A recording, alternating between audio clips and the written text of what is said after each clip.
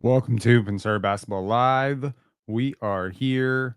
We are live. And make sure to hit like on your way in. I'll appreciate it. The Toronto Raptors are heading into a transformative few hours, and so are a lot of teams across the league. The Golden State Warriors, the Los Angeles Lakers, the Orlando Magic, the Philadelphia 76ers. These are teams to watch. It is very possible that we are going in right now. It is 5:20 p.m. Right now, the Boston Celtics are the favorites to win the championship next year. There are a group of teams right around, let's say, six teams are tied for second place in terms of odds. Teams like the Denver Nuggets, the Dallas Mavericks, the Minnesota Timberwolves, the Oklahoma City Thunder.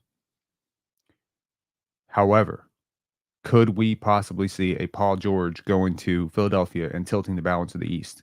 Could we possibly see Klay Thompson and Isaiah Hartenstein going to the young upstart Orlando Magic on short-term deals and potentially taking that team from, I don't know, first round hopeful to a second round threat?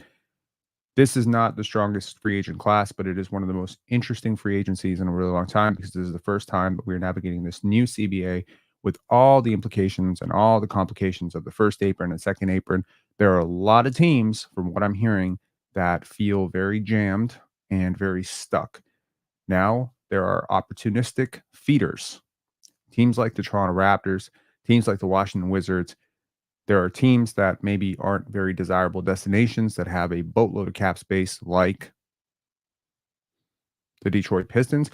There's a team that's a little bit of an upstart team that has a bit of cap space, like the San Antonio Spurs. We can see a lot of trades.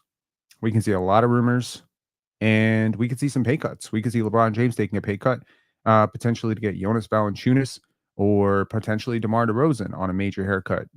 What I'm trying to say is that we are right now at 520, 525. We have 5 or 6 teams. By the end of the night, we could have 10. We could have upwards of 10 teams that are right on that level because a lot is going to happen and we're going to have you covered. So, my name's Robert. This is Pensar Basketball. If you're new around here, please hit like, subscribe, and all that good stuff. This is a call-in show. Um, During the year, we have a ton of callers who have a lot to say. Lately, I feel like a lot of people have been a little bit trigger shy about hitting that call button. I don't bite. So call in. Let's have a dialogue. Let's have a conversation. Throughout the night, we're going to be flashing Woj and Shams. We're going to see these two guys compete for who's going to break it first, and we'll react and we'll give you live coverage. I have spent the last 2 days trying to familiarize myself with the new CBA so that I am a little bit more educated in trying to explain to you why a certain team is trading away a young prospect to get under this tax line or that tax line. Here's what I have gathered and surmised, and I do not pretend right now that I am a CBA expert, but I'll tell you right now, by next month, I will memorize the CBA. I will straight up, like, I want to be okay. This is a shout out to Blake Murphy. I want to be the Blake Murphy of CBA knowledge. Okay. I want to get so familiar with it that I know exactly what every exception does and every adjustment. But so far, I think I have around a 70% grasp on the new CBA and what it all means. So, to anyone who is unfamiliar with the new additions to the CBA, here's what I'm understanding. Basically, the overview of this is that the NBA has forever been trying to create a parity where owners who are billionaires cannot outspend small market teams. They're trying to create parity for smaller market teams because, as you understand, democracies work by sometimes the tyranny of the majority, and smaller market, more cost conscious teams vastly outnumber the big spenders. Big spenders like teams like the Golden State Warriors with Joe Lacob, teams like the Clippers with Steve Ballmer, teams like Matt Ishbia's Phoenix Suns. These teams are very much in disaster situations. Now, whereas in previous years, they had been penalized and repenalized and dissuaded from spending into the cap, ultimately, all it was hurting was a little bit of their flexibility. Maybe they didn't have, the same exceptions, but they still weren't completely locked into their rosters. They weren't having massive implications to their draft picks. Now, under the new CBA, I think that this has been perhaps a massive overcorrection to limit these teams from doing what they have been doing for years. And if essentially teams like the Phoenix Suns, teams like the Warriors are, and the teams like the Clippers, the teams that I mentioned, also teams like, the Boston Celtics, these teams are going to be very, very stuck into their rosters. Some of the implications: you cannot sign guys in the buyout market if their contract was 12.5 million. You're not going to be able to use your various exceptions. You're not going to be able to aggregate contracts in a trade if you're a second apron team. You get hard capped the second you break, whether you break in first apron or second apron. If you break any of these rules, you become hard capped. You're not going to be able to aggregate contracts. There's a restriction on 7 years versus 6 years in terms of how far out you can trade. There is a vast number of lists in terms of what you can and cannot do. Ultimately, the overview of this is, if you are going to operate as a second apron team, you are not only going to pay a massive financial penalty, you are also going to be largely stuck with the roster that you have. And teams like the Phoenix Suns, teams like even the Denver Nuggets, they're not going to be able to keep these cores together. Some of the early implications of this are already showing up for the Clippers, for instance, that were not really okay with giving Paul George that fourth year, from what I understand. There's also teams like the Golden State Warriors, whereas perhaps in years past, this is a team that has paid $100 million to Jordan Poole, $100 million to Andrew Wiggins. Again, to preserve their title odds, they didn't care what they were spending. Now they may be parting ways with a franchise icon and legend, Klay Thompson, because ultimately that is the imposition, and that is, and again, Lacob is on record saying we don't care what the rules are. Well, now you have to care what the rules are. Teams that have navigated this well are in a position to benefit from the teams that have not managed this well. What does this mean for the Toronto Raptors? Let's try to explain. The Toronto Raptors go in tonight with various free agents. Guys like Jordan Nwora could be signing somewhere else, could also be coming back. Gary Trent Jr. could be signing somewhere else, could be coming back. The Toronto Raptors, I believe there's also one more thing, and this was not something that I was completely clear on, but you can now trade exceptions out for contracts back. As I understand it, this means you can actually trade, for instance, like the Toronto Raptors have a trade exception. If I'm not mistaken, please don't make this the blind leading the blind. I am not, as I am 90% sure about some of the things that I'm saying here. I'm not 1000% sure. And I do want to mention that just in case someone has a clearer picture of it, please correct me. But the Toronto Raptors did create a $10 million exception, a trade exception in the Pascal Siakam trade, because they took back less salary than they put out. So there is that exception that you can trade. I believe you can also trade your mid-level exception, if I'm not mistaken. Is that correct? The Toronto Raptors, I've heard some mixed reports on this. Again, all very complicated, and despite hours of trying to get all the minutia, there's still some questions I have, because you hear two people saying two different things, and I think a lot of people are actually confused. So, for instance, like Michael Grange said, the Raptors, if they opt into the Bruce Brown team option, they won't have their full, but then they're operating above the cap, but they're below the luxury tax. So why wouldn't they have it? Is that because of something they did last year? So a little bit confused on that. But I do believe the Raptors do have a mid-level exception, and I do believe that I read somewhere in the CBA that they can trade that exception. So a lot of these things are going to clarify themselves throughout the night. We'll probably get a little bit more clarification when these deals go out through Shams and Woj and Bobby Marks and people like that. So what this could mean for the Toronto Raptors, I believe that the Raptors have a ton of flexibility here, not only with their exceptions, but also with the contracts that they have. I mentioned it in the previous show that I believe the Raptors are gearing themselves up for a trade. And that trade could be to offer one of these aforementioned teams that haven't planned this very well a bit of flexibility. It's almost like the Raptors were the team that built a very solid house and a very solid base. And now everybody's out of money. And the Raptors are like, we'll loan you $25. We'll loan you $1 million, but you have to pay 35% interest on that. The Raptors, from what I understand, are looking to gather draft picks. They're looking to gather young assets and draft picks to add to this core around Scotty Barnes, around Emmanuel Quickly. Now, we did have one domino fall, which is the NBA did announce that their cap and luxury tax and all those thresholds for next year, and that is a little bit lower than it was expected. Mohammed Lay is asking, do you know what the details are for the Sham trade? Um, I don't, but I expect that whenever a 57th pick is traded, it's usually for cash or something in the future that is very unlikely to convey. Sometimes you have a trade where you say a top 55 protected second round pick from 2028 or something like that, or something crazy. Um, yeah, exactly. We paid 1 million or something. That would exactly be what it is. The Toronto Raptors have a ton of flexibility, despite the fact that I was very critical of the Emmanuel Quickly trade. Sorry, the Emmanuel Quickly extension. That extension is looking a little bit worse, but I do expect the cap to continue to go up in years after this year. So once the new TV rights deal kicks in, I do expect that cap to go up, up, up, up, up, and maybe that Emmanuel Quickly, contract will stay closer to that 20% of the cap mark. I think that eventually the Toronto Raptors will have tradable pieces like art. Okay, look, like I know right now it seems like RJ Barrett, Emmanuel Quickly, Scotty Barnes. This is the future going forward. Grady Dick, Jacoby Walter, right? Jonathan Mobo. Like these feel like core pieces right now for the Raptors going forward. But as we know from previous iterations of the Raptors, these are also potentially convertible trade pieces when a player comes up that you really like. And that doesn't always have to be a rental like Kawhi Leonard. It could always sometimes be a swap that just someone who fits better. The Raptors also have major, major, major sites on the 2025 draft. I have done a lot of digging into the 2025 draft while I was preparing for the 2024 draft.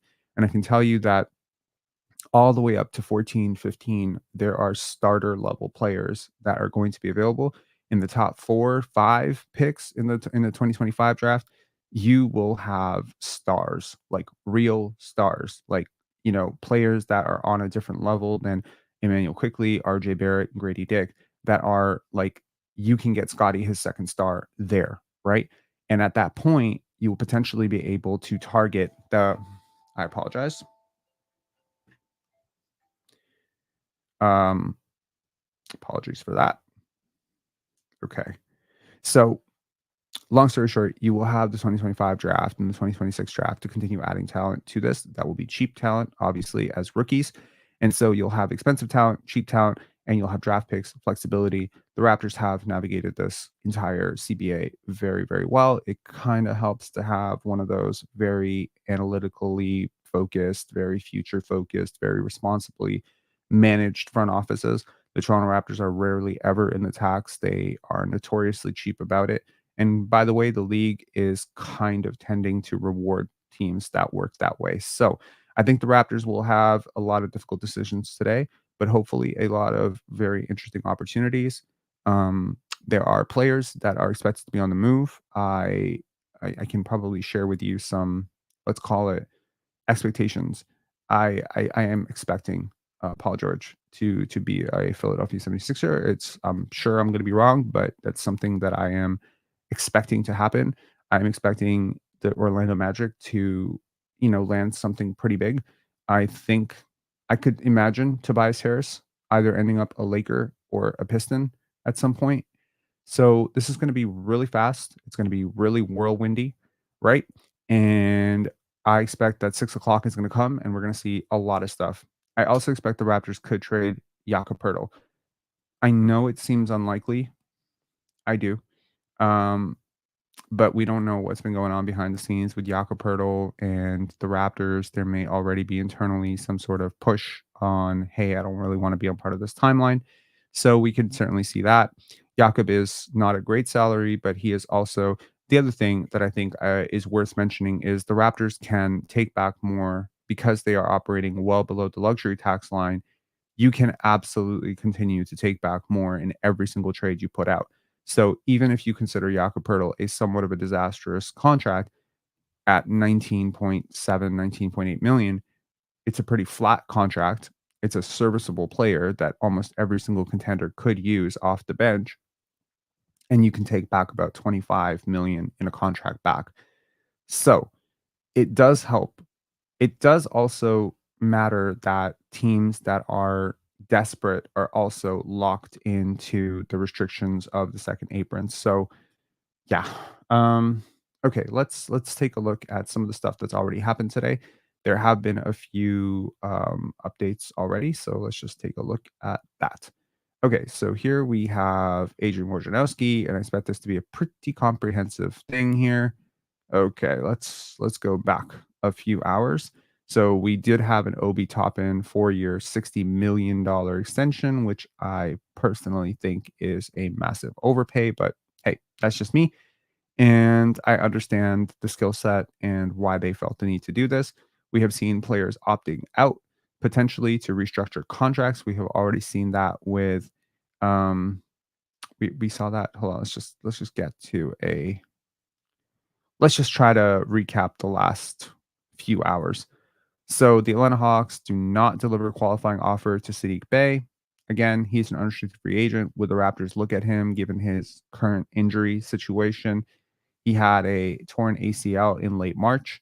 So he is expecting to make a full recovery. However, he probably will not be available to you until the All Star break. Again, for a team like the Toronto Raptors that is looking to start big and end weak in the event that things don't work out, the Raptors will probably not be looking at Sadiq Bey. Now, as I say this, watch the Raptors go out and sign Sadiq Bey to a 4-year deal. That'd be hilarious.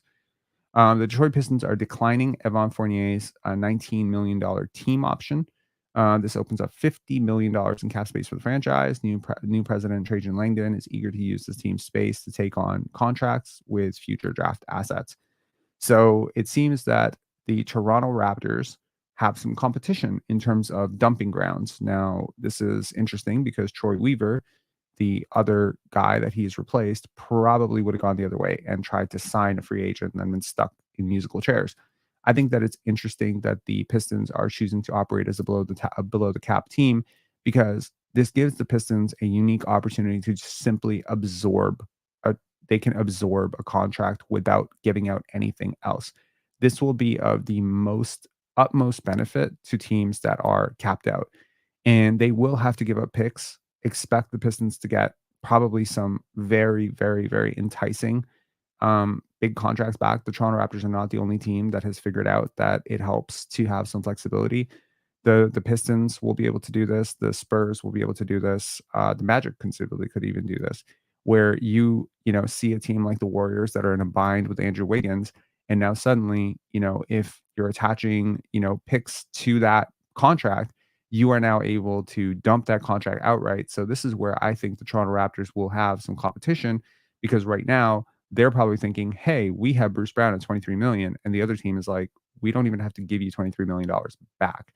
Now, if the team wants something back, that's a completely different situation. And I think that there is a different set of teams that the Toronto Raptors will deal with. I don't expect the Raptors to be making deals with necessarily the most egregiously capped out teams like the Clippers and the Suns, but there are other teams that are looking to avoid future disaster. Say next year, they're looking for a disaster avoidance or the year after. And those are the teams that could really use Bruce Brown. So we'll see where Bruce Brown, if he lands somewhere, where he lands. Um, LeBron James, again, open to taking a bit less in order to persuade perhaps a free agent to come to the Lakers under new head coach JJ Redick. We will see what that turns into. Bol is going back to a 1-year contract with the Phoenix Suns. So, to any Raptor fans out there who are very big Bol fans, that's a bit of a loss for you. Personally, I don't care. Not a fan. Paul George is planning to take free agency meetings with the Los Angeles Clippers, Philadelphia 76ers, and Orlando Magic. Personally, I know he probably won't do it, but I think his best fit would be with Orlando. I know he won't do it. He'll probably go to the Sixers because, connections and whatnot. But I think that, you know, ultimately, I think with the Magic, Paul George would be great. So that's just me. San Antonio Spurs did not tender a contract offer to Dominic Barlow, make him an unrestricted free agent. There are plenty of players who are becoming unrestricted free agents, but we'll quickly tap back. I believe Isaiah Joe is also an unrestricted free agent, so we'll check that. The Detroit Pistons are hiring JB Bickerstaff as the franchise's next head coach. So that is interesting. That's interesting. After being fired from the Cavaliers, he lands his next position. Do I think he is a significant upgrade on Monty Williams?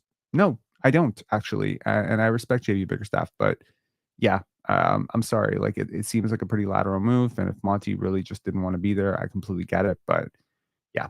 Talked about Obi Toppin already. And let's see here.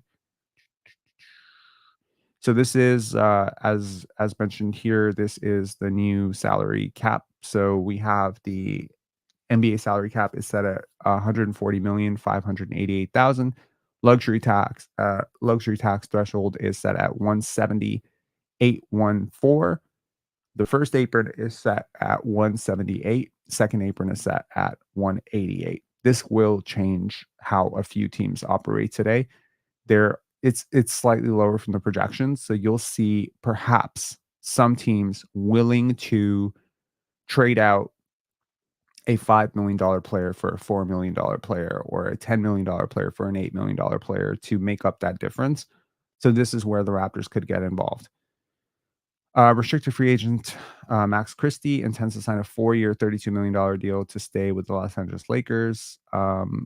It's a very interesting deal. 35th pick in the 2022 draft. Kind of makes you think, could you have gotten him on a 3-year, 4-year guarantee, given that he was the 35th overall pick? But nevertheless, let's move on. Okay, and let's just check Shams here. If there's anything else right now that we should be thinking about. We're 20 minutes out from free agency, so this should be crazy. So Alex Len intends to sign a 1-year, $3.3 million deal with the Sacramento Kings. Patrick Williams, yes, 5-year, $90 million deal to return to Chicago Bulls. We had heard that he wanted so much more. I think this is way, way, way closer to what he's actually worth. This deal reminds me a little bit of the DeAndre Hunter deal. To anyone saying because the cap is going up that you should be signing players for more, I will have a very, very strong rebuttal to that soon. I know that I heard that argument a lot when we were talking about Emmanuel Quickley's contract or OG Anunoby's contract. But I'm telling you right now that the way the CBA is going, even when you factor in for the bumps and raises, paying max money for non-superstars or non-stars, non-all-stars is going to hinder you in ways you cannot even fathom. Whereas previously, under previous CBAs, I think that it was perfectly possible to have 3 max slots, and there were like a couple of different team building philosophies. There was the A star, like the star that you're paying, the main guy, and then like 4 really good pieces, like really solid pieces, like we're talking like top 80 players, and you're paying them all like 20, 25, 20, 25. And then you have a sufficient bench, probably full of rookies, guys on rookie contracts, minimum contracts, a couple of MLE guys. Then you had the other version, which was the 2 stars, like the 50 million guy, and then role players, but sufficient money for role players. Then you had a third type of team, which was like the 3 stars and then minimum guys. And that's kind of like the Phoenix Suns type of contract structure. I think we are much, much closer right now to heading back to you can't really have 2 stars without completely gutting your roster. Some of these stars are going to be making 60 plus, 70 plus $1 million at some point. It's not really going to give you a lot of options. If you have a second one, I would say your roster is pretty much going to be rookies minimums. You're not going to really be able to do 3 stars, 4 stars, or 2+2 anymore. So the consequences of paying a guy like OG Anunoby, who's not a superstar, even if you can consider him the most valuable role player, one of the most valuable role players, to have a guy like that on your books for, upwards of close to $50 million at some point, no matter how you project the cap, he's not worth 25% of the cap. And I do think that in order to adjust our brain to the new numbers, you do have to look at things as percentages. And, 26%, again, what is Emmanuel Quickley really worth to the Toronto Raptors? I think as a team building philosophy, he should be at no more than 16%, 17% of the cap. Once you start getting to 2021, 21%, 22%, it starts to get a little bit scarier, right?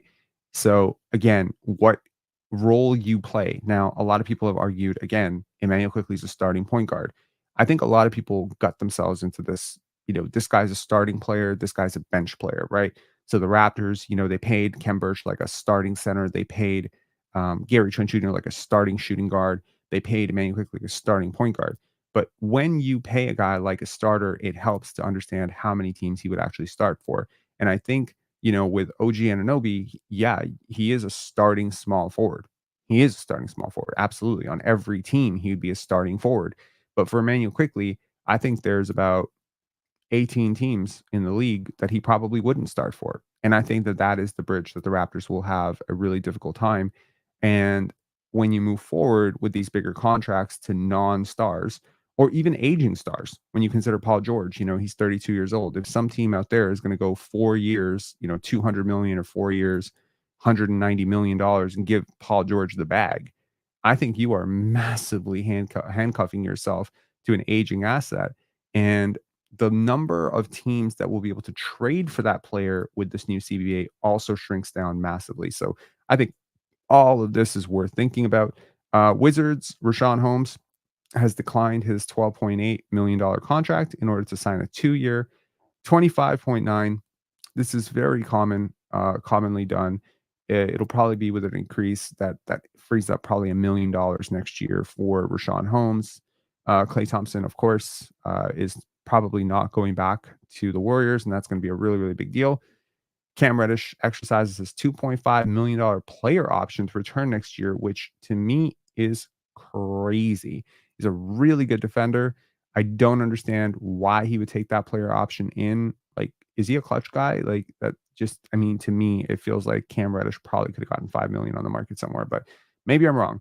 The Oklahoma City Thunder are declining team options for Isaiah Joe and Aaron Wiggins, clearing the way for them to for them to work with both players on long-term deals in July. Okay. Is Isaiah Joe a restricted free agent? I think that would be very interesting to know. And yes, Jackson Hayes exercising a $2.4 million player option to return next year again to the Los Angeles Lakers. That is a lottery pick. Jackson Hayes, I believe, was a lottery pick. So that is that's I mean, it's depth, I guess. D'Angelo Russell picks up his player option, $18.7 million. I'm not sure if the Lakers would be super happy about that or not, but nevertheless, Josh Richardson is picking up his $3 million player option. And yes, okay, so we are all caught up at this point. Let's see if anything new has happened in the last 2 minutes here. Okay, so at this point, I think we can. Golden State is waiving Chris Paul. Oh my God, Paul had a $30 million guarantee date today. He now becomes a free agent. Okay, that is awesome. Is Golden State looking to now possibly look to offer Klay Thompson that would be interesting. Okay, cool.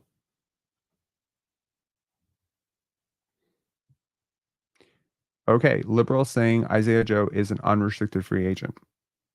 Okay. Would the Raptors make a run at Isaiah Joe? Is that even possible? That would be cool. It's a really good shooter. No one wants CP3 at 30 million. This is the NBA. And this is where I think the Raptors might have outsmarted themselves with the Bruce Brown thing, because if nobody wants Chris Paul at 30 million, I don't know how many people are lining up for Bruce Brown at 23, but we'll see. Abu saying, what does waiving CP3's 30 million say about the kind of market Bruce Brown has? I don't think Bruce Brown has a huge market, but that's just me. Rayan saying, Rob, what do you think the Raptors do? Also, by the way, I was not looking at the chat. Can anyone tell me if there were any super chats that I need to scroll up for? I apologize. For whatever reason, my interface is not showing super chats in its own column. It usually did. So I don't know if that's something I switched off or some sort of something that I need to figure out here. But anyone who's been here since the beginning, just make sure to let me know if there were any, and then I will go back and flash them. I'll try to pay a little bit closer attention to. Okay, Scott plays 2K, no super chats. Thank you so much. Okay, Um, uh, oh, yeah, here we go. Okay. Brown contract was kept to shed at the trade deadline, not now. I don't agree with that. I don't think it is, I don't think it has to be it has to be shed then. I think it can be shed now. I think you could see it moved. We lose Gary Trent Jr. for nothing. I don't okay, so here's the thing. I would love if we can get out of this mentality of losing this guy for nothing or losing this guy for something. Look, man, like if you want to pay somebody $20 million when they're worth $10 million, you're actually you're handicapping yourself. Gary Trent Jr. could go to Orlando. He can go to Philly. I think he fits beautifully in both places. He could potentially go from the mid-level exception to a place where he's going to have more opportunity and be more prioritized than he's been in Toronto. Um, you know what I mean? Like he could potentially, I think he's an Ohio guy, isn't he? Is Gary Trent Jr. an Ohio guy? I'm losing my mind here. So I mean, there's plenty of things. There's no bad blood here. The Raptors have fairly rewarded Gary Trent Jr., but it's completely a different situation, right? Look, first of all, they gave him the audition in Tampa, and he played reasonably well in Tampa. I'm not gonna lie, like he had a really dominant run, and the Raptors bought into the upside, even though I completely disagreed with it based on the analytics at that point, and they paid him, and they paid him hoping that he would meet the level of that contract. And had he met the level of that contract, right, I think that they would be offering him a new contract right now. But unfortunately, he hasn't met the level of that contract. I'll also tell you that the Darko component of this changes everything, right? For the Toronto Raptors, in my opinion, Darko Rajakovic coming on instead of Nick Nurse changes everything. Gary Trent Jr. fit into what Nick Nurse wanted to do as a coach, right? I believe that. Like he is hang on one second. Let me end. Is there a poll here? Let me see. Didn't we do a poll? Y'all see a poll? I thought we did a poll. Or did it end?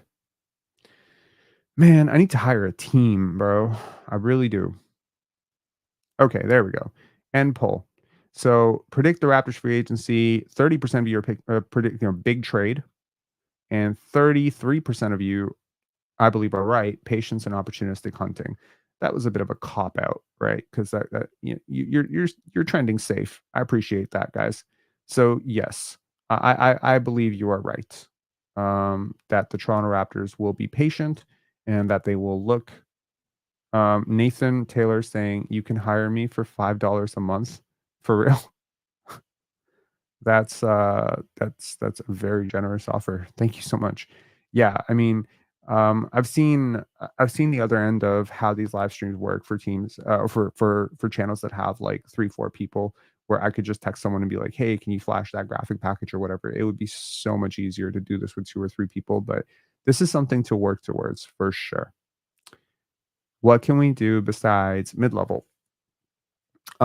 We can do a lot. We can absorb more salary than we put out. We can make trades. I believe we can trade exceptions. We have a trade exception to trade, I believe. If I'm not mistaken, someone please correct me. If there's a capologist out there who can correct me on this, I believe we can trade our mid-level exception this year, right? Is that the new CBA? Is that how it works? We can trade it. And for what I understand, if I'm not mistaken, again, the mid-level exception thing has been a little bit confusing to me because I thought it worked one way, and then Michael Grange said we don't have our full mid-level, and I'm like, he would probably know. Um, yeah. So Abu's saying $10 million. Yeah, there we go. So yes, vegan grass. Raptors haven't posted about Jamal Shed yet either. Yeah, because the trade hasn't been finalized yet. Also, is there any way? Like if the Raptors put off signing the Emmanuel Quickly trade deal, they're still under the cap, aren't they? Why sign that deal right away? Like, why? Why would you do that? You don't have to do that. You can agree to it and sign it later. Everyone is saying the Raptors are above the cap, but you haven't signed that deal with Emmanuel Quickly. Like, do you know what I mean? Like, you can agree to it in principle and sign it later. No, that wasn't that the whole point. Bingo. Yeah. So, I mean, everyone is saying the Raptors don't have cap space, but technically, I think you can free up a little bit. Right. So, the Raptors have options. This is where having Bobby as a GM is very useful. Yeah, I agree. Um, it is the one place where it's useful, yes. Okay. I'm gonna apologize in advance. This is the worst timing ever, but I'm seeing one bar on the internet. And this has been happening a lot lately. So I'll apologize right now if there are times where the internet is skipping in and out. It is not stable. I'm seeing two bars constantly, one bar, and I hope that it's pretty smooth. But I guess I don't know.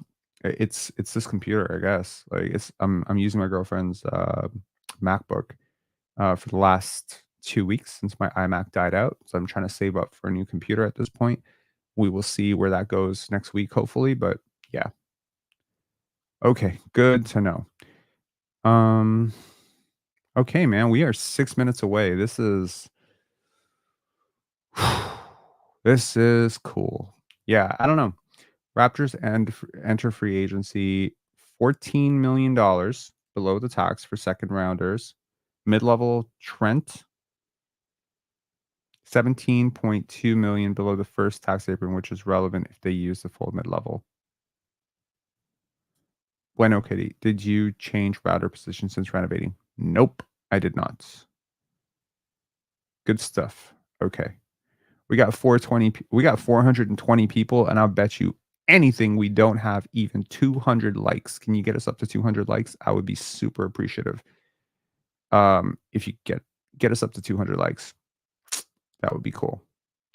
Um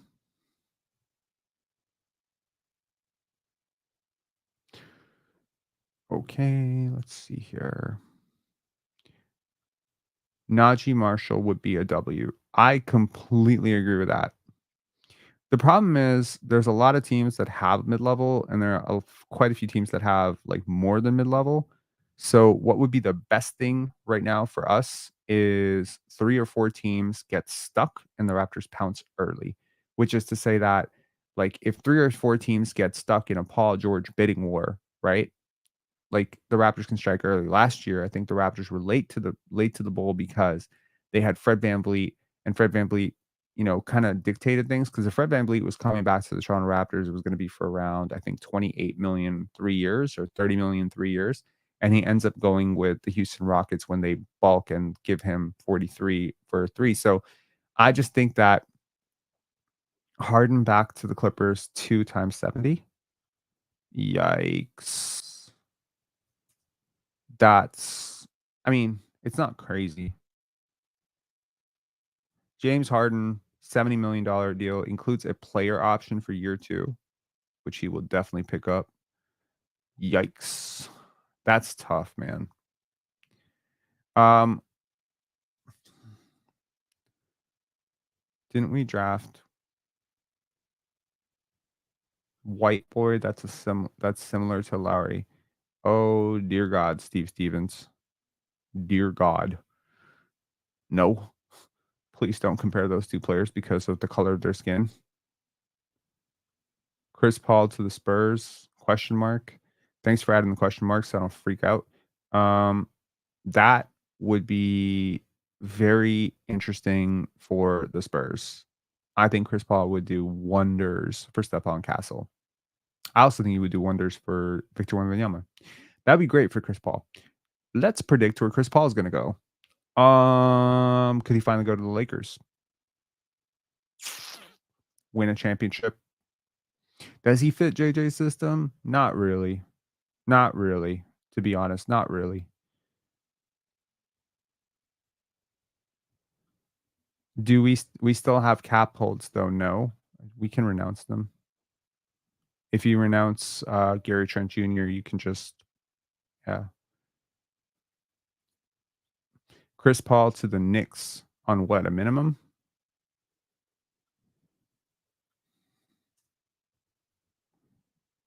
Okay, let's see here. All right, man. We are 3 minutes away, and you will be lying to yourself. Absolutely lying to yourself. Jet has asked me this question 4 times in 4 different chats. You really, really care what I think about the Inside the NBA ending. I don't really care, man. Good show. Shit changes. I don't really care. I'm not one of those people. I enjoy it just like I enjoy some of but it's not, it's great television. It's not the greatest basketball insight. Um, do you think Raptors are beginning their preparations for a Shea trade signing? No. Spurs are showing interest in Chris Paul. Also, just to limit super long conversations that go nowhere, we're going to try to limit every single phone call or call in to about 3 minutes, just so we're not going into co-host mode. Okay, FA, what's up? I'm good. Yourself? What's going on? What do you think the Raptors are going to do, man? Good question. I don't think we're going to do anything big. I think our roster is close to set. I think we're going to try and help a team with a trade to clear cap space and possibly trade Bruce Brown. Okay. And where does Paul George go? Phoenix Suns. What? Yeah. Phoenix? There's been buzz Explain. all day that it's likely going to go back to Phoenix for vet minimum. You say Paul George? Oh, not Paul George. Oh, you're talking about Chris Paul. I think Paul George is going to Philadelphia 76ers Okay. in a sign and Actually, trade. I had not thought of Phoenix Suns for Chris Paul. That is a really, really good fit. Yes. Yeah. Yeah, I think it's going back to I think it's going to 76ers sign and trade. And earlier today, I think Paul George's wife started following now uh Joe Embiid's wife on social media. So maybe that means something. Yeah, it does mean something. Yeah, I'm telling you, the minute I saw those two guys on the NBA Finals talking to each other, getting all chummy and stuff, I was just like, Yeah. this is gonna happen. And Joel Embiid is such a troll, and honestly, not a player that I like. So Hmm. I am pretty sure that him saying like, "Oh, we got to sign someone side eye, side eye, side eye," Yeah, was yeah. kind of a red herring too, because he's not going to go and do that if he doesn't know that Paul George isn't already interested. He's not trying to recruit him. You know what I mean? Like Yeah. he's an egomaniac, man. Like that Yeah. guy would I definitely don't never like do him. that. They're trying to also get KCP. Yeah, so it's gonna be interesting. Yeah, like I think Contavious Caldwell Pope. Do you think Caldwell Pope would fit with the Raptors if the Raptors could actually make that happen? Yeah, a lot of players will fit with us, but we have to make a decision. Are we trying to win now? I don't think the answer is yes, so there's no point. Okay, Luke And Cornett goes back to the Celtics. That's the first one. Luke Cornett 1 year deal to return to Boston. Let's see. We'll see what he got for it, but yeah. Okay. Any final thoughts, FA? what do you know? What do you think Raptors are going to do? I think they'll have a trade, man. I think they're going to have a trade. Um, yeah, I'll be curious. Chirani is Uh, saying after 13 iconic seasons together, sources say Klay Thompson is departing the Warriors, and the sides will begin to work through a sign and trade options. Hmm. okay. Yeah. Yeah. So where is it going? Possibly Dallas or Orlando Magic. All right.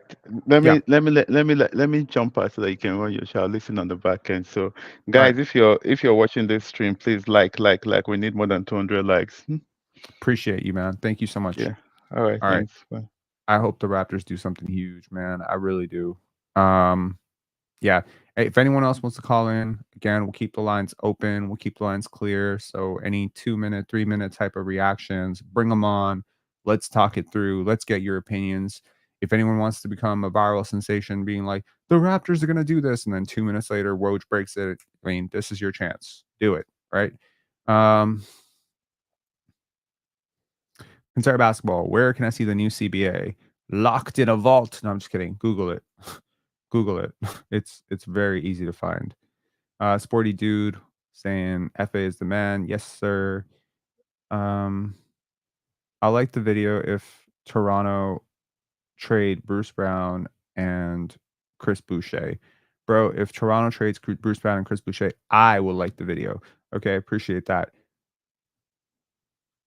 Keon saying, "FA, where's your brother?" I think at this point, Paul is like a celebrity around here. NY4 Raps is like a little bit of a celebrity around these parts because people are like, "Yo, we need the brothers on." And when one of them comes, it's like, "Yo, where's the other one? Why is he not? Why is he ducking?" So it's funny. Kevin Love, 2 years with the Heat. Okay, so we got one more to break down. Kevin Love going back to the Miami Heat. Okay. See where are we going here.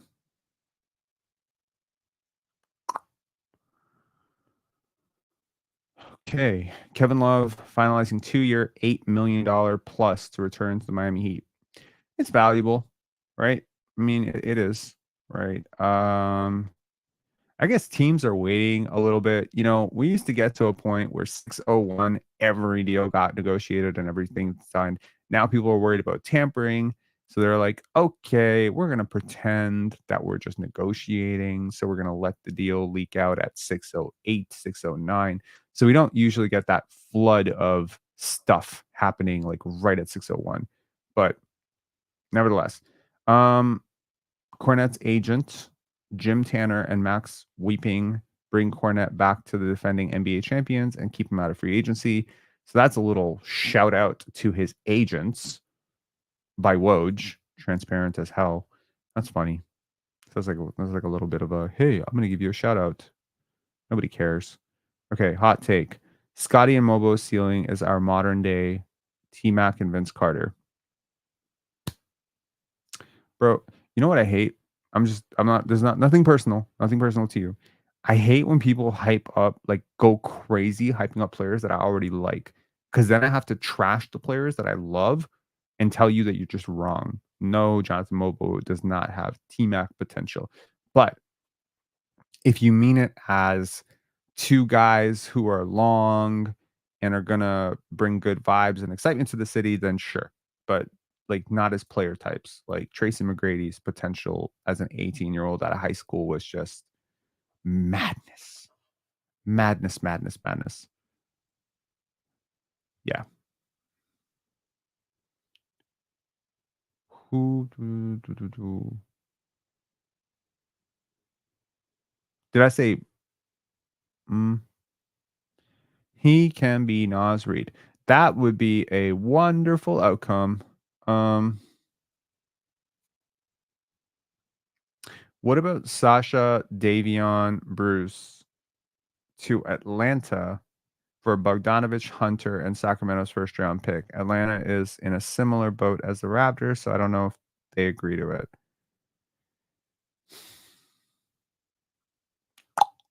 Yeah. Deke saying, isn't Sasha officially off the team? Not yet. And yeah, there have been a lot of conflicting reports about this. Allegedly, he wanted to return back to Greece when he was with the Spurs.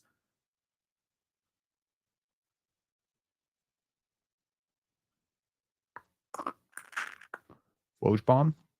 We got a Woj bomb. Yep. Okay. Klay Thompson plans to have discussions with the Mavericks, Lakers, Clippers, and 76ers in the opening hours of free agency. Okay. Cool. Let's check what's going on with Shams. Nothing. All right. We got a little bit of radio silence right now as we head into 6:07. We are 7 minutes into the series of free agency. I expect the busiest time to be around 6:30 till like 7:30, and then we'll probably run this. Um,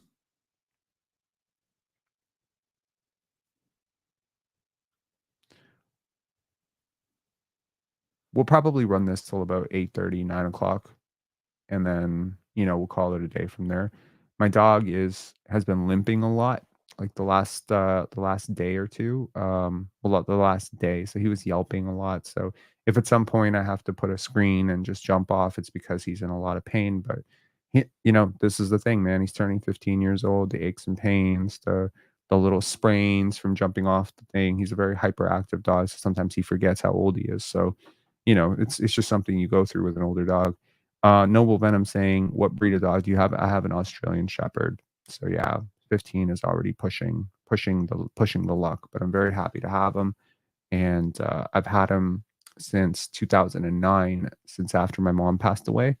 So he's been like my family because I don't have parents. So he is my family. So I don't know. Like, are we about to face, a year of vet bills? Are we about to face a year of whatever? I don't know. But I don't know. Every time I try to think about this, I'm just like, yo, bro, he's gonna live till 20. He's gonna live till 20. So think positive. All right. Okay. Um, Woj. Nothing. All right. Shams. Nothing. Jake Fisher? Where you at, bro? Okay. Um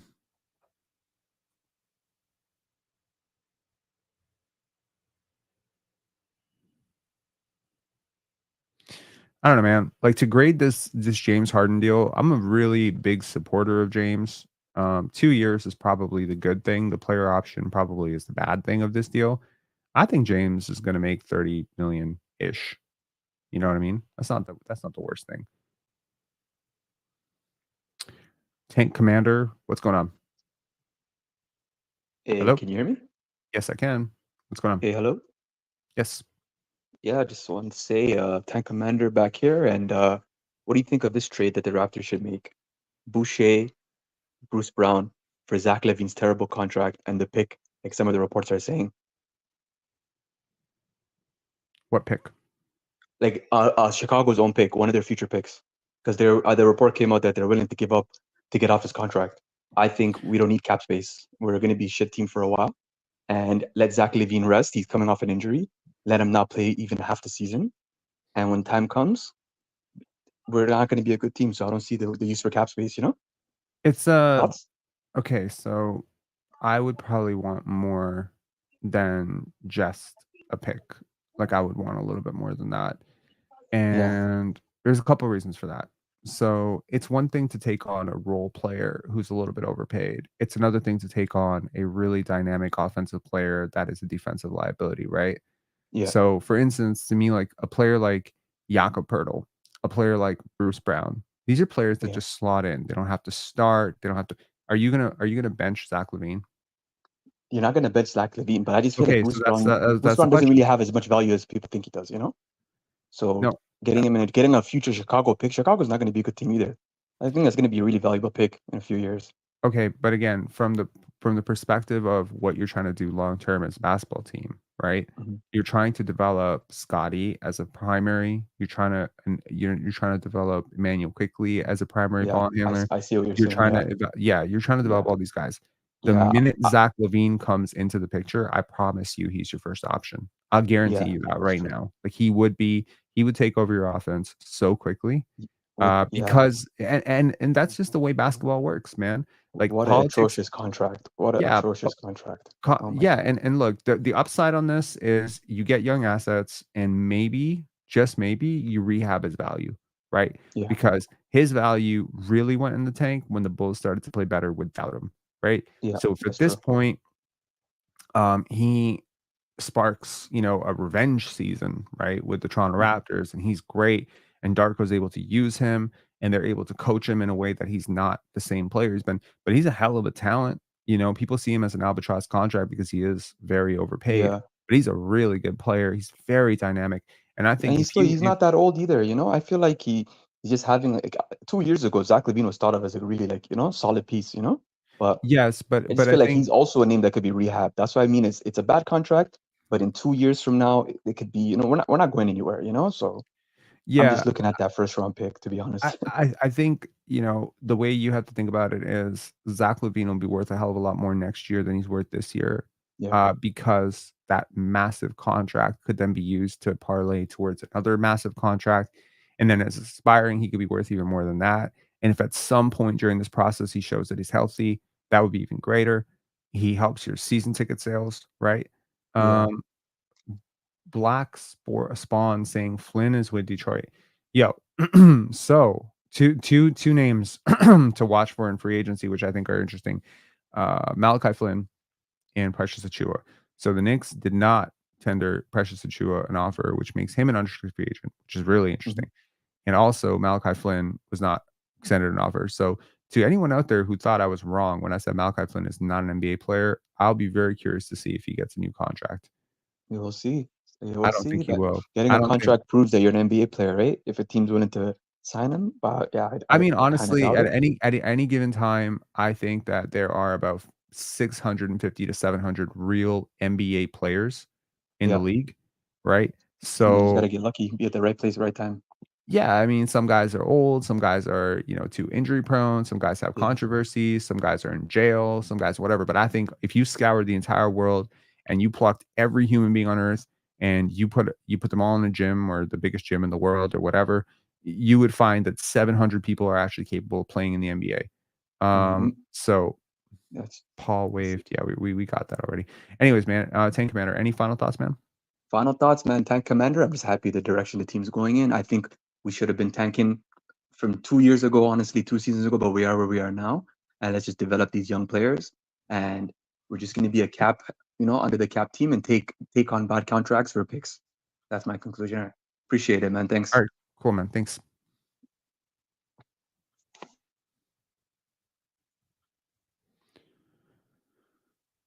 James says, we are going to be horrible defensively with LaVine. We would be. Tetrahedron, Chris Paul.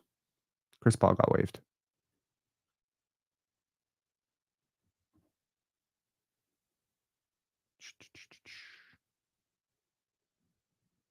Yep, we already got that.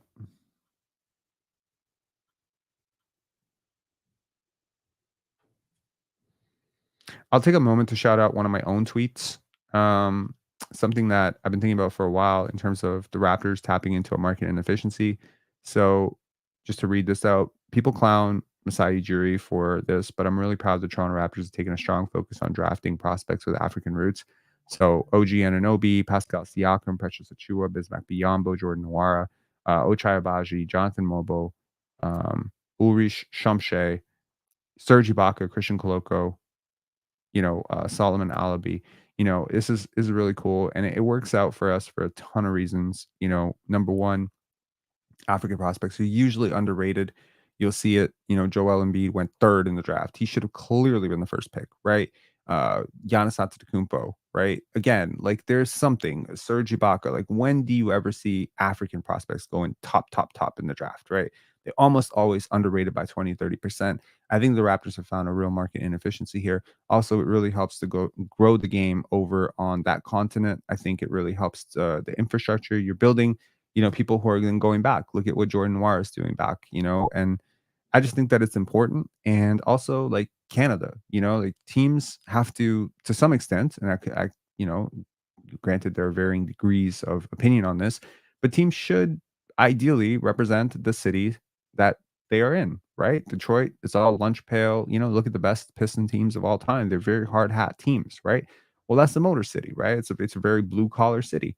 So I think that the Raptors exist in a country that is, again, prides itself on very diverse values, very opening, welcome. And the other thing that I think maybe enough people don't give credit for is that it really helps you to set the stage, like later down the line, when some of these young kids that are growing up as Pascal Siakam fans, Christian Koloko fans, Precious Achua fans, OG Anunoby fans, when these people come into their own as prospects themselves, again, it's a cycle. It's maybe going to take 20 years to see the full results of this, but it's very possible that the Raptors could not only be Canada's team but also Africa's team. And Africa, I tell you from a business perspective, is one of the most untapped opportunities in the world. I know that sounds very colonizer-y, and I don't like talking about things like that because I think that some of the companies that have gone into Africa have always tried to loot from Africa and take from Africa in very horrible ways because they're exploiting corruption and weakness of economy. But at some point, I believe that the right people will take charge and there will be a boost to the infrastructure. Yeah.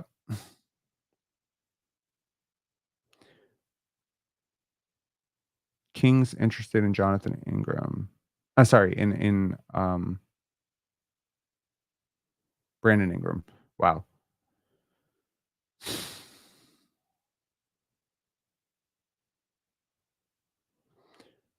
Dan Damon saying Raps made a bunch of deals recently. Maybe they take a chill pill today, or maybe all those deals were setting up to be active today. Let's see. Well, I mean, in the worst case, you're going to see the Raptors have an update on Gary Trent. It's a pretty big matzo ball to just leave hanging. He is a valuable player, as a wide open 3-point shooter. Gary Trent Jr. is a pretty valuable guy. So I'll be very curious to see what he gets on the open market. And again, if he does, okay, so the Jazz are planning to waive center Omer Yurtseven. Okay, cool. Is this something that the Raptors should pursue?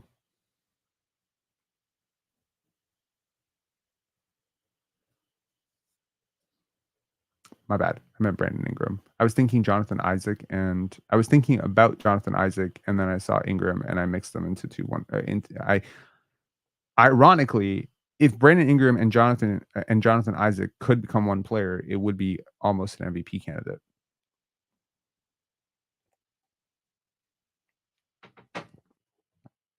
Trent going to Lakers on a veteran minimum. What are you talking about? Are you saying that for sure?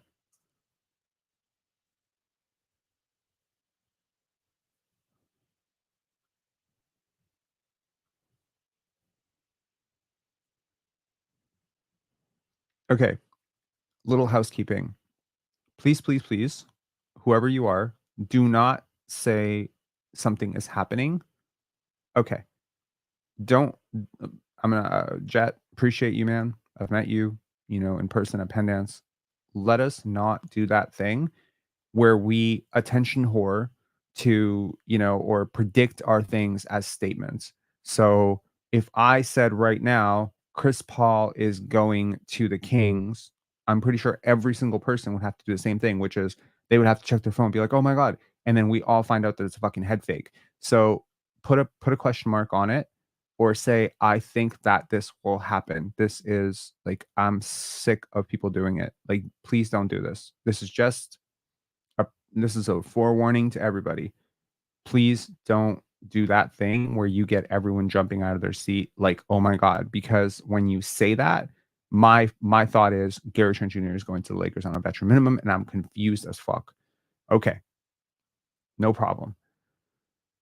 Okay. Yeah, exactly.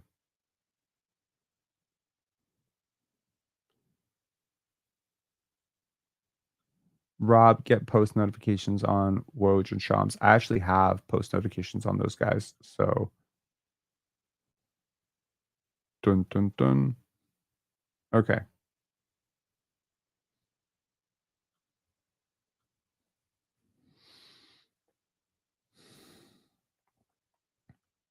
It would be so much easier to just use my phone. How much is the Raps' best 3-point shooter worth? So here's the thing. I'm not sure he's your best 3-point shooter. I'm not sure he's your best 3-point shooter. And also, to me, it seems like the Raptors prioritize a different type of 3-point shooter. And I think that this is the next evolution of the game, is we got to develop 3-point shooters to be different types of 3-point shooters. Bro, you can say a guy is a great 3-point shooter because also another housekeeping rule. Please assume that if news is more than 5 minutes old, we have already talked about it. Cool. Prediction. Trent is going to the Lakers on a vet minimum. LOL. Prediction. You are going to be wrong.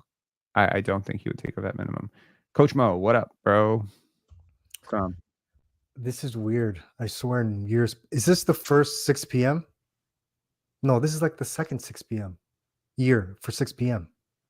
Right? Why? What was it because usually? it used to be midnight. Midnight? It Yeah, used to yeah, be yeah, I remember midnight. that. I And remember then that. I and remember then that. they were like, okay, we all know you're not waiting till midnight, so let's all stop pretending and we'll move it to 6.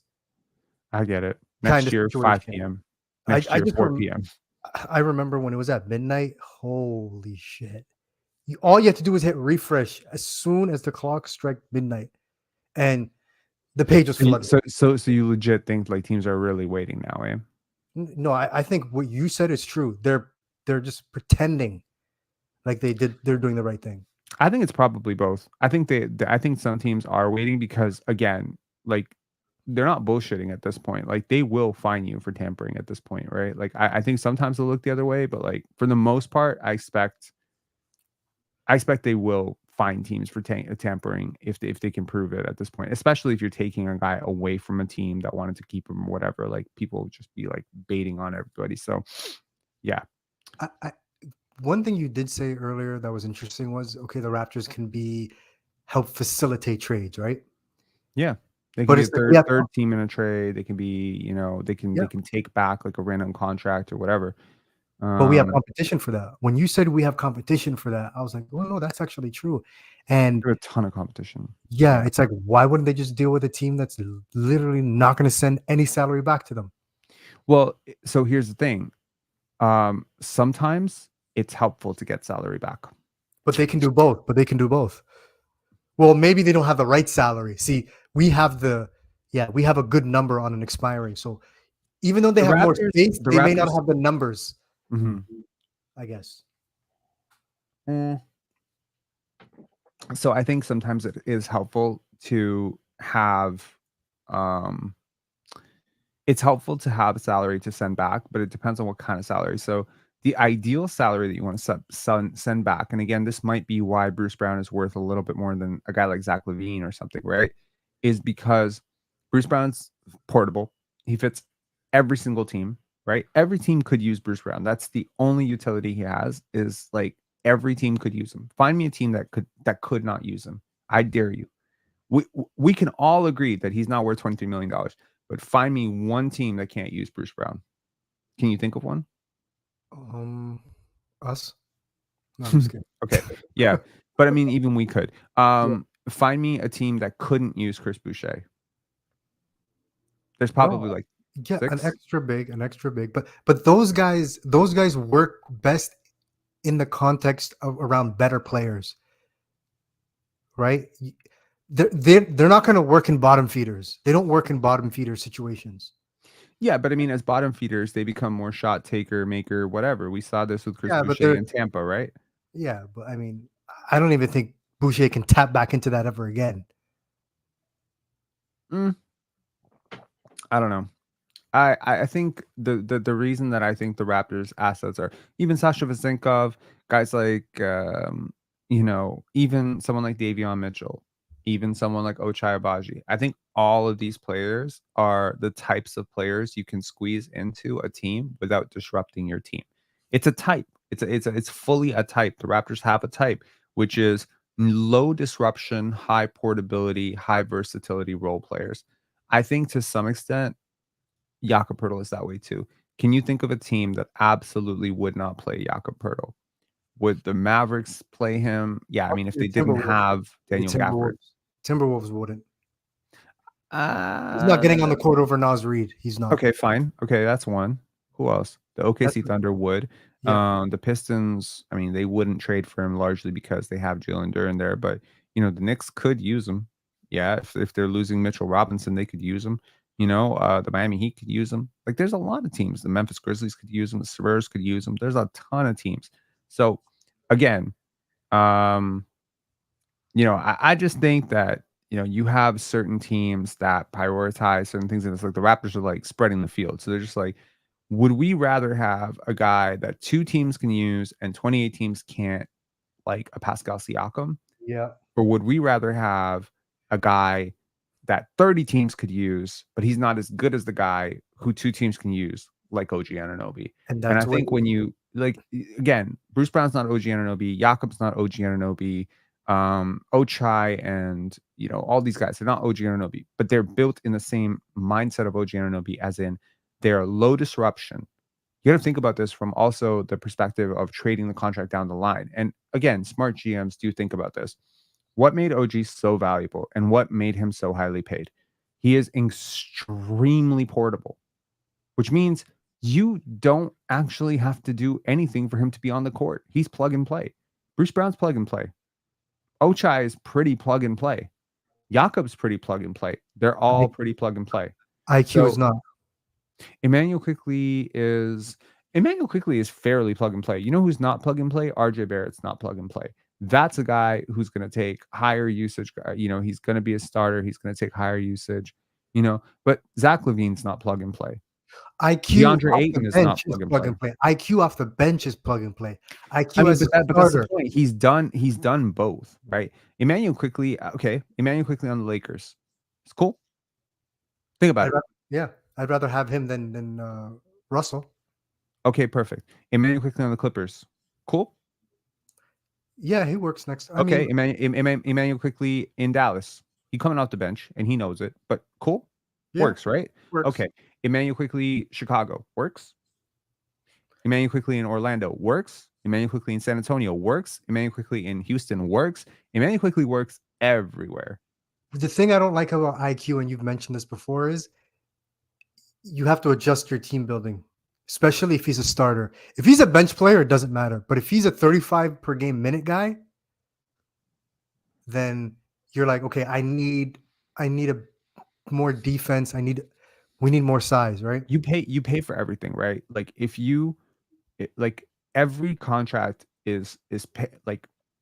every contract is signed as an asset, right? That sounds somewhat like a tautology, like an asset is signed as an asset, but the value of a contract will always come down to several things: the marketability of the player, the skill of the player, the upside of the player, and ultimately the movability and portability and value rarity of that player. All of those things have to factor in.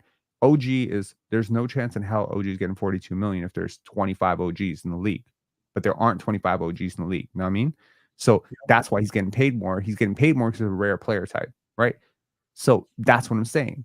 Like, if there was a player drafted next year who was like the ultimate center stopper, and suddenly there's a ton of offensive centers, that player's value goes up. So it's always a value proposition. Anyways, Coach Mo, any final thoughts? You can definitely call back later. We just have a whole bunch of callers lined up, so I just want to keep it rolling. I think it's taking a while because I think there's like multiple 2, 3, 4 team trades, and that's going to be a while. If they are all wink, starting at 6, legit, Gotcha. Yeah. I feel that. All right. Call back if there's anything that breaks for the Raptors. All right. Peace, man. Okay. Next up, we got Oopty, and then Upty or Oopty, and then after that, we got Kobe Beef. Upty, what's up? Is it Upty? Yeah, it's up to you. What's going on? What's going on, man? So I just wanted to ask you a couple questions. Sure. So I seen earlier that you said something about OG and he was going to come back to the Raptors. But of course that didn't happen, So I just want to know your thoughts on that. Are you a Knicks fan? No, I'm a Raptors fan, but I believed in you. You led me astray. I didn't lead you astray. I said that the deal for OG with the Knicks, the initial thing was that he was not guaranteed to go back to the Knicks. And if you believe that he was guaranteed to go back to the Knicks, you're stupider than you think than you seem. Because if he was guaranteed to go back, why'd they have to pay him $45 million or $43 million? That's true. There's clearly competing offers, right? So if you don't think the Raptors were one of those competing offers, that's difference of opinion.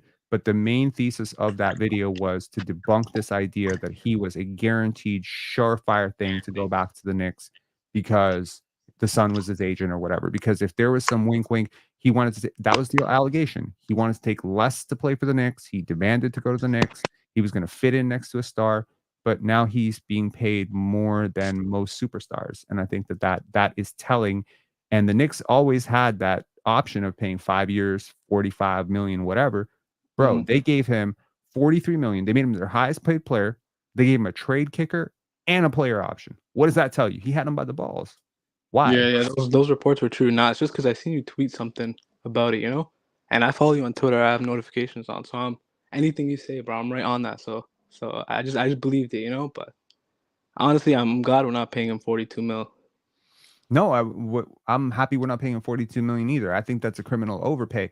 But I'm saying that ultimately, if OG was only going to go back to the Knicks, if that was true, which is what was reported when we traded for him, he's going to go back to the Knicks. Son's the agent, blah, blah, blah, blah, blah. My video discussing why that was not true said, hey, this is not true. And the Raptors can capitalize because the Raptors will have cap space to make a threat. Now, I also did not think that the Knicks were willing to pay 40 plus million. So they balked, they paid, but I don't know if they can make that 40 million overpay without Mikal Bridges coming on. Because now they make the Mikal Bridges trade. And if you follow me on Twitter, you remember what I said after they made the Mikal Bridges trade? Yeah, I think I remember. Yeah, I said he's 96% likely to go back to the Knicks. And even when I've said multiple times on this channel, anyone can back me up, the chances of him becoming a Raptor are always going to be less than 5%. And I've also said that multiple times that those videos were to troll the shit out of Knicks fans. So that's me being 100% transparent on that one. My take is on record. I don't think OG is a guarantee to go back to the Knicks. Just because he went back to the Knicks does not mean that's wrong. All right, cool. Yeah. Moving and on. then I just got one more question for you. What's up? What do you think of RJ's long-term fit with Scotty? Do you think It's great. he can be a number 2? Offensively, great. Defensively, he needs work, but it's a good fit. Can he be a number 2? No, not on a So what do you think championship the team. ceiling is on this team? Play in and pray. No, I mean, but what do you think RJ's ceiling is on the team? Because like he has to improve that mid-range if he wants to be a consistent scorer, especially in the playoffs. I think the he could effort on be defense has to a improve. complementary, offensive valve. I think he can be a downhill scorer. I think he's unlocked in transition. He had a really efficient season. He's a dynamic offensive player that's getting better, and he's 23 years old. I don't think we should sell him so super short because of who he's been with the Knicks. He can still get better. I'm just not. I'm of the opinion that the Raptors will probably draft Scotty's co-star next year. I'm thinking that if long term you want to have like a really good chance at a championship in 2027, 2028, you're going to have to get a massive talent upgrade, and talent like that does not grow on trees. The Raptors obviously have had a difficulty attracting that talent via free agency. So they're going to have to either accumulate assets like Emmanuel Quickly, like RJ Barrett, like future draft picks and trade for that player, or they're going to have to tank or get lucky in the draft and draft that player. And that's the way it's always been for the Raptors, and that's probably the way it's always going to be. All right. But the thing with that is, let's say we get lucky, we land number 3 pick next year. We draft like Ace Bailey, for example. Sure. Then what's going to happen with that? Because Ace Bailey's supposed to come in as a starter, but then we already have RJ at the number 3 position. Trade RJ. But the thing is, or Ace can come off the bench for the first year. That's not like rookies don't have to start. I mean, Amen Thompson came off the bench. But Amen Thompson is different from like a generational talent. You know what I mean? You think Ace Bailey is generational? Yeah, I think so. I think he's up there with Cooper Flag in terms of being a generational prospect. I think, to me, neither of those guys are generational just because they're way better than everyone in this draft. I mean, to me, Victor Wembanyama is generational. Yeah. LeBron is generational. Cade is not generational. Yeah. Anthony Edwards not generational. Generational. What we use that term way too flippantly. Let me slow it down with the generational talks, but potential superstar. I'll go with that. Yeah, sure. Like potential superstar. I mean, do you remember what they were saying about Cade and Jalen Green when they came out? Yeah. Okay, so let's see these guys in college and let's see what holds up. Because honestly, like there's a chance that Cooper Flag is a pretty flawed prospect offensively.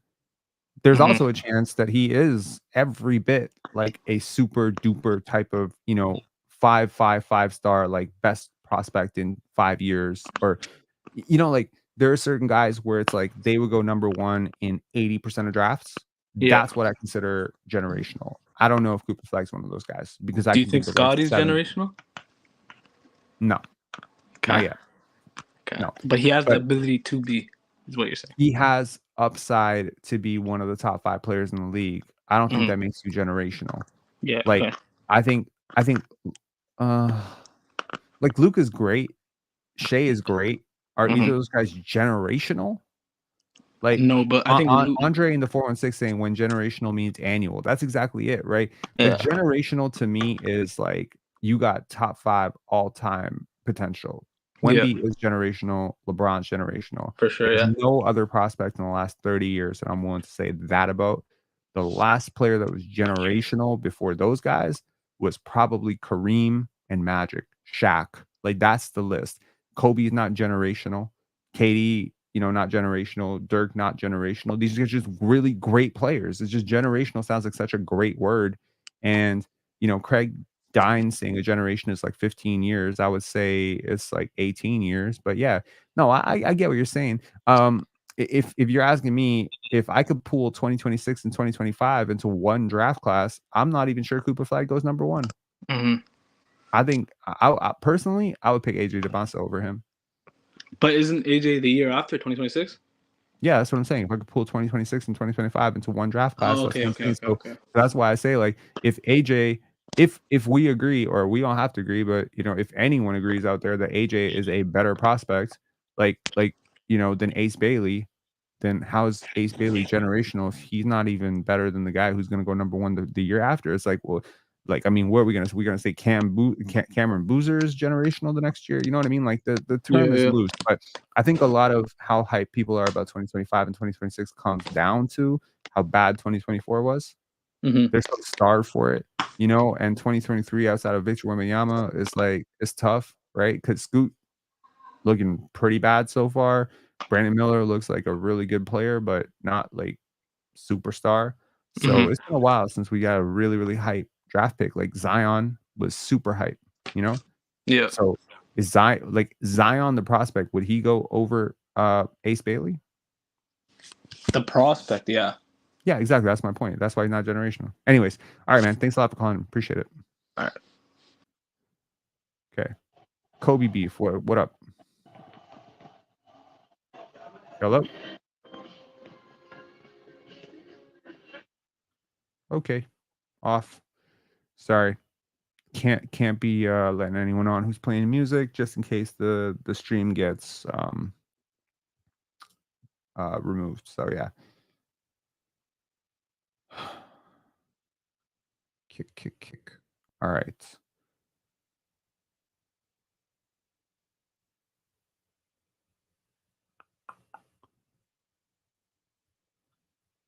Cam Reddish would have been a good signing for us, but I think he is going back to the Lakers. Interesting. We got Araf. Araf, what's up? Hey, can you hear me? Yep. Yeah. What do you think about Andrew Wiggins as like a trade option for the Raptors? It's great. It's an interesting option. Obviously, not a very good player at this point. Has never really been that great of a player per the analytics, but fits really well with what the Raptors want to do. I'd be curious to see what the Warriors would be willing to give up in terms of assets and what they'd want back. If it's for expirings, right, and they're taking Andrew Wiggins, like I'm looking at firsts, and again, like I think the thing with getting rid of Chris Paul, does this take them off of the second apron? If I'm not mistaken, can they now aggregate salaries? That's what I'm a little bit confused about. Because if they can aggregate salaries, I would definitely want Moses Moody back. And a first round pick. Like I would hardball them because he is not a productive player and he's coming off a terrible year. Yeah, I'm just wondering because like we still need a bit more size, and like right now, I'm just kind of looking across the league at who we can try and poach for like not that expensive wise, and he'll give us like a bit of a boost because I think we saw with RJ, you get like that juice when you're back at home. So maybe something. I'm not saying he'll be like great, but maybe he'll be a bit better than he was. Could also be worse. I'm just saying, like he's a live wire athlete who's 28, heading into 29, going into 30, 31. So he's going to be 31 as an expiring contract. I understand the Raptors have the time to wait, but they need to be fairly compensated if they're going to take that. Because again, like if you are going to take on that type of a salary, you are also limiting your flexibility in terms of what you could do with your cap space going forward. And I think that if you're going to take on that type of salary, you need to be very fairly compensated for it, because at some point, if you decide to pivot off of him, you're going to have to get rid of a first to get him, to get him off your team. In terms of just serviceable guys who kind of fit, nice guys, you know, character, you know, high character guys who the organization already knows, Canadian guy, kind of helps, you know, your sales. I think it helps to have RJ and Andrew Wiggins and Kelly Olynyk on the team, and Chris Boucher if he stays. Like, holy crap, like, you got Team Canada up in here. So maybe it'll help, like, with some people on the ticket sales side, but yeah. So I'm not saying it's like a total disaster. I'm just saying, like, if you're expecting him to come in and replace OG Anunoby, like, that's not going to happen. No, obviously not. But is there like a wing that you're kind of intrigued if the Raptors can go for that won't like break the bank, but you know, but add more size to the team? Because that's what I feel like is kind of a bit lacking. I was gonna say Dyson Daniels, but he just got traded to the Atlanta Hawks. Najee Marshall. Najee Marshall would be a really interesting interesting pickup. I think he could be really serviceable. I usually like Sadiq Bey, but I think could the Raptors facilitate something around with Atlanta potentially for one of their wings? Right. So I think that's potential. Caleb Martin is another name that's out there. KCP is another name that's out there. I mean, these are, you know, someone said Taurine Prince. I'm not really a fan. I just not a fan at all. I would look at I would look at Cam Johnson. Injury history kind of scares me, but prototype with Scotty really works. The Raptors seem to be prioritizing stretch bigs. They do. And it's interesting that the Raptors passed on Kyle Filipowski. I'm very happy they did, but, you know, very interesting in light of, you know, everything that they prioritize. But I think we have to consider really a lot of Darko right now. The Raptors are building around two key cornerstones right now. They're building around their coach and they're building around their star. And it's very evident from every single player that they've picked up over the last year and a half that they are trying to do everything to support Darko's system and Scotty's strengths, right? Does Andrew Wiggins support those two things? I think he does. So that's the only thing I would say is, like, synergistically, it kind of matches what the Raptors need. Point of attack defense, live wire athlete, transition athlete. The problem is he's very, very highly paid and he's just not very good. But yeah, if you can overlook those things, if you can make him a little bit better and a little bit more efficient, player's not static, you know what I mean? But he's been playing next to Steph Curry in Golden State, and he had a really dominant playoff run like a couple of years ago. So maybe, and I think the other thing is the Raptors really, really like to prioritize winners, right? They like to prioritize people who've won championships. They talk all the time. Bruce Brown won a championship. Fred VanVleet. How do you ask a champion to, you know? So internally, I think they've kind of let it slip many times that they prioritize players who've won on multiple levels. So they look at a guy like Dennis Schroeder last year, consider, you know, coming off the FIBA championships, right? Like, oh, he won with Germany. You know, they like that. They're like, oh, he's their starting point guard. He's a goal, you know, he's a winner. He's whatever, right? So start looking around at whoever wins shit in the last 2-3 years. That's who the Raptors want, you know. And if you're on a lottery team, the problem is I don't think that way. I really don't mind trading for someone who's on a lottery team if they're a good player. But yeah, to me, it doesn't mean a hell of a lot.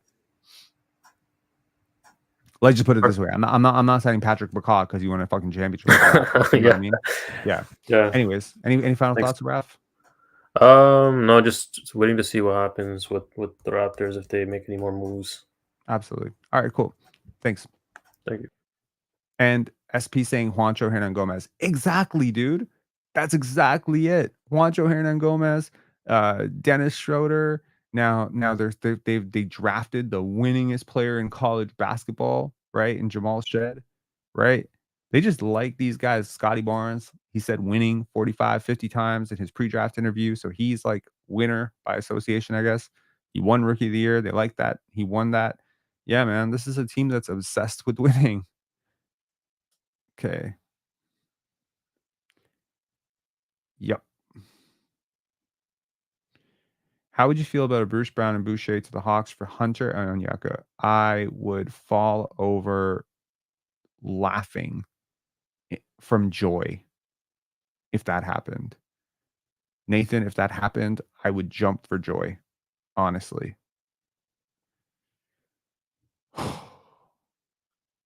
Clippers are trying to trade Russell. Okay. Let's see what's up with that.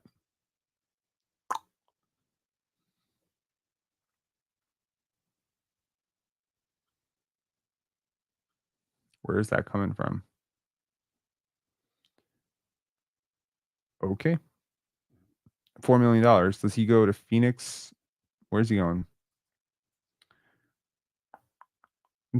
Does Russell Westbrook come to Toronto? That would be crazy.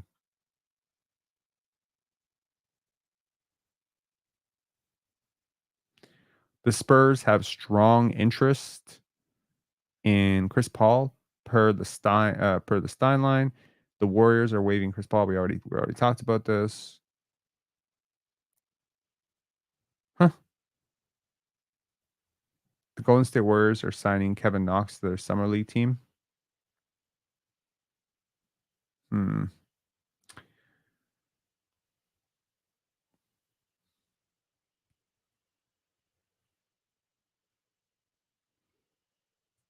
Okay, per Jake Fisher, D'Angelo Russell, Rui Hachimura, Jared Vanderbilt, and Gabe Vincent. The Lakers have also been exploring trade scenarios with the contracts of D'Angelo Russell, Rui Hachimura, Jared Vanderbilt, and Gabe Vincent. That's interesting. So again, Hachimura and Gabe Vincent, very interesting players in a sense. And by the way, Bruce Brown fits very, very well with the Lakers. Just in terms of what JJ Redick likes and what he doesn't like. Vando is a non-shooter, and I think positional versatility, I think per crafted plus minus, last time I checked, his defensive plus minus was 91st percentile. So he is an incredible defender, Jared Vanderbilt, but just again, non-shooter. Would the Raptors take on the challenge of developing Jared Vanderbilt into a more well-rounded offensive player, or would they say pass? He is their type of player. Gabe Vincent, the Raptors notoriously high on Gabe Vincent. He is a player, I believe, if I'm not mistaken, with Nigerian roots, or he played for Team Nigeria. So expect that to factor in at some point. Not a fan. The only reason I was even remotely happy that we signed Dennis Schroeder last year is because we didn't sign Gabe Vincent to a 3-year deal. So I would say no to Gabe Vincent, like very overrated player in my opinion, because he started, a few games in Miami for a while, but high volume 3-point shooter. So I'm kind of interested to see why the Lakers want to move off of him. Rui Hachimura, I think he was a 42% 3-point shooter last year, but again, really overrated as a player. I did not like him in Washington. He proved me wrong for a little while when he went to the Lakers initially, but I'm just not sold. FA saying he is Nigerian. There we go. Good. Go not Gabe Vincent and another guard. That not what we need. Yeah. Ironically, Gabe Vincent is a guard that would work pretty well off of Scotty Barnes if that is your long-term goal. But personally, I'm not a fan, bro. I'm just not a fan of that guy. Okay. Weirdly enough, the Dunk Central might be the best place to go in terms of, just, oh, wow. The Nuggets are showing interest in Russell Westbrook right now. Really? Russ and Jokic? Well, I guess they got to replace Reggie Jackson. That's interesting. Well, I mean, look, like we sometimes get way too obsessed with what players do not do right, but sometimes we forget that there are players out there that just do a lot of good things, right? Does Washington want to dump any of their mediocre talents or staying pat? Kuzma, for example. What did I miss? Not much. NBA Central is Canadian too. Cool. Vando and contracts for Yak. I would take Vando and picks. No, I don't know about picks. Yeah, I mean, like, if you wanted to develop Jared Vanderbilt into a center, right? Would that be interesting? Wouldn't that be interesting? Like, as a development idea, would it not be interesting to develop Jared Vanderbilt as a center? Let me think about that for a bit.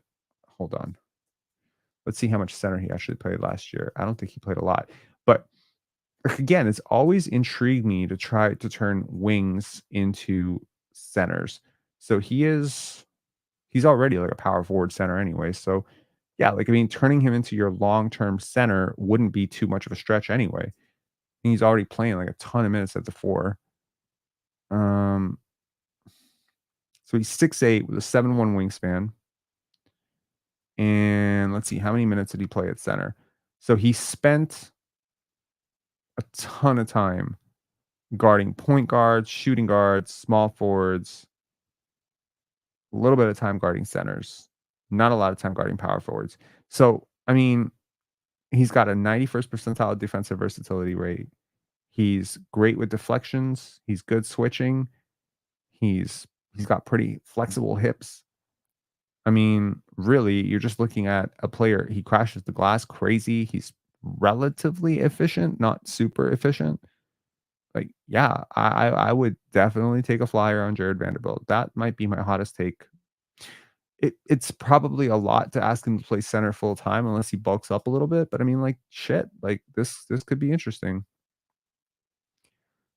Day'Ron Sharpe being made available by the Nets. Interesting, because that's an old Scotty teammate from Montverde. Man, this would be cool. So get Day'Ron Sharpe from the Nets, get Moses Moody from the Warriors, and you're basically rebuilding the Montverde Eagles. That's interesting. That was like one of the best high school teams of all time. Where did you get the Day'Ron Sharpe update?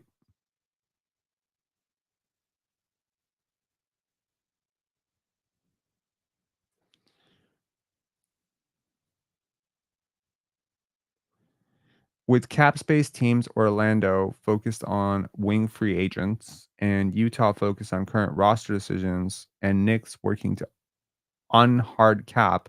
Sources say the OKC Thunder are in Eugene, Oregon, set to meet with Isaiah Hartenstein.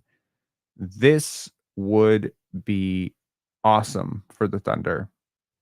And personally, I would love for them to get Isaiah Hartenstein because I think that makes them championship favorites. I'm not even kidding. If you can add Isaiah Hartenstein to what they already have, and if Nikola Topic can come back before the end of the season, yikes, that would be friggin' awesome.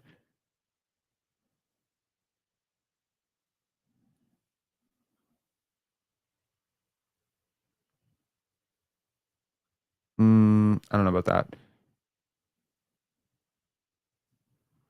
Then Cade will come as a free agent. No thanks.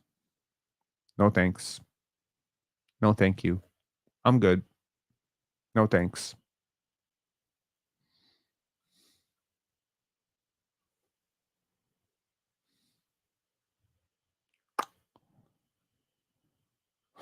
Okay. That was the most Canadian answer ever to whether the Raptors should sign Cade Cunningham at some point. No, thank you. The Clippers are looking to trade PJ Tucker per Shams Charania. And that broke a minute ago. All right. So a lot of rumors, not a lot of dead deals, not a lot of signings. This is a pretty weak free agency class. And this has been somewhat uneventful to date.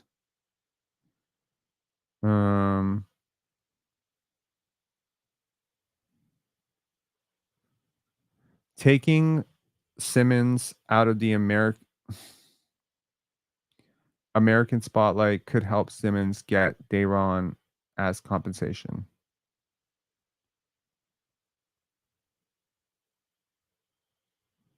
No. No fucking way in hell. No thank you.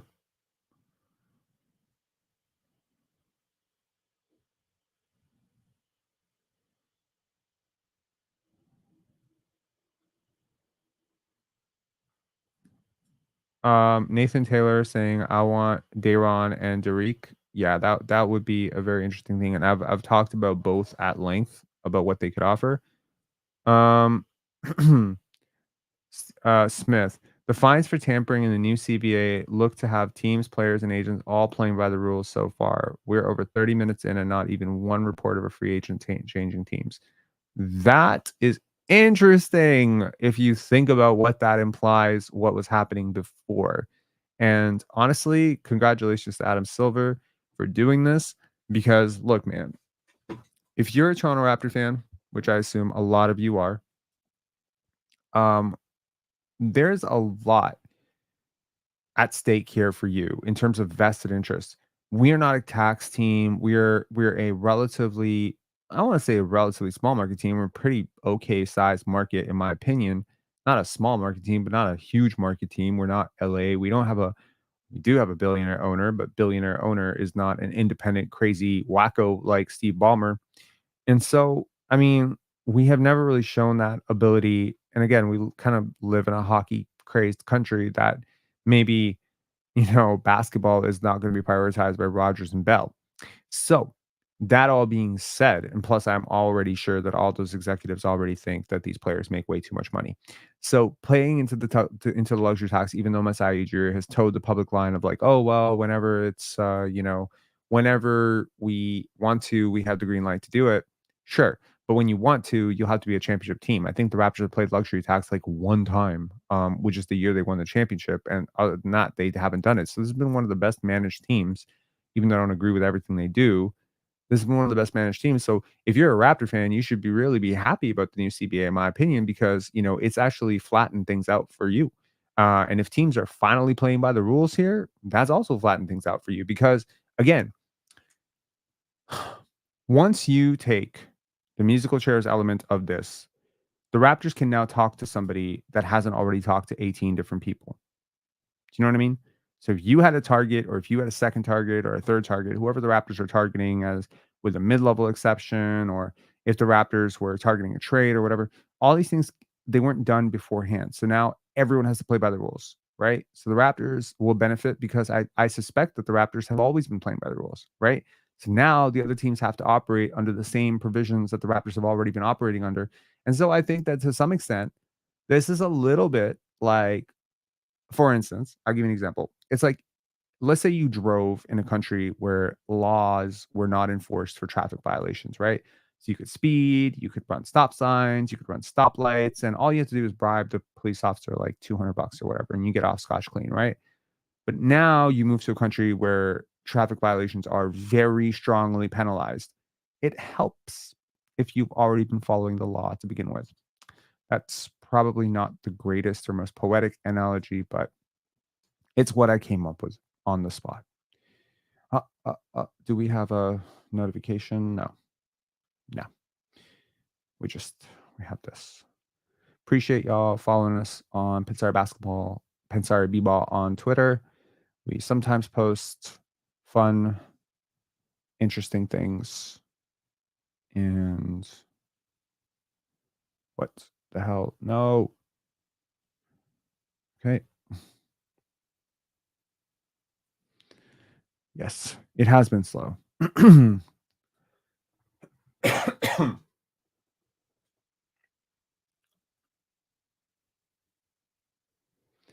It makes it hard for a player of value to leave without their current team getting something in return. Should they want to leave? Love it. Agreed. Also, can anyone who's been here the whole time verify that there have been no super chats? I just want to make sure because, as I mentioned earlier, I'm not able to see super chats in a separate section. So I'm not sure if there has been one and I missed it. And I don't ever want someone to do a super chat and I don't flash it on the screen because that's just bad manners. Okay, good. No, thank you. Thank you so much. Thank you. Appreciate that, guys. No, he fell off. No, it's okay. You guys have been very, very crazy generous over the last year, and we've had like some really, really huge months. So I'll appreciate it very much. And our Amazon wish list is almost, I think we started at 7 items. We're at 2 items left. So it's been very cool. Jimmy Bob Lai saying, hey, Rob, what do you think is the biggest need for the Raptors in free agency? Talent and youth and defense, which is why I'm open to taking a flyer, right, on a quote unquote non-shooter like Jared Vanderbilt. It's like, shit, develop him, right? Like Jonathan saying minor news for Celtics. All right, let's see what that minor news for the Celtics is. If God help me, if it's Luke Cornett again, I'm gonna like snap. All right. It's like Luke Cornett is the star of free agency right now. For real, for real. No shade intended for Luke Cornett, but like, come on, man.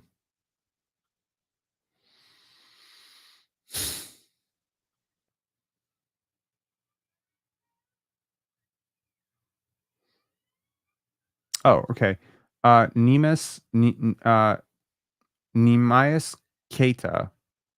Nemias Keita. Is it Keita? Nemias Keita? I've heard the name like pronounced 6 different ways. So I think it's Nemias Keita has agreed to sign a multi-year deal to stay with the Boston Celtics. Cool. Congratulations to Nemias Keita for becoming the center of the NBA universe for 4.5 minutes. That is amazing. Nemias Keita. Okay, that's cool.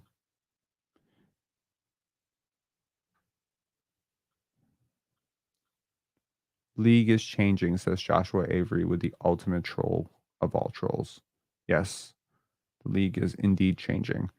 I expect some big things to happen here, man, today. Like, like all of this stalling, and you're just going to see like 720, 730, and it's just all going to come, it's going to layer.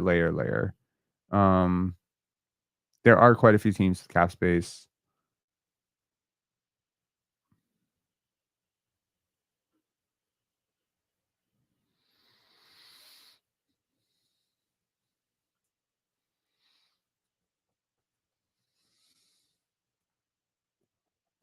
Nothing. In terms of, like, oh, okay. What? Oh, God, what? Free agent Andre Drummond plans to sign a 2-year, $10+ million deal with the Philadelphia 76ers. Yikes. 2 years, $10 million for Andre Drummond? We're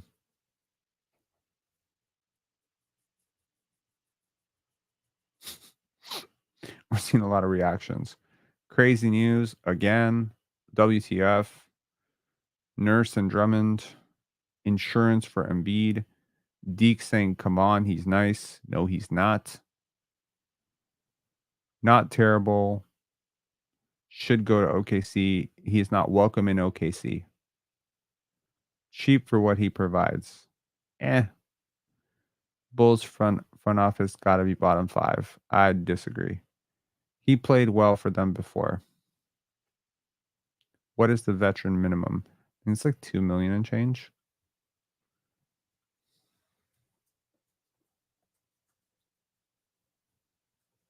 So the vet minimum is, so it was $1.8 million last year on a 1 year. 2 year was 2,700,000.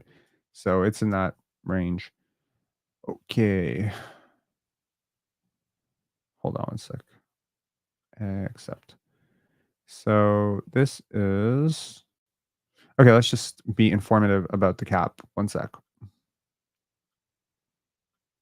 Let's take a look. Let's take a minute to learn a little bit about the salary cap while we wait for deals to break out. And I'm sure in the comments, y'all will update me if something changes, right?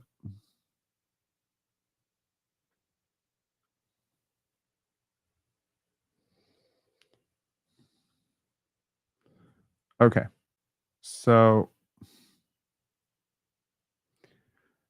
this is from as.com. The NBA salary cap explained, cap exceptions, veteran minimum salaries, max contracts. Might as well. Okay. Stop with the fucking pop-ups, bro. My girlfriend needs ad blocker in the worst way. I should have installed it for her before doing this. The NBA salary cap, which is a ceiling that sets the limit on how much teams can spend on their players, is the only one in an American league that is somewhat workable. The NBA has a soft cap that allows teams to exceed the cap limit. Sometimes franchises go over the cap limit and luxury tax line. Hold on, is this current? Yeah, it is. Good. Okay. So the Warriors and Nets are a good example of teams that have dived into the tax with 9-figure bills. So when a team blows past its cap room, they have a series of exceptions that they're allowed them to exceed that cap, including mid-level, biannual, and several forms of bird rights that you will read more about below. Okay. So once a team uses any of these roster scenarios, they become hard capped and cannot surpass the given tax apron at any point during the rest of the league year. The first apron for 24-25 has been set at approximately 178. I think we got an update on that, up from 167 last year. Once the year ends and the new one starts, the hard cap teams become free again to exceed the succeeding year's apron. An apron is essentially a hard cap for any team that acquires a player via sign and trade, signs a player using a non-tax player mid-level, or a biannual exception. Okay. So NBA minimum veteran salaries. Unless the NBA team is up to its hard cap, they should be able to go and sign players to a minimum salary contract if they are both of the cap space and have used their mid-level or biannual exceptions. Unlike the mid-level or biannual exception, a minimum salary exception can be utilized several times, allowing teams to add as many players as the roster limits. Whoa. Thanks a lot for the super chat, man. Okay, I am seeing super chats. My bad. Okay, so I can see super chats. Perfect. Thank you. Thanks, Rob. Your channel is my favorite. 2 questions. 1, since we didn't pick up Gary Trent Jr. player option, does this mean we can't sign and trade? 2nd, will you be teaming up with any other channels in the community? So thanks a lot for the super chat. Small correction. Gary Trent Jr. picked up his player option last year, and he played out his year, and he had a worse year than he did last year. There were no options on Gary Trent, so the only option that the Raptors had was to sign him back. Naturally, they have his bird rights. They can do that. He has a pretty significant cap hold right now, so if they're going to do anything with their cap space, again, resequencing deals with Emmanuel quickly, they're going to have to waive his cap hold. But right now, it's still possible Gary Trent can come back to the Raptors. He can go somewhere else, but there was no option to keep him on the team other than to re-sign him. So, and the second, will you be teaming up with any other channels in the community? I don't know.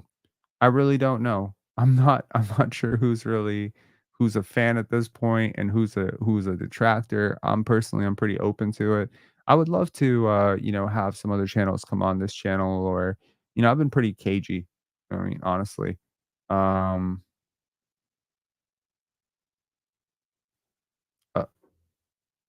Yeah, like I've been pretty cagey with certain channels. I've called out certain channels, so don't expect certain New York boy and another New York boy to be teaming up anytime soon. But we'll definitely explore it. And yeah, man, I would look into, I've been on Player's Choice quite a few times. You'll see me on there a lot.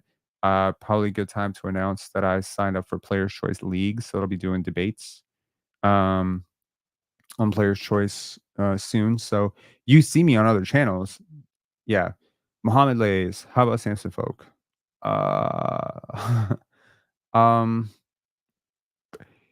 If you're betting for me and Samson to be on the same podcast, it will not be my podcast or his podcast. That I will probably tell you for sure. Yeah, that has been entertained and has been yeah, I don't want to say more about that. It's not probably going to happen. But yeah, appreciate the super chat, man. That was our first super chat, and we've been live streaming for an hour and 55 minutes. So thank you so much for that. Appreciate it. Check Drummond's tweet before Shams tweeted it. LMAO. Did he break his own?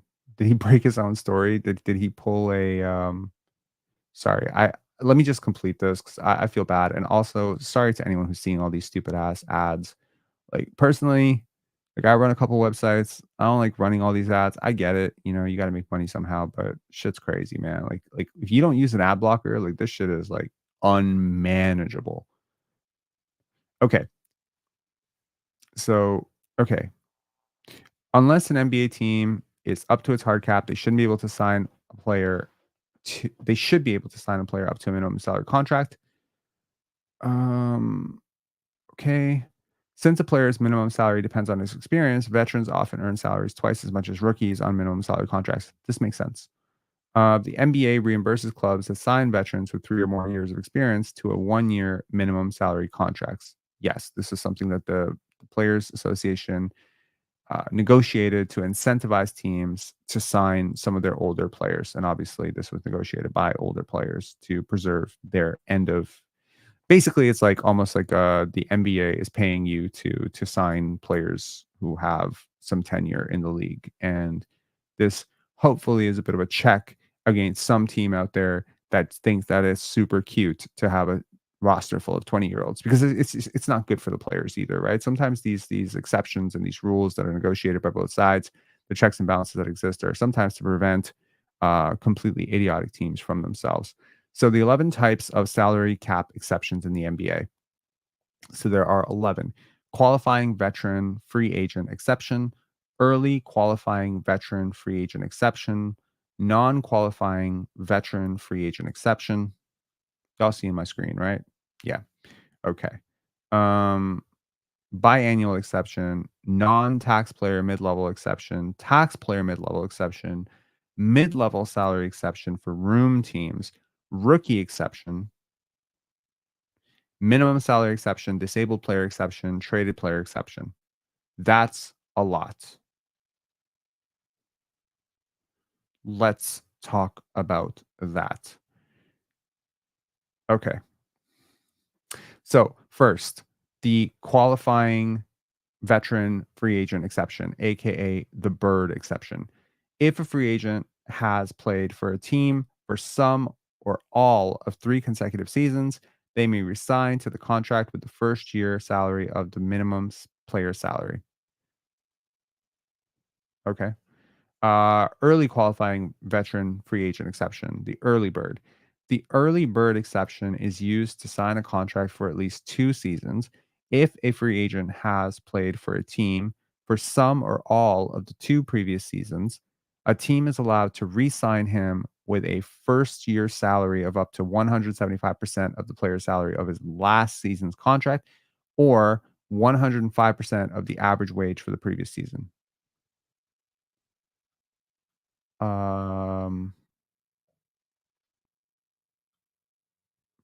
Kevin Porter Jr. is going to the Clippers, allegedly. Okay, we will definitely talk about that once we get through this.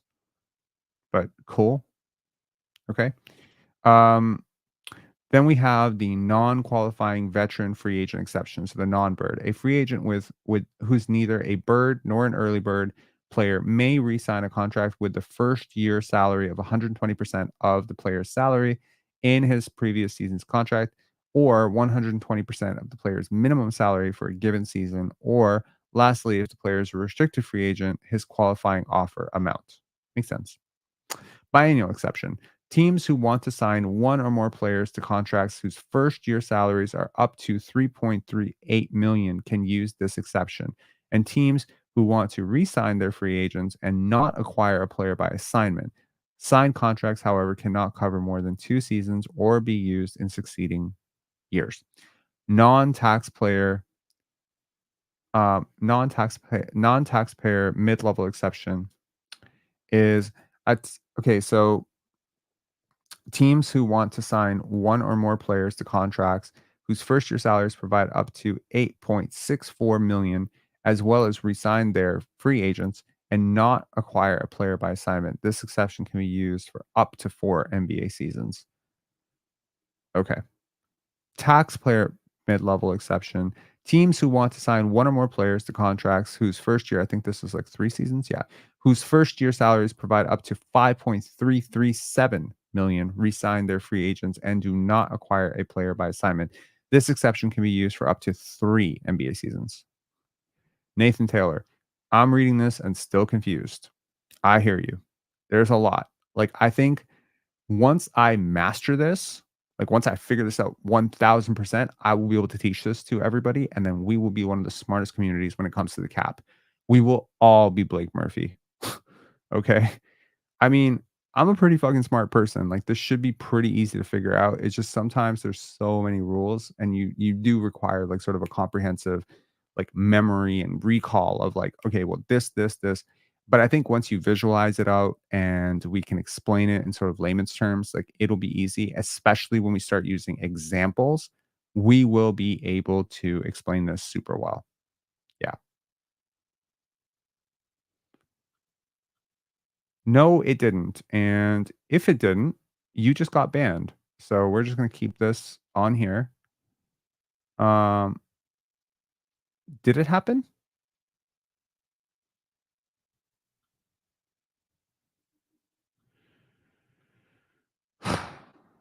Okay.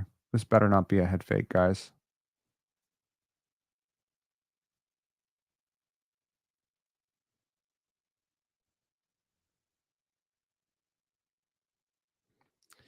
Kevin Porter Jr. has signed a 2-year deal with Los Angeles Clippers. Cool. Nope. Cap.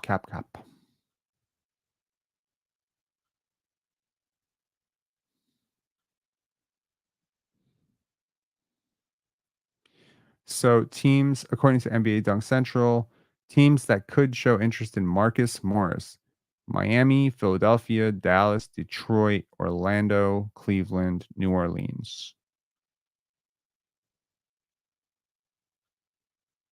Cool.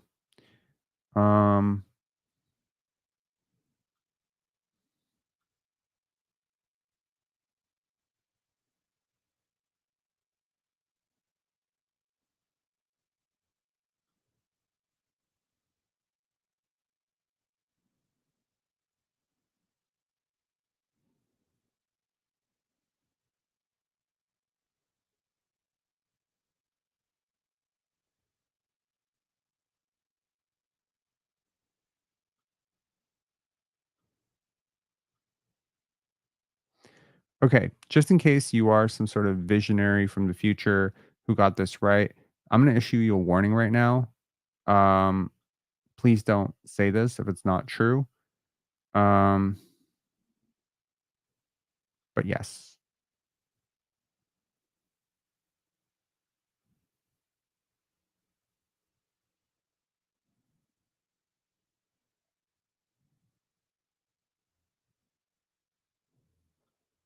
Ban Adebayo. Are you telling me to ban someone who's named Adebayo, or are you misspelling Bam Adebayo? Does YouTube have timeouts? Yup.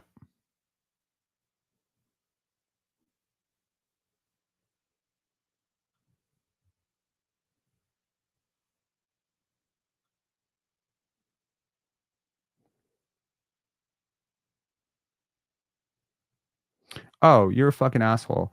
Oh, so LeBron James got traded now? Guess what? You just got waived. That's not very professional, Rob. How are you supposed to get sponsors if you're giving a middle finger to trolls? Well, say la vie, man.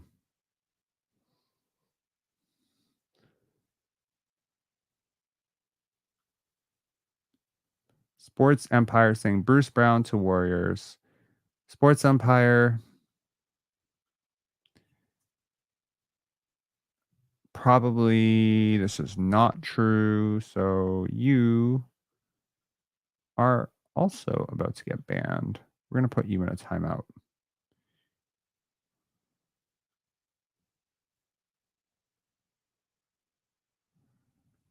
Actually,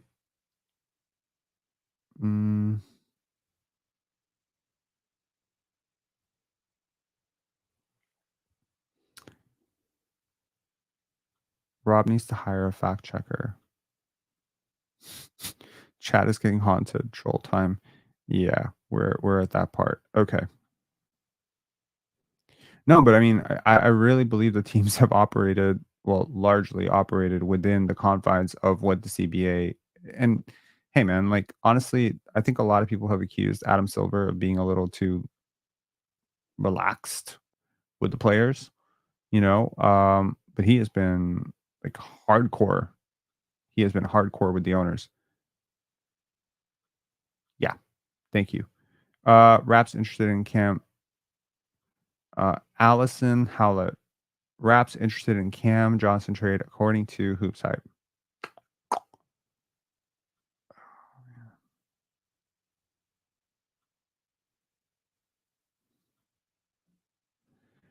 Raps interested in Cam Johnson trade according to Hoops Hype. Okay, let's check Hoops Hype.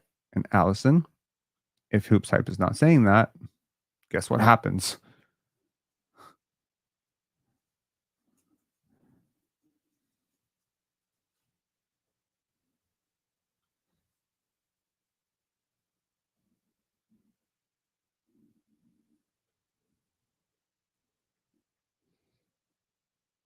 Can anyone verify this Clippers Bruce Brown thing? Because I'm not seeing it anywhere on Hoops Hype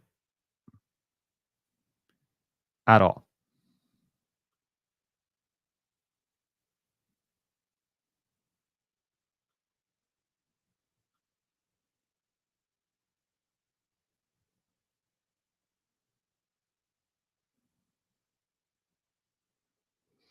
Okay, cool. What would you trade as the Raptors to get Cat? That's a difficult question. I'm not entirely sure I want Karl Anthony Towns. It's a pretty big contract, but he's also a very major talent. Also super fits in with what you want to do with Scotty. It would definitely have to involve Jakob Poeltl going the other way, though. I cannot imagine playing those two together.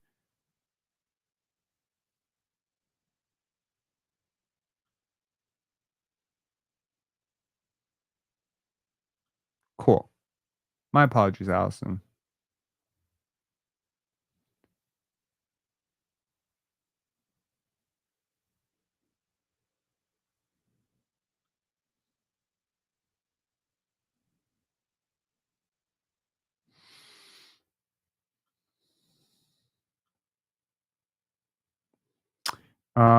Rank Scrub with a super chat here. Would you trade Boucher for Paul Reed? In a heartbeat, they wouldn't.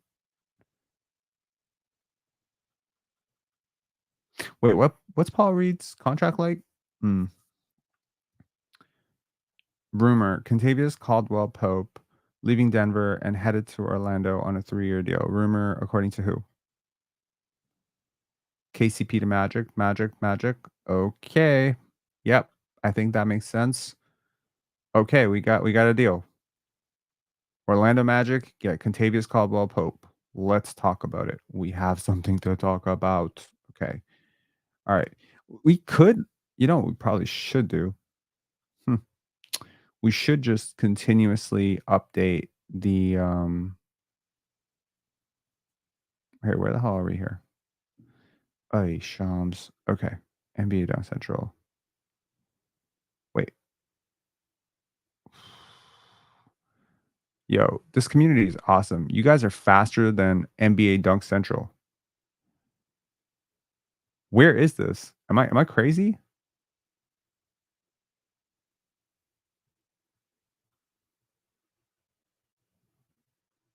Where?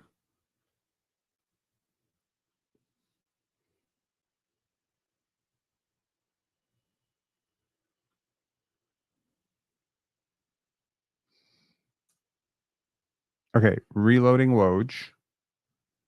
Nothing. Reloading Shams.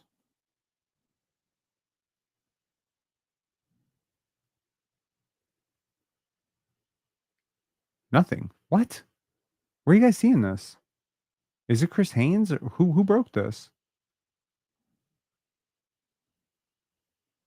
Okay. Jeff Ziljet, NBA reporter for USA Today. Okay, cool. 24 seconds. How'd you guys beat that? Can you tell me like where the hell you're looking?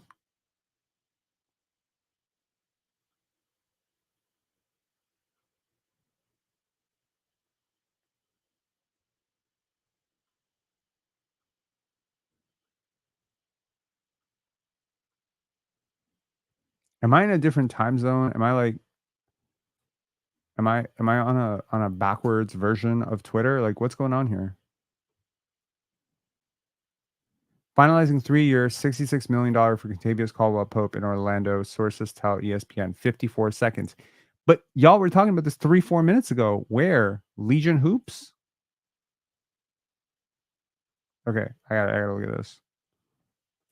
Legion Hoops.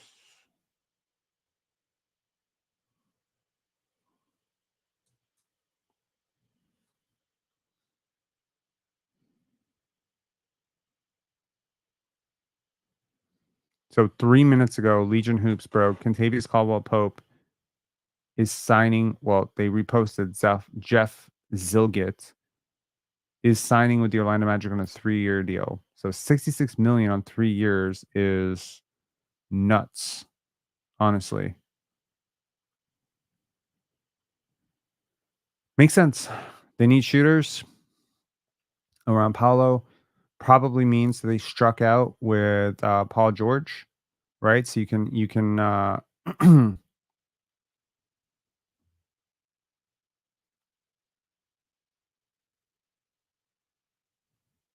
it's cool seeing Shams and Woj getting scooped. True.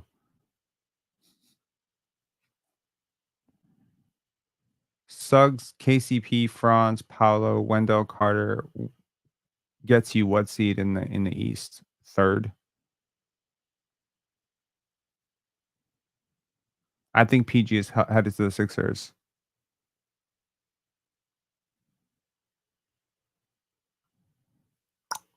Yeah, that's probably it.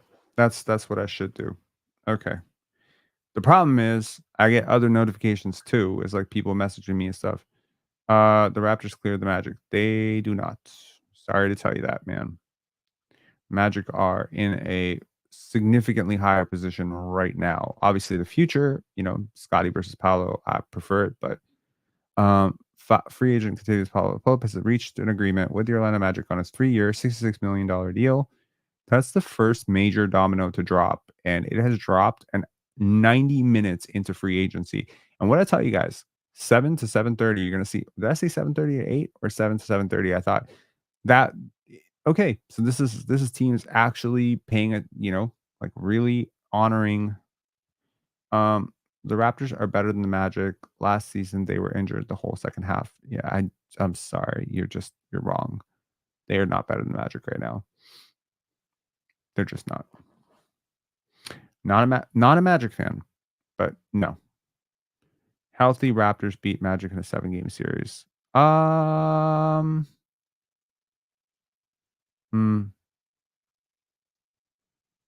don't think so. They still have no point guard, and RJ is better than Franz. No, he's not. What?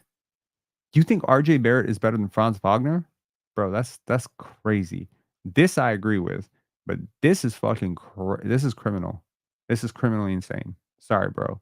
RH, I like you, but that's crazy. There's not one general manager in the league that would take RJ Barrett over Franz Wagner. I'll tell you that right now. Say whatever you want about the scoring, bro. You're talking about one of the best defenders. Nah. He's younger too. What are you talking about here? You understand? Like when Franz gets his when he gets his rookie extension, you'll see who is Jalen Suggs. Jalen Suggs is a good player, bro. I talked a lot of shit about him for his first year because he played like ass. But he's a really good player.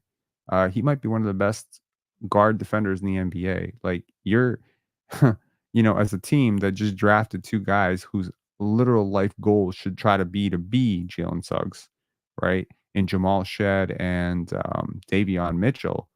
I'm sorry, like Jalen Suggs is awesome. Suggs injury prone. Yep. Can I get unbanned? No. And why are you back? How are you back? You probably reported some fake news. Guardian Transit, JV to the Lakers rumor. That's interesting. I hope LeBron doesn't see JV doing his impression of LeBron. That'd be funny.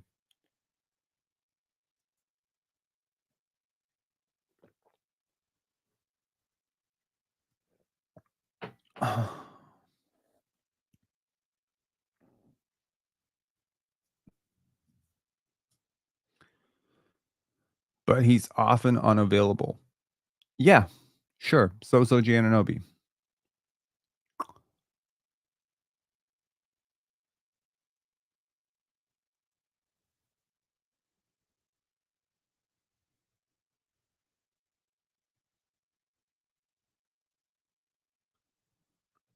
Rumor: Coach Mo joins Pensare Basketball as co-host. Okay. I know Luca Rosano and Chris at Sports Corner if you'd like to connect. I don't know who Chris at Sports Corner is, and a hard no to Luca Rosano. No, thank you. We have had exactly one conversation. And sometimes it's like that's the first conversation. Could be another conversation. There will be no more conversations. All right. Do we have YouTuber beef? There's no beef. There's just chicken. And it was one too many. Yep. Took the words right out of my mouth. Yeah, I don't play the fucking politics game, man. Like I just don't. Like if I'm cool with you, I'm cool with you. And maybe people don't like that. People want me to play politics. People want me to like smile at their face and talk shit about them behind their back. I wasn't raised that way.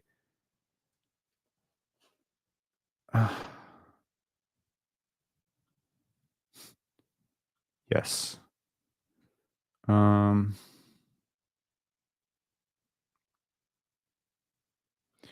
Do we have cap space to sign anyone? In theory, yes.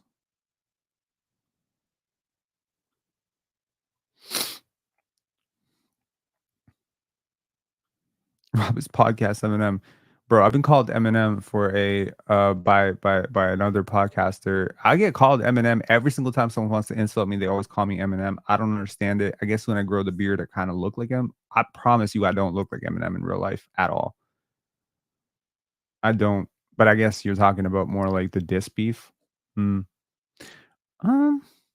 Yeah. Cook up some trades in the meantime if you want.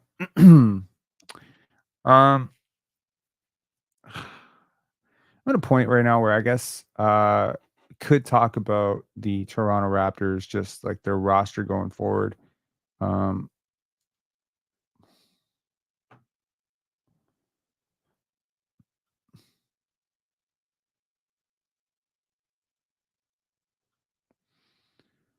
Not even close. Okay. If the only market for Gary Trent Jr. is Detroit, thinks he gets back and takes a pay cut. Detroit could really use him. So if Detroit goes for Gary Trent Jr. plus Tobias Harris, that would be a really big boost for them, I think.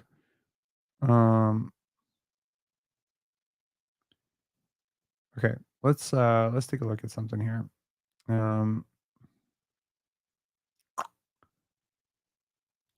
Okay, and Chris Haynes is adding that there is a player option on the third year, which makes this even more of an overpay, in my opinion. You know, this is the price of success, and this is the price of championships. Like, what is happening to the Denver Nuggets right now is almost precisely what happened to the Toronto Raptors after they won their single championship. Like, how the fuck are they supposed to make up for Kentavious Caldwell-Pope? Like, he fit in so beautifully with what they wanted to do. And ironically, the Raptors just drafted Jacoby Walter, who's prime, and almost always there's a comparison. He's KCP, KCP. So it's interesting. I do think KCP fits in really well. I wonder if this opens up some potential trades with the Orlando Magic, because that's a pretty significant dude, right? KCP, he's gonna play some minutes for the Magic. Does that take someone out of their rotation? Could we make a move right now for Caleb Houston, or Jet Howard if you have some hope in Jet Howard? I don't. Can we send Bruce Brown back to Denver now? Mm.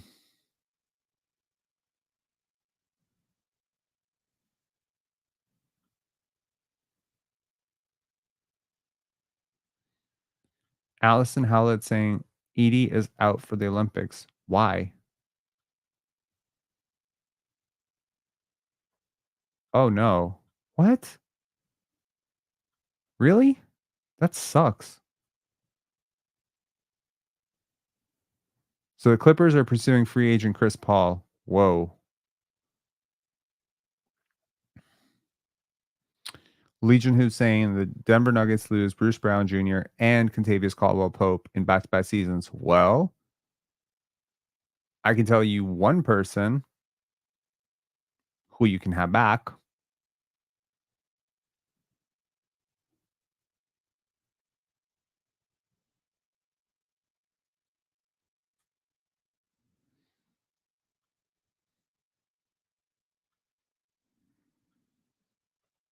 Bruce Brown. You can have back Bruce Brown. Christian Burton saying, where have you been, Rob? That ED news was hours ago. I'm not one of those people that like aggressively look at my phone. I spent the 2 hours prior to 2 hours prior to this, like reading the CBA. So that's probably like where the Zach Edey news thing broke.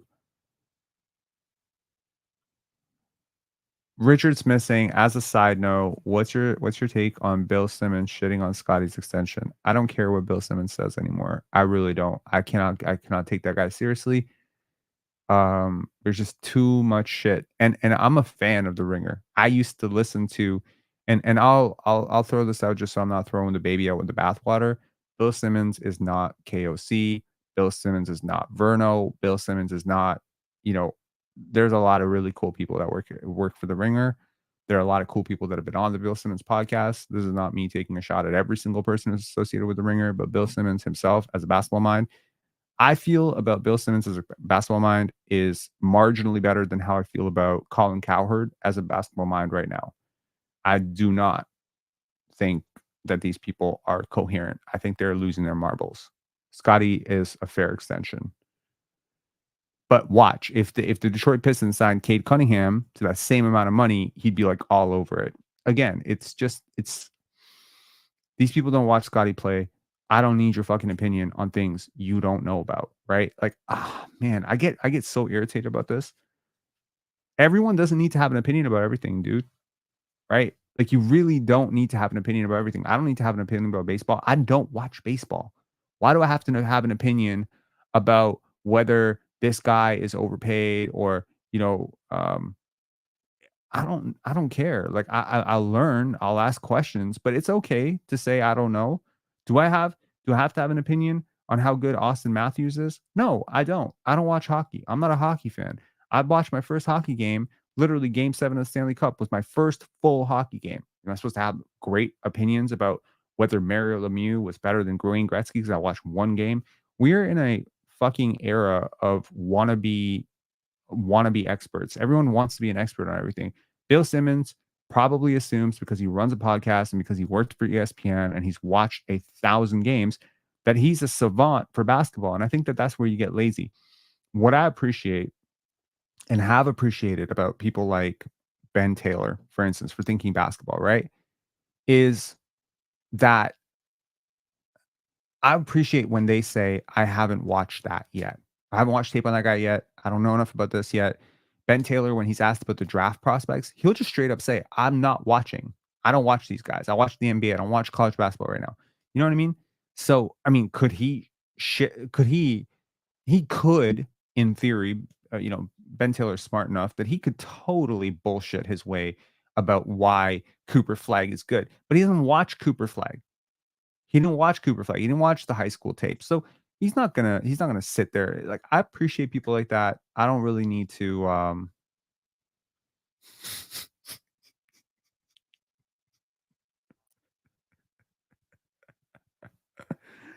a Dave Chappelle quote, one of my favorites. Abu saying someone find Ja Rule so we can make sense of all of this. A callback to non-Dave Chappelle fans for Dave Chappelle criticizing why we needed Ja Rule's take on 9/11, right?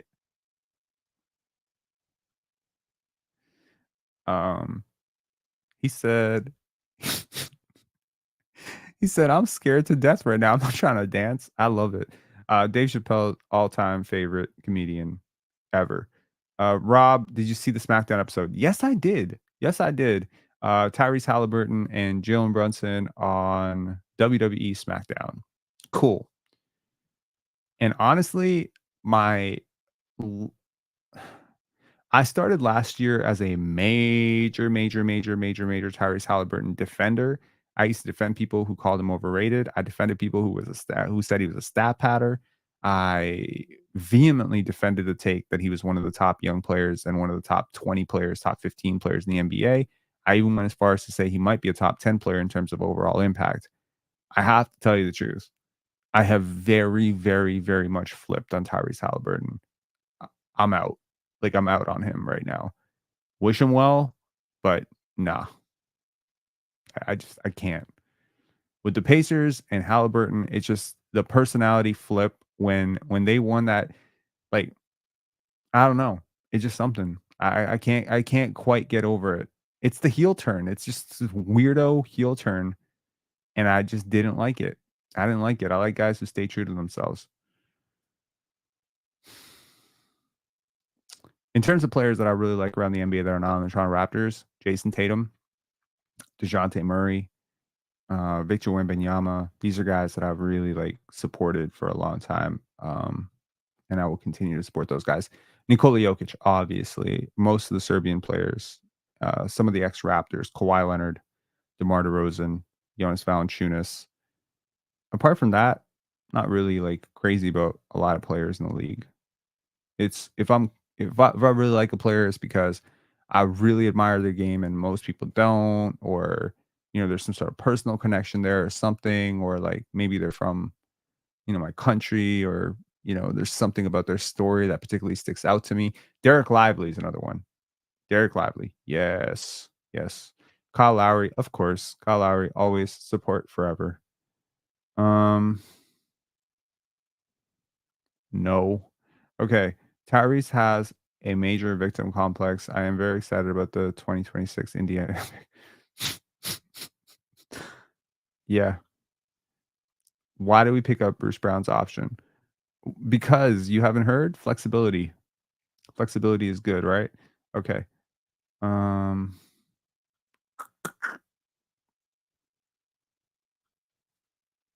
Okay, time to refresh.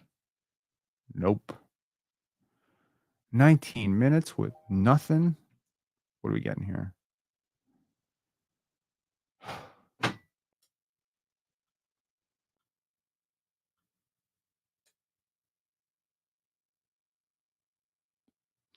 Would Denver go for Gary Trent Jr. now? Gary Trent Jr. to Denver would be really interesting.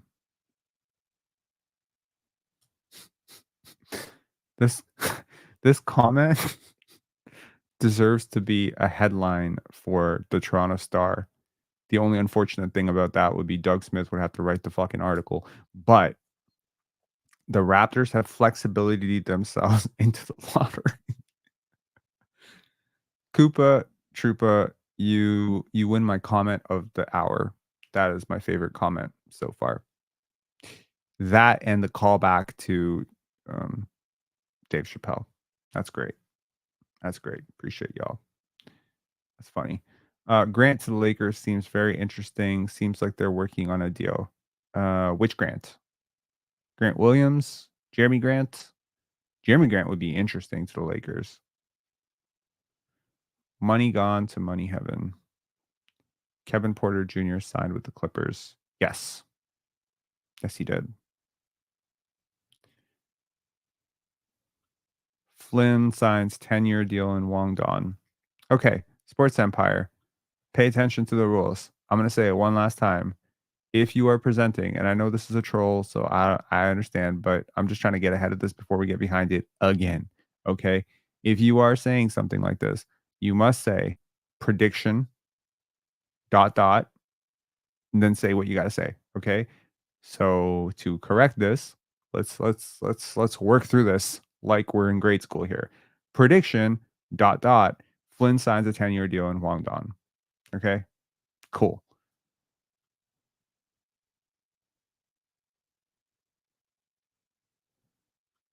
Anthony Irwin tweeted Portland Lakers in a discussion on a Grant trade. I actually wouldn't mind taking on Jeremy Grant myself. Personally, I've always liked him as a player. He's hella overpaid for a pretty long contract, but yeah, I don't know. It's difficult to gauge what you'd be able to get out of something like that. Would you be able to get multiple picks? Again, a pick in the Raptors' hand, like a high pick in the Raptors' hand in a really good draft, it could net you another Scotty Barnes level talent. And what is the value of that player, right? He has 3 years left. No, he has 4 years left, actually. Jeremy Grant has 4 years left on his deal, which is absolutely crazy. He signed a 5-year deal last offseason.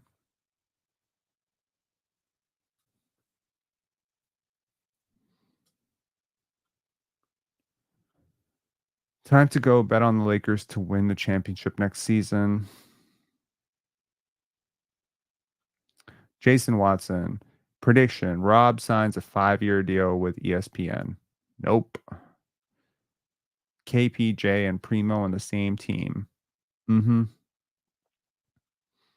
So, good time to give this community a shout out to one of my favorite YouTubers. We're talking about a lot of content creators. We're talking about this content creator and that content creator and whatever. I'm gonna give you my non-sexual woman crush content creator. Hold on. I honestly love this woman. Hold on. What's her? There we go. Okay. Pull it up. I discovered her channel when she had, I want to say, like 20,000 subscribers.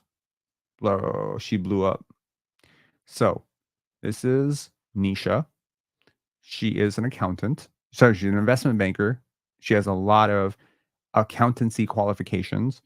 She is extremely smart and very insightful, and all her videos are super succinct. And honestly, to anyone looking to get into better financial position, this is not a sponsorship. This is not a paid ad. This is a spontaneous, impromptu shout out to one of my favorite YouTubers, Nisha. So shout outs to Nisha. Congrats on 1.13 million subscribers. I'll give another shout out while we're here, while we're waiting. Go Theology, to any of you who don't know. Obviously, friend of mine, huge channel, just past 200,000 subscribers. Congrats, Go Theology. Great new video today on JJ Redick.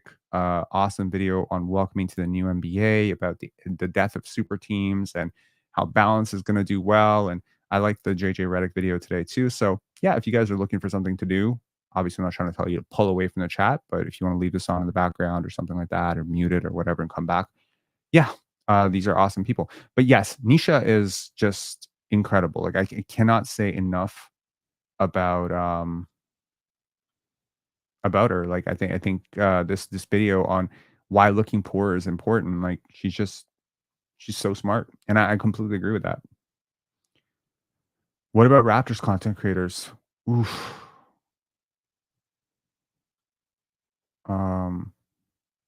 Mohammed Lay is saying she is awesome. Yes, she is. She's awesome.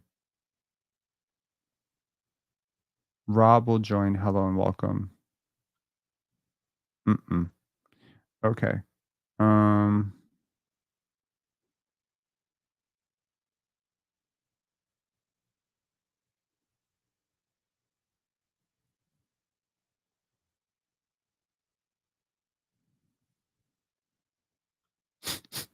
Scott plays 2K saying check out Pensar Basketball for great content. Appreciate you, bro. Thank you.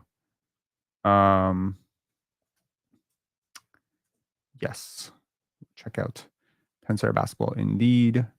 That's awesome. It's a dream come true. 10 point. Like, honestly, I realize I just talked about two very, very big channels, but this feels really big to me as well. 10,500 subscribers for a channel that is largely very, very, very off the cuff, a lot of honest conversations, um, a lot of live streams and stuff. It's a really bustling community. And honestly, what I would say to anybody out there is that, if you're telling me that, okay, like this channel is huge, that channel is huge, whatever, I get you. I understand that. Um, some channels are really big, but I think this community is like one of the most dedicated. Craig Dines, do you like No Ceilings for draft stuff? I actually know quite a few people over at No Ceilings, and yes, I do. Yeah, I do.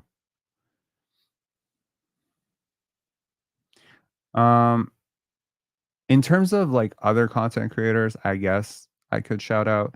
I like NBA Storyteller. Those of you who've been with us for a long time know that I love MEO and NBA Storyteller and everything that he's done. He's a really big, let's call it a hero of mine. Like, I think MEO is one of my content creator heroes. I like I think his name is Michael McKelvey. He has really great video essays. Yeah. And Athletic Alchemy, another one. Yeah. Appreciate it. Jimmy High Roller is awesome. Yeah, no shade to Jimmy. Jimmy's awesome. Kenny for real. Yeah. A lot of really great content creators out there, man. Sometimes I'll listen to Rusty Buckets. Sometimes I'll listen to Commissioner Dynamo. Yeah.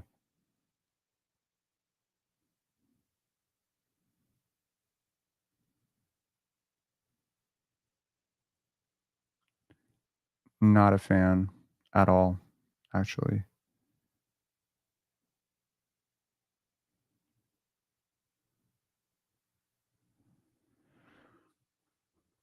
Yeah, a lot of great, stuff. Yeah. Okay, let's go back to Twitter and let's remain on target and on focus. KCP to the Magic. Paradise Lost, you're behind. Yes.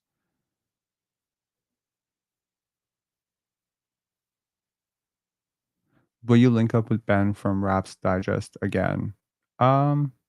Maybe. Yeah. 6 Rings of Steel. That guy is a maniac, man. Like, that amount of content, it's crazy. Like, it's constant. The grind is amazing. Respect the hustle, man. John Doe saying I'm more of a thinking basketball type of guy. Me too. If there is one podcast that I do listen to beyond thinking basketball, it's the Mismatch, ironically, on whatchamacallit, on the Ringer Podcast Network. The Mismatch is cool. It's just like, it's great just to hear the banter. I don't know. I consider it like it's like the equivalent of, for you 90s, people, it's like listening to Friends, right? It just kind of fills the room a little bit. Anything with the Raptors yet? Yeah, that's exactly it. It's a vibe. Because it's like, it feels honest. Do you know what I mean? Like, I understand some things can be insightful and some things can be very well structured, be very well edited, but like, I prefer to listen to something where I don't feel like I'm getting bullshitted. So personally, I like the Mismatch because they have like a lot of natural chemistry, right? And even if they're like, I can listen to a difficult personality. I can listen to someone who's angry. I can listen to someone who's, a little bit high pitched or low pitched or a little bit irritating to listen to, as long as I feel like I'm getting someone who's honest and again, like, I don't need to listen to someone who's like the best person on earth. I don't need to listen to Mother Teresa and super kind and polite. It doesn't matter. Nor do I have to listen to someone who's screaming at people. I don't have to listen to that either. I just prefer not to listen to people who are bullshitting me. Like, I don't like people who are like trying to put on an act And that's probably why I can't stand certain people. And a lot of those people are, being mentioned in these chats. Like people are like, "Oh, wow. They're great. They're great. They're great." Motown, no, fun. Yeah.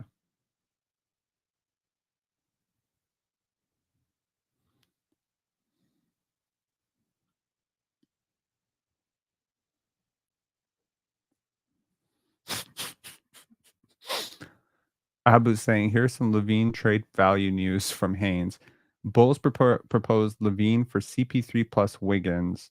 Warriors said no and waived CP3. Wow.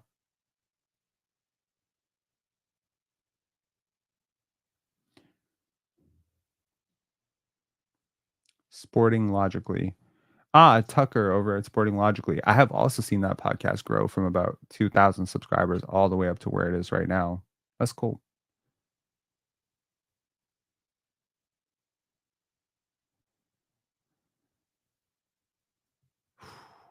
Let's see here.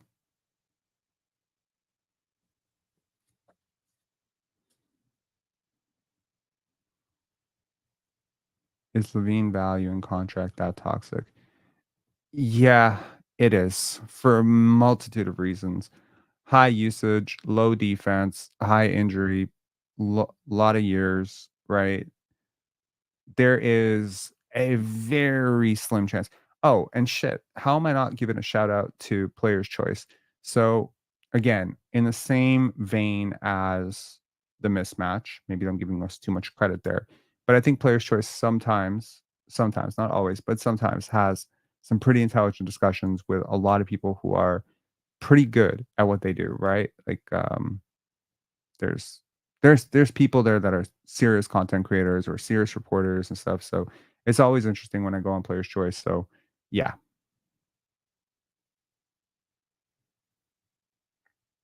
And yes, the affiliation that I have with them is obviously, linked to why I'm giving that shout out.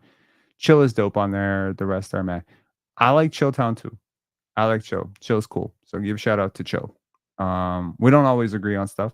He's always pushing back, but I like it. I've always enjoyed our conversations.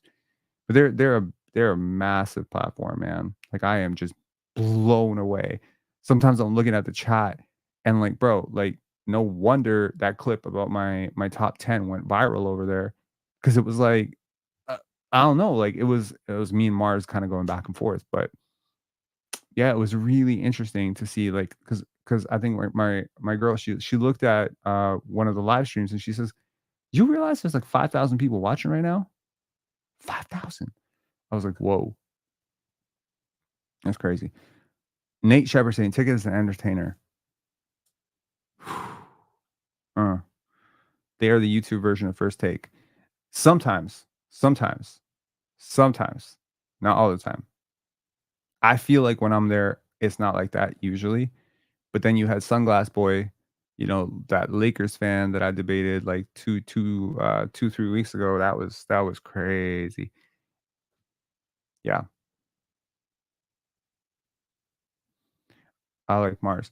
We came a long way with Mars, right? Initially, it was like a little adversarial. I mean, like I thought he was pushing back a little bit. I still get called Vorp guy for whatever reason. I get it. I understand it. I live with it.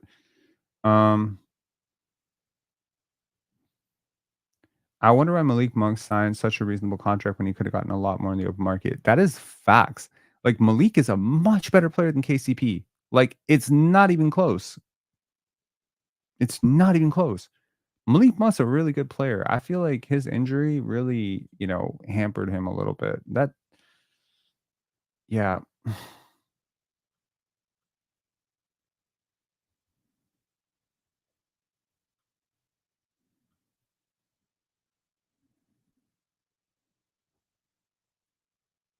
Okay. So we are now 2 hours into free agency. We've gotten Luke Cornett news, Andre Drummond news, Contavious Caldwell Pope news. No news on LeBron. No news on DeMar DeRozan. No news on some news on Klay Thompson, but no deal for Klay Thompson yet. No deal for Paul George yet. So, this is Yikes. This is the slowest free agency I've ever seen. But again, this is what happens when you don't actually tamper, right?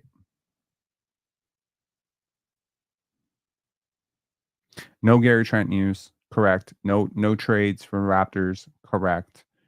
Chris Paul was waived. Yes. You know what? And this is what it is. The big fish has to sign first, right? That has to be it.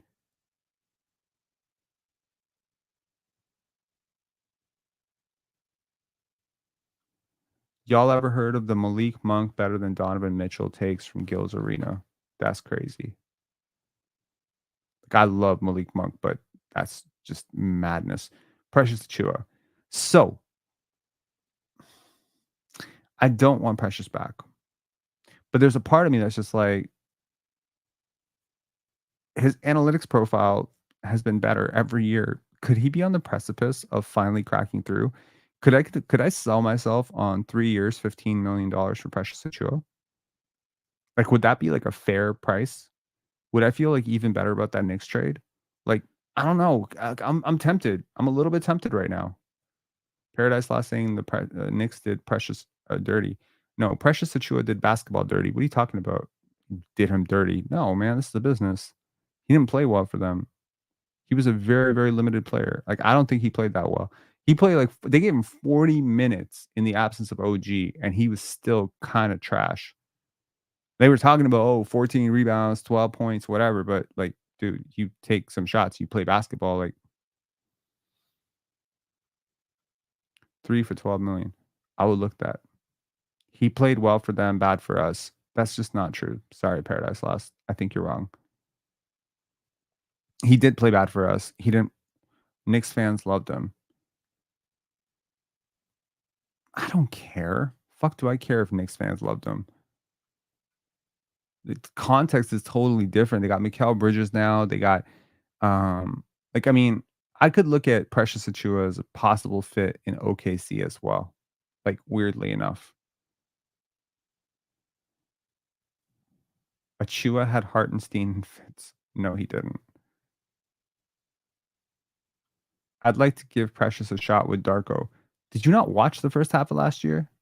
He is massively over leveraged. I would take a flyer on Jabari Parker for cheap.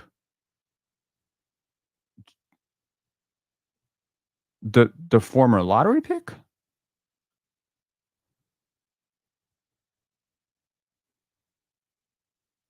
You don't mean Jabari Walker. You mean Jabari Parker. Like, former second overall pick, super defensive liability. That guy? You know, the last time I heard an idea that bad, it was let's sign Jared Sullinger. Same thing. I don't agree with that. If you bring in a guy like that, like, no. Here's the thing. You can't get high usage, low efficiency guys. It's a recipe for disaster right now.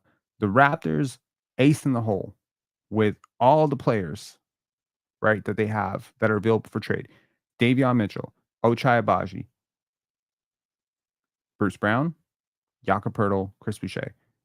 Apart from Chris Boucher, who, probably could be reined in at some point, 4 of those 5 guys are pretty low usage guys.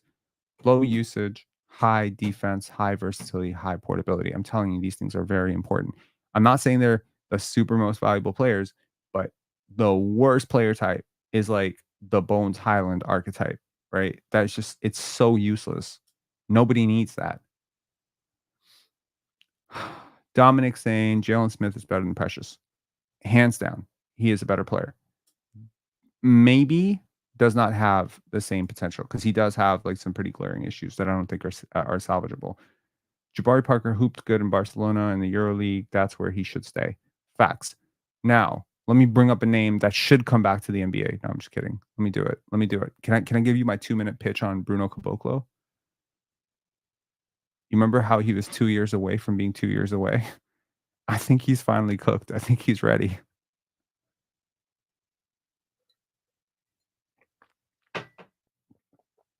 Christ. Okay. I thought the worst archetype was non-shooting center.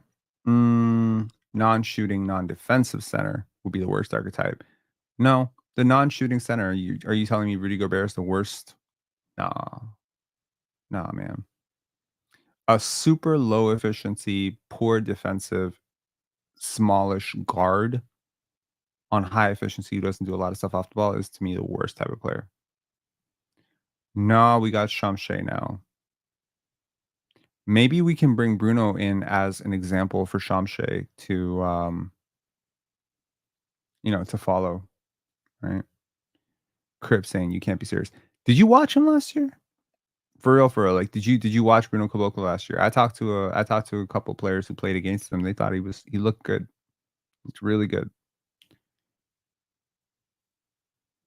He is finally arrived. You made me spit my drink. I hope it wasn't alcohol.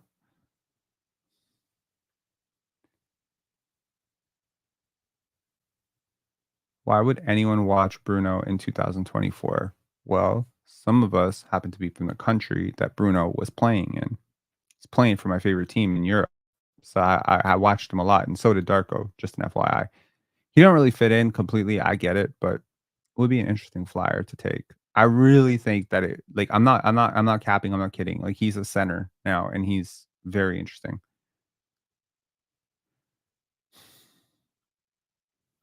Sorry to hear that. I don't understand that. Explain it. You're sorry to hear what? That he plays for one of my favorite teams? Don't be sorry.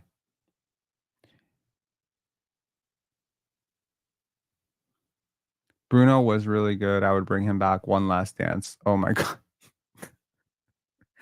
There's no way you just said Last Dance. Bro, this is the new documentary that we all need. This is the documentary we need. It's not the one we wanted. It's the one that we need. Bruno Caboclo, Last Dance.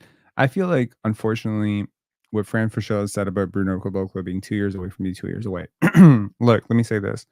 Bruno Caboclo had a longer NBA career than a lot of kids who are picked in his range. HJMT Holdings, thank you so much for this super chat, our fourth super chat of the evening. I don't see the Raptors doing anything to make the roster better. I think they are in full tank mode. HJMT, thank you for the super chat. I fully disagree with you. I think they are going to make this roster better. I think that they are going to give themselves more assets in the future. And I think this is a 2-year vision. I really do. I think this, like, from today, mark it down. This calendar, extend it 2 years, set an alarm for yourself, and come back and tell me I was wrong. This is fully a 2-year plan. It does not mean the Raptors are going to tank. Doesn't mean the Raptors are going to bottom out. Doesn't mean they're going to tank next year. It doesn't mean anything.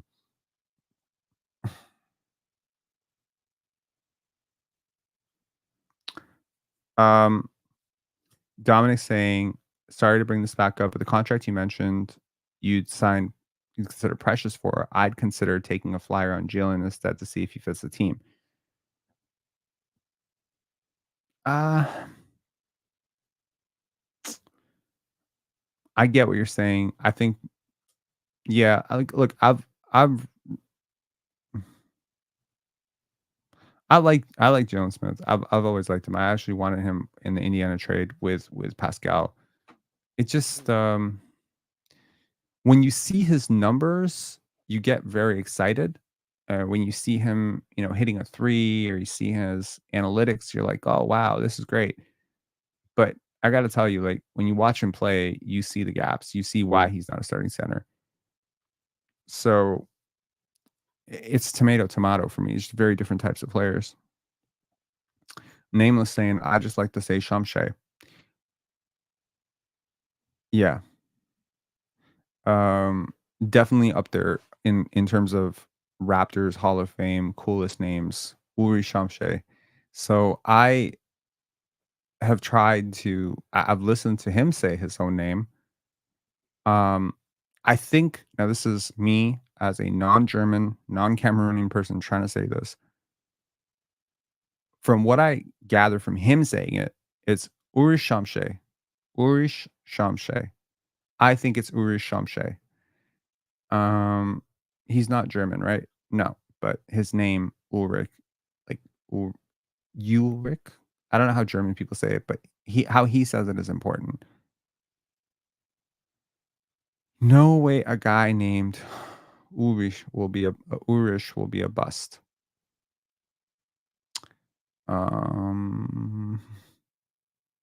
Okay. I don't know, man. Susan Garrett, how are you? Longtime supporter, one of the few people that I follow back on Instagram. Check out Susan Garrett Dogs on Instagram if you are a dog owner like I am and you are looking for fantastic insights into how to train your dogs and how to better understand your dogs. I think Susan is probably one of the best people in the world at it. Precious doesn't mentally process the game fast enough for Darko system. This is exactly it. This is exactly why this is probably why Chris Boucher is also consistently out of it, right? Oh, I appreciate it. Thanks for all your support. I like dogs more than most people. I get that. You should definitely follow Susan on Instagram.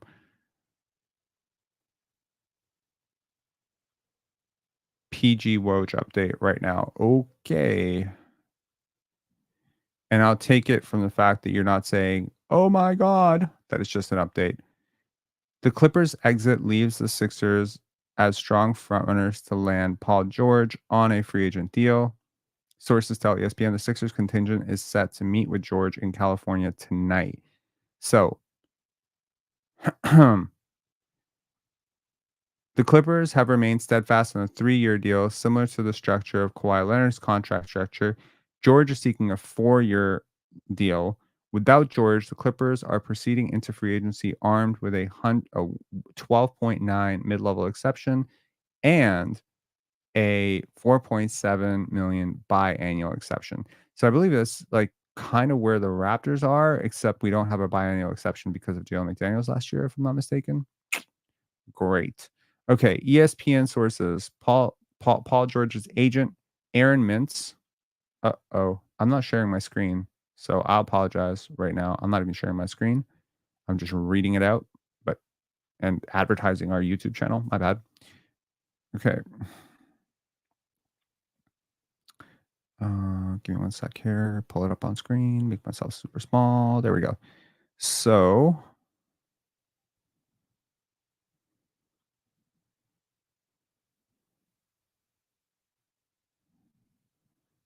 okay. So, finalizing 3 years, $66 million. Oh, I already got that.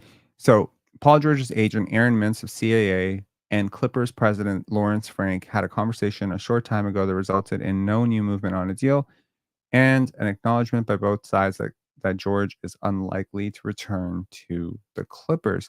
And I find this very interesting that the Clippers are prioritizing their long-term flexibility and yet just signed James Harden to a 2-year deal. So I guess everything really is Kawhi Leonard centric with the Clippers. And I think that's a bit of a mistake personally, as much as I can argue that, at this point, you can't really say with a straight face that, they didn't make a mistake 3 years ago, 4 years ago when they made that entire thing happen for Paul George and Kawhi Leonard because they gave up Shai Gilgeous-Alexander and all their cap flexibility.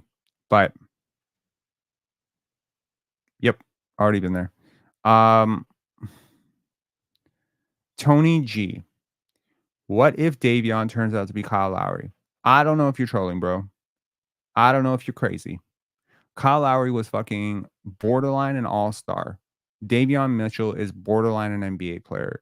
Make it make sense. Same age, 26 years old. When did Kyle Lowry get traded to the Raptors? 26 years old. He was worth the first-round pick. Davion Mitchell is barely worth the second-round pick right now. Look, don't make me trash Davion Mitchell, but he is nowhere close to Kyle Lowry. He will never be close to Kyle Lowry. He is not that type of player. Don't do that to yourself. Just, it's a triggering thing, but it's not even close. Do you think Jamal Shed has much higher upside than Davion? Yes.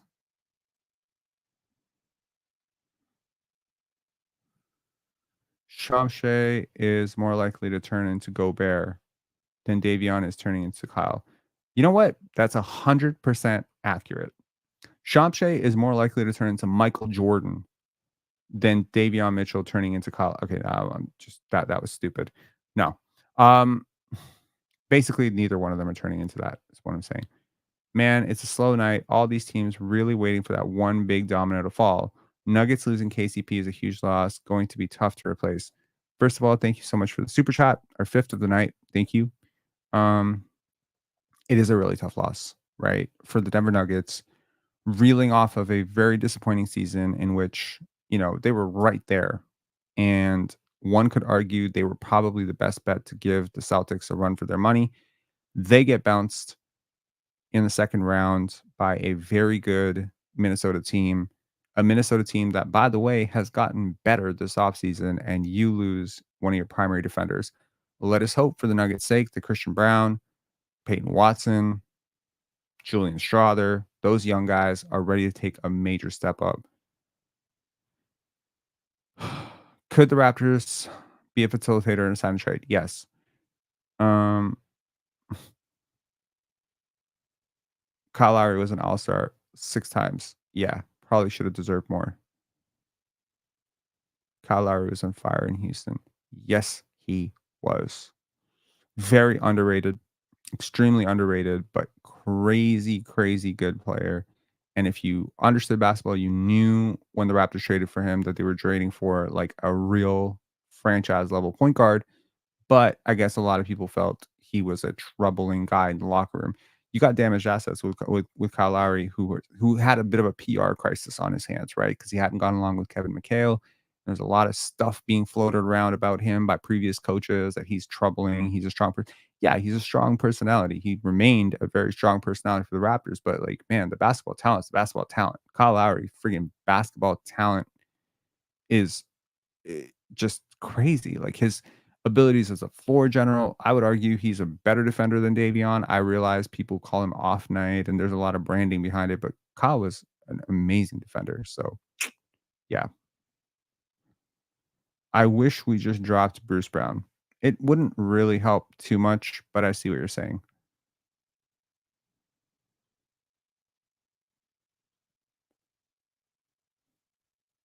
Davion Mitchell is closer to Andre Barrett. Ben.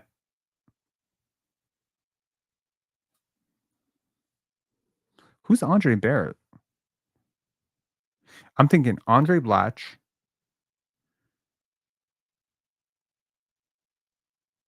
Who's Andre Barrett?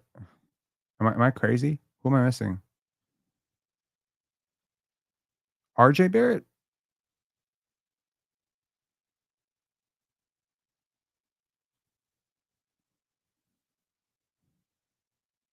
RJ's dad?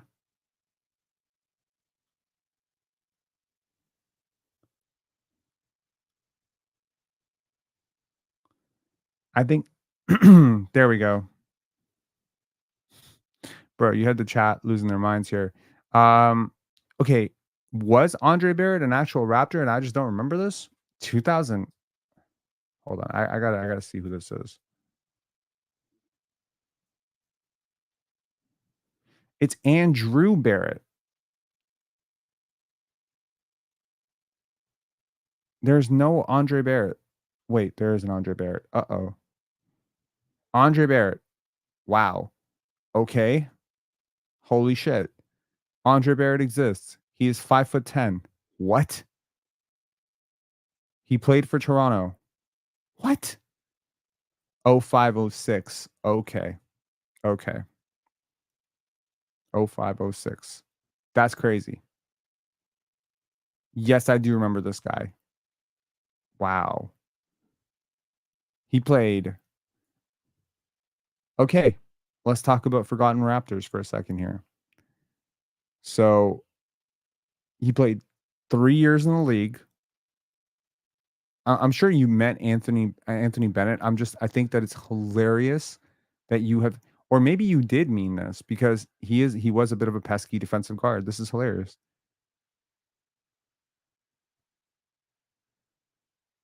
Oh God.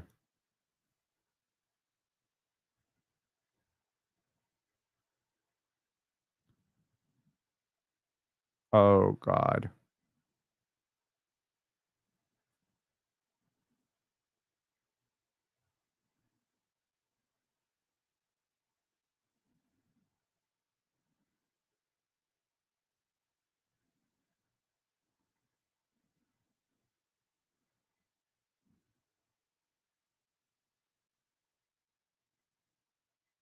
Where's the Cade news? What Cade news?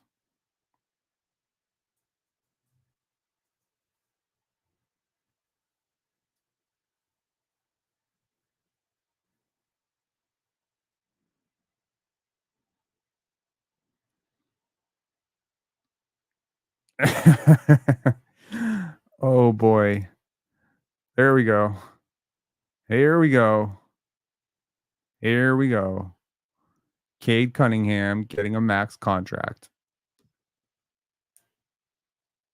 I don't want to hear anyone ever tell me again for the rest of my life that Scotty Barnes is overpaid. Don't ever.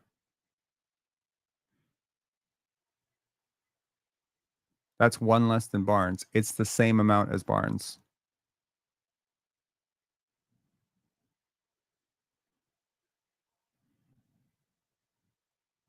It's the same contract. See ya, Detroit. Yup. Just 225.5. It's the same deal. Scotty's is 270 because Scotty is likely to actually hit an all-star, right? It's the same one. I'm pretty sure it's the same thing. Anyway, that's wild to me. Bingo. Is IQ better than Cade? Yes. They're similar. They're similar levels. There's different levels of upside, different types of player, but yes, he's better. Y'all don't want to hear yes, he is, but I don't give a shit. He's a better player right now. I watched Emmanuel Quickly without any help, without any spacing, play with like shit players. He was not turning the ball over 400 times a game and, like failing to defend. Like, I'm sorry. I understand the value of the player type of Cade Cunningham. I get it. Big wing creator, all that stuff. I get it. He's got to get better. He's got to get a lot better. But Emmanuel Quickly at 175, 575, 175 is a better deal than Cade at 225. $50 extra million for Cade Cunningham. Break that down over 5 years. That's $10 million per year. SP is Quickly properly paid now. No, he is still overpaid.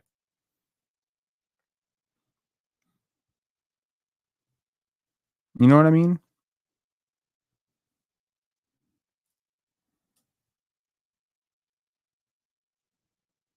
Yes. So Scotty has to be either All NBA, MVP, or Defensive Player of the Year.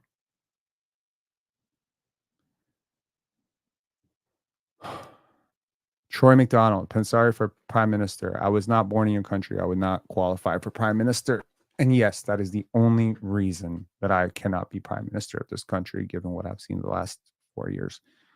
No, I get it. I understand. He's your franchise player. You're building around him. He's your engine. Fine, whatever. That's what you got to do. You got to do it. But you understand, like, Yep, long time ago. Who's giving him a max contract? Which other team out there was willing to give him a max contract? Like, I would just play hardball. I know they won't because he's their franchise guy. Like, I'm just like, oh, like, this would be like building a no, like. Here's the thing.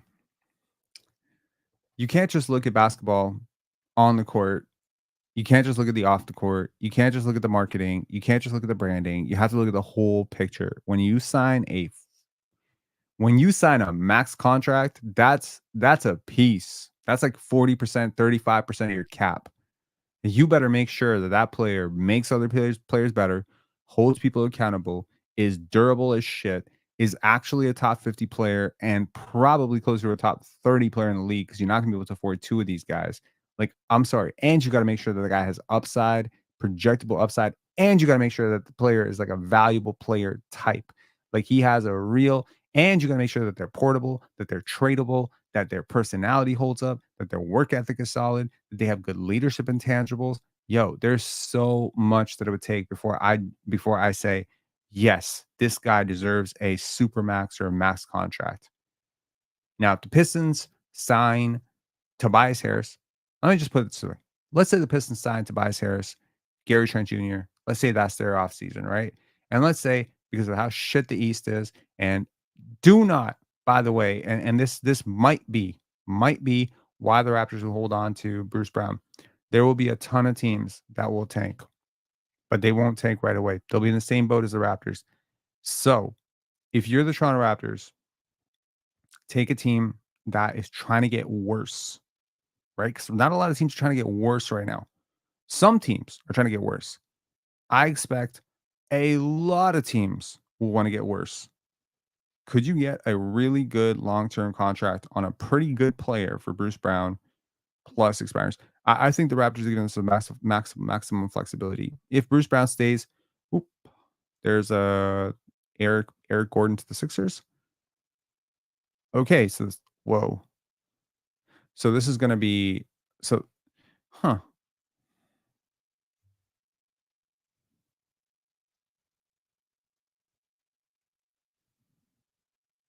Oh, this is going to be interesting.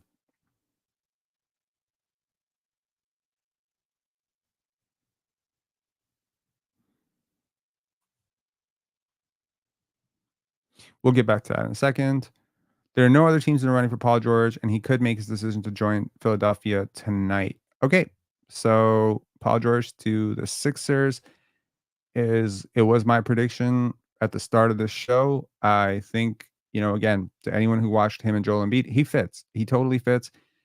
I'm going to say this. Paul George is a pretty good player. Like, he's a really good player, actually. But another player where, under the criteria that I was just talking about, culture builder, injuries, works hard, keeps his nose clean, no off-court distractions, builds people up, aging well, has some potential, et cetera, et cetera. So if his hang up is the 4 years, right? He just wanted the 4 years, right?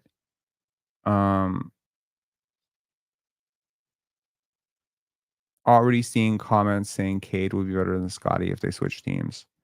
Yeah, I also see comments saying the earth is flat. The internet is a really weird and stupid place sometimes.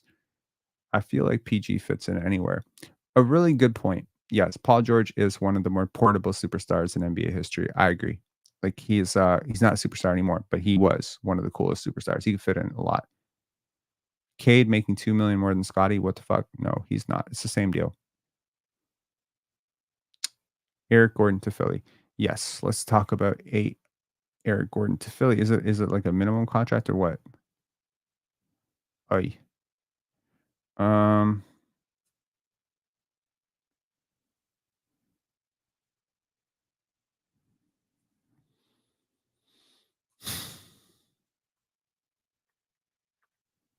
Is it Shams? Who has it?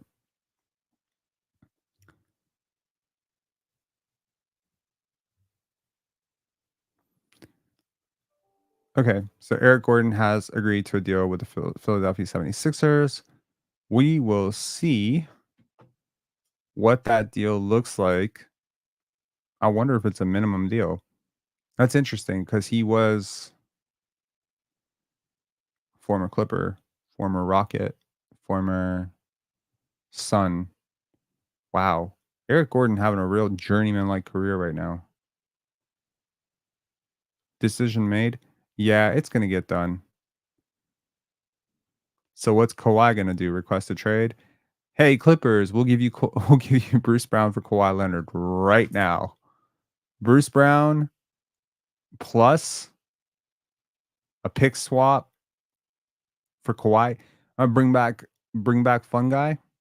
Did you guys bring back Fun Guy? I love Kawhi Leonard, man. I always will. It's one of my favorite Raptors of all time. Run it back. Run it back. Vegan Grass saying CP3 to the Spurs. Oh, great. That is a great move if that is in fact true. That's a great move. Chris Paul is teaming up with Wemby and joining the Spurs per Chris Haynes. That is awesome. That is amazing. Chris Paul is great for basketball development. I'm telling you, like of all the young stars in the league, this guy's like a star whisperer. It's a great move. Great move. So no Trae Young. They can still get Trae Young. They can still get Trae Young. But what a smart business move for Chris Paul. Is this the start of free agency now? Yeah, we're hitting 8:30-ish. Teams are so afraid of being stuck with a restricted roster now due to the CBA. Yeah. Kawhi mentoring Scotty would be perfect. Yeah. What the fuck are the Raptors doing? They are evaluating. They're evaluating, bro. You got to give appropriate time for evaluation. 3 years. No more, no less. Got to evaluate. And once you're done evaluating, you got to reflect. You got to ponder. You got to go into deep existential thought. And then when you've done that, you have to evaluate whether you've done a good job with your existential thought. And at that point, Bruce Brown has expired and he's gone. Welcome to 1 year of the Toronto Raptors. Presented by Pensar Basketball.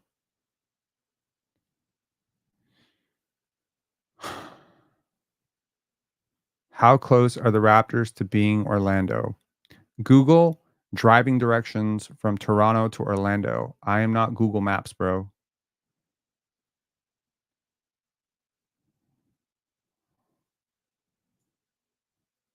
Rob, is there available case player that would actually give picks for? That I would give picks for? Yeah. Yeah, absolutely. Shit. You never I don't think you should ever, from a roster building perspective, I don't think that you should ever you should never put yourself in a position where you're like, no, this is off the table. No, like nothing should be off the table unless we're talking like moving Victor Wembanyama. That should be off the table. Everything else is negotiable. You know what I mean? Almost everything else is negotiable. So right now, for instance, would I move off of 2028 first round protected pick for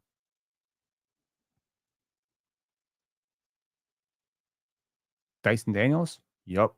Would I move off of 2028 and 2030 first round picks, lottery protected? If they don't convey the year, they turn into 2 seconds. That type of lottery protection.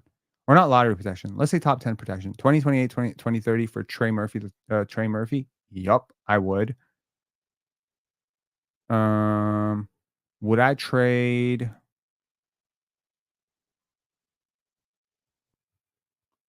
2026 lottery protected for Herb Jones?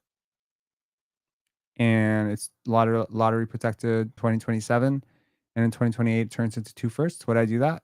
Yeah, I would. So yeah, like I mean, there's always some room for negotiation. What are the Pelicans going to do with Trey Murphy? They should sign him.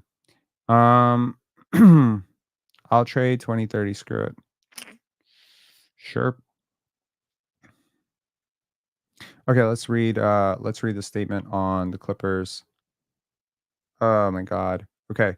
Well, you know what? Honestly, after reading Dan Gilbert's Comic Sans statement about LeBron James, none of these statements ever seem as cringe as that. So, okay. So Paul George has informed us that he is signing his next contract with another team. Paul is a tremendous talent, an elite two-way player. Feel fortunate for the 5 years we spent with him. Over that span, we went to 3 All-Star games.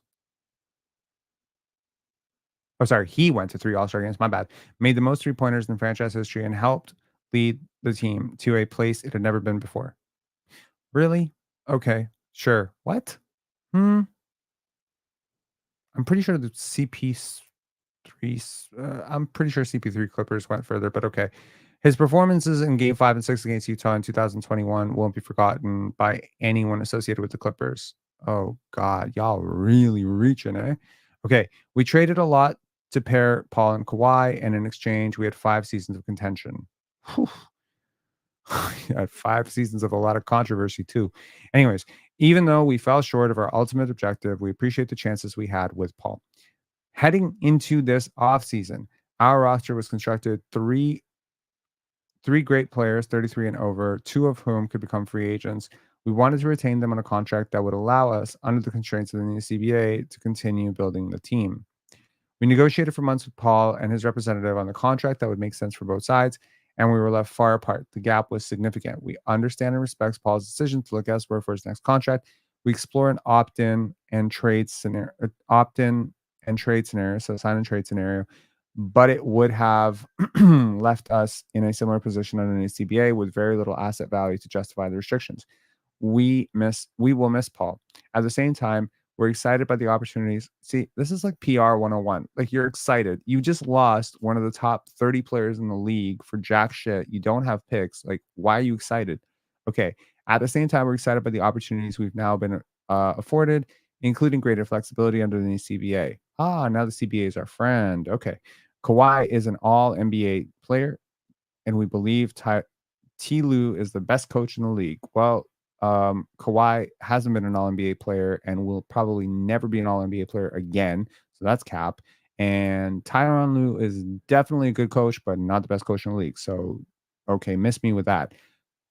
We will find a highly competitive team. We will field a highly competitive team this season, and moving forward, use our organizational advantages to bring up top talent into it down.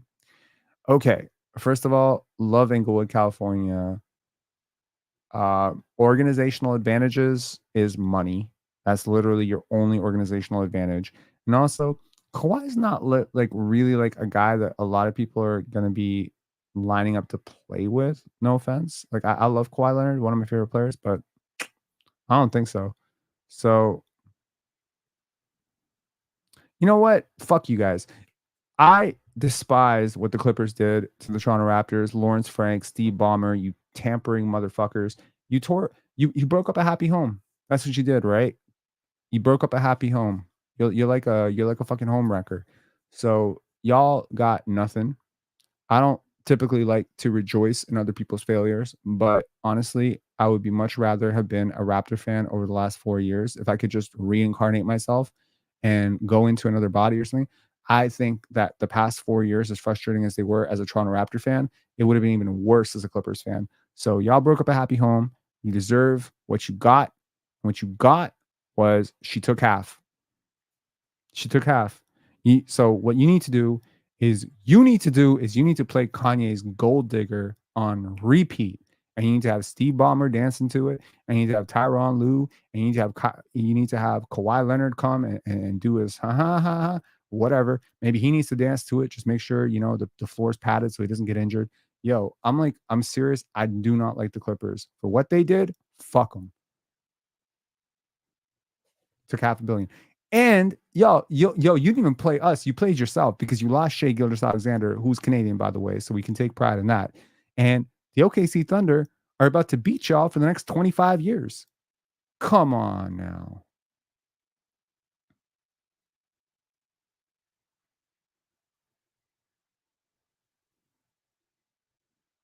Damn it. I hate the fact that YouTube is going to YouTube would shut down the stream if I started playing Kanye's Gold Digger right now, but I really want to anyway. Should I end the stream just to listen to that song? I kind of want to listen to that song. Can I listen to it in private? She gave money. Okay. How satisfying would it be if PG goes to the Thunder? I don't want Paul George on the Thunder. I don't want Paul George on the Thunder. I understand the irony of it and how stupid it would be, but I don't want Paul George on the Thunder. I mean, the Thunder are a young, up-and-coming team. Like, yeah, like I would want them. I want them to get Isaiah Hartenstein, man. I want them to get Isaiah Hartenstein. Use Chet Holmgren. You know, um, you can sing it copyright free. Is that worth going viral for? JV. No. Jonas. You sold your soul to the Wizards? Yuck. All right. Free agent center Jonas Valanciunas agreed to a 3-year, $30 million deal with the Washington Wizards. Well, the power of the league has certainly shifted. God damn it. Okay. What the fuck are the Wizards doing, man? You got off of Daniel Gafford and then you go and get like Jonas Valanciunas? Like, what are we doing here? What's the vision? Okay. So you get a big to protect Alex Sarr. Okay, cool. I think you overpaid by about $5 million a year, personally. This is because Alex Sarr wants to be a power forward. I mean, okay. So the power of the league is really shifting here with Alex Sarr and Zachary Ricochet. Not really. All right, Jonas Valanciunas. I mean, defensively, a little bit compromised, over 30 years old. Obviously, the Pelicans didn't want to bring him back. I wonder what the Pelicans do for center now. Hmm.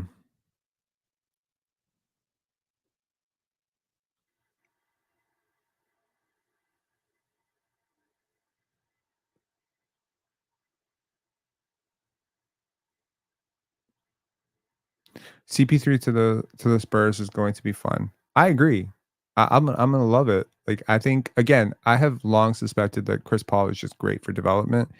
I mean, we saw it. Like I'll make the case when he went to Phoenix, Devin Booker became very point guardy, right? When he went to the Clippers, Blake Griffin became way better as a playmaker. Shea Gilgeous-Alexander became a much better player after playing with Chris Paul. He's just great for development. The Spurs know it. He's going to finally have a chance to have spend a year to be coached by Pop. He's a perfect Spurs player. They probably wanted him for like decades now. So there's no way in hell that that's true. Really? Really? No. What?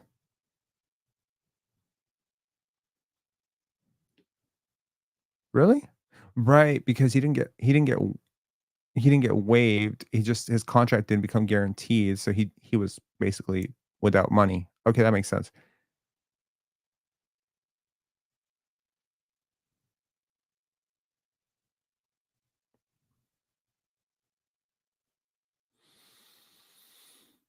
Where'd you get the 1 year where did you get the 1 year $11 million figure?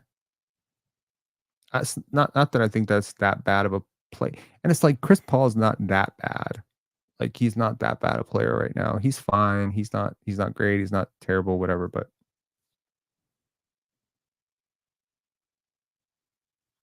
he still keeps $23 million of his Warriors contract.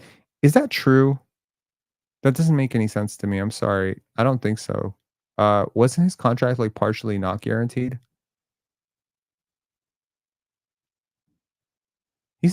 Wasn't he expiring contract? Like you don't have to waive an expiring contract. Hold on. I need to verify this. Chris Paul contract.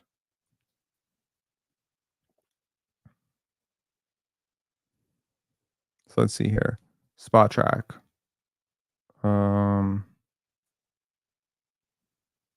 What the hell?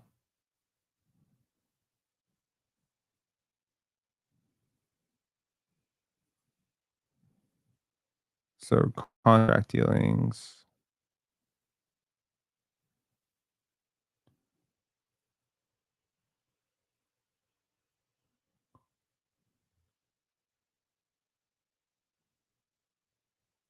No, man. His contract, so his contract guarantee date, his contract wasn't guaranteed. This is just like the Jonathan Isaac thing.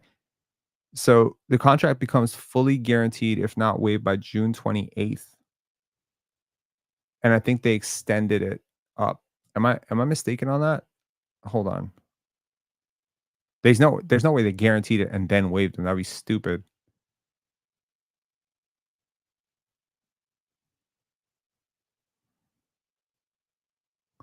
Someone confirm.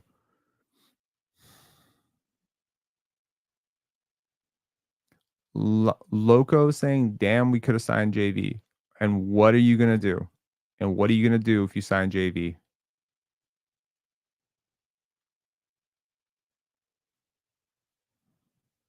That's exactly it. Yeah.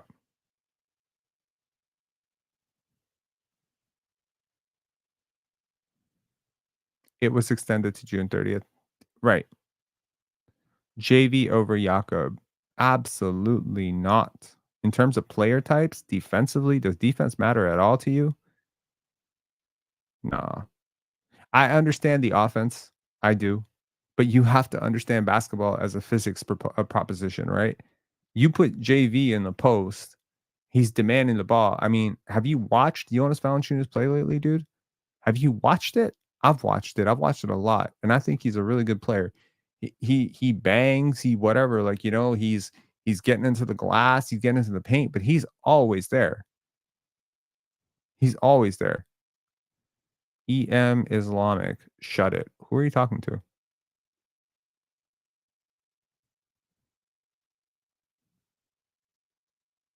Are we about to have a standoff? You talking to me? Who are you talking to?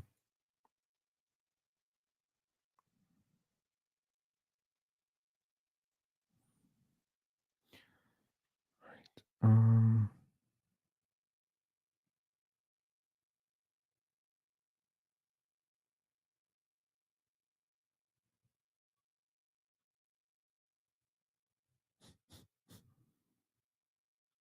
no, I like Jonas Valanciunas, man. Like, I don't even agree with this. I don't think his career is done. But if you're asking him to be your starting center in the modern NBA, there's a lot of compromises here. You compromise pace, you compromise like defensive versatility. Like your scheme is locked with him, right? Like you got to think about that. Y'all just look at 10 and 10. That's why guys like Andre Drummond and Jonas Valanciunas get paid. But like, man, basketball is a 5-on-5 sport. It's not a 1-on-1 sport, bro. Like if Jonas Valanciunas 1-on-1 against most centers, he probably does work. He probably goes to work.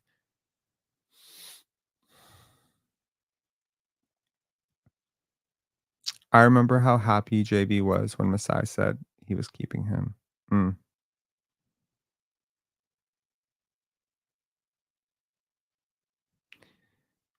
Exactly. And this is where I think we have to draw the line between what is spacing and what is shooting. Spacing is created by by 3-point shooters who are respected.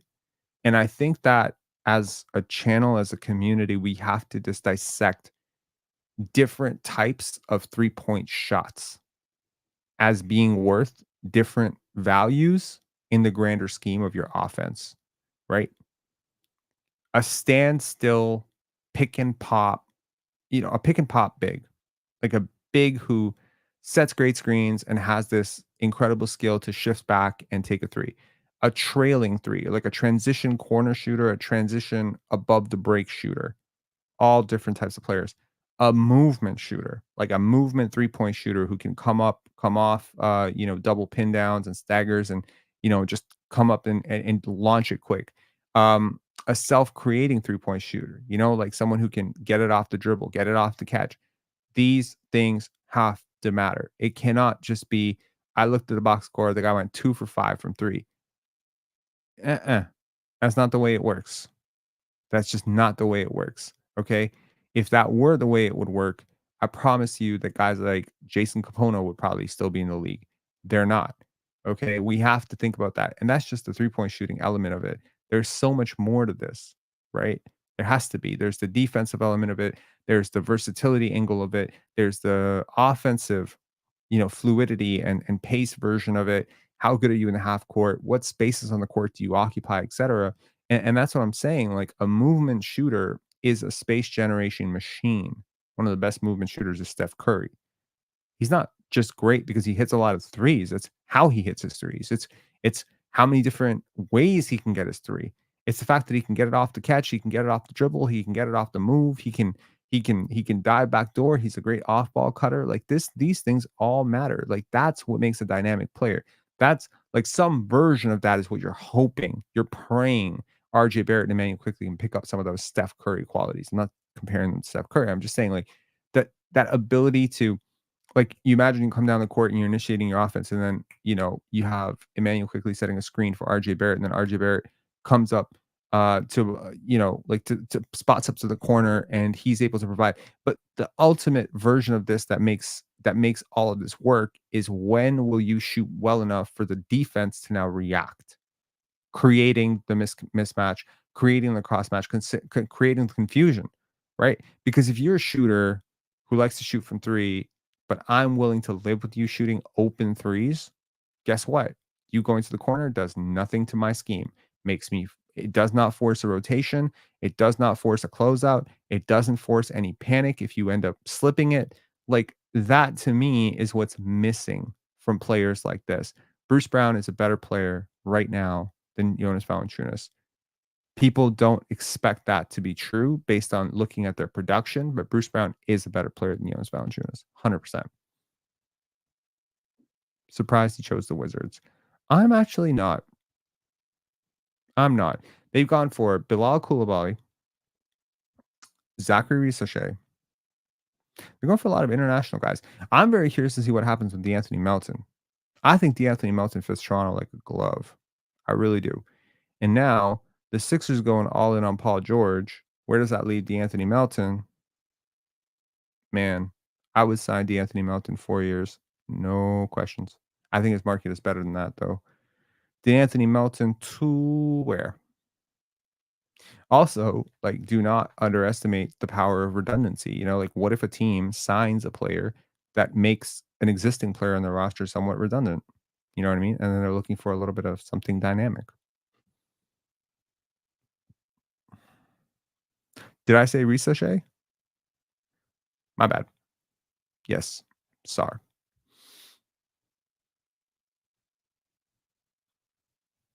Just like Jalen McDaniels fit the Raps like a glove. I mean, he kind of did fit what we do. Probably should have thought a little bit more about the personality type, but yes. Prediction, PG to OKC. Thanks a lot. Appreciate you writing prediction this time. No, I don't think so. I don't think Sam Presti would be that short-sighted. Do you think Pirtle will be on the shopping block this season? Yes. He certainly could be. Yeah. I think he's a big part of what the Raptors are hoping to accomplish, but when it becomes clear, if it becomes clear that the Raptors are not going to be competitive this year, I could see him being one of the first players moved. I'm just not sure for what. Yeah. But again, like, it's hard for people to wrap their head around why a team would rather have Bruce Brown than Zach LaVine, or why a team would rather have Jakob Poeltl than Zach LaVine, or why a team would prefer to have a Davion Mitchell. Like, again, that's where I feel like some of those casual basketball conversations they kind of irk me, because people always make it about the schoolyard, right?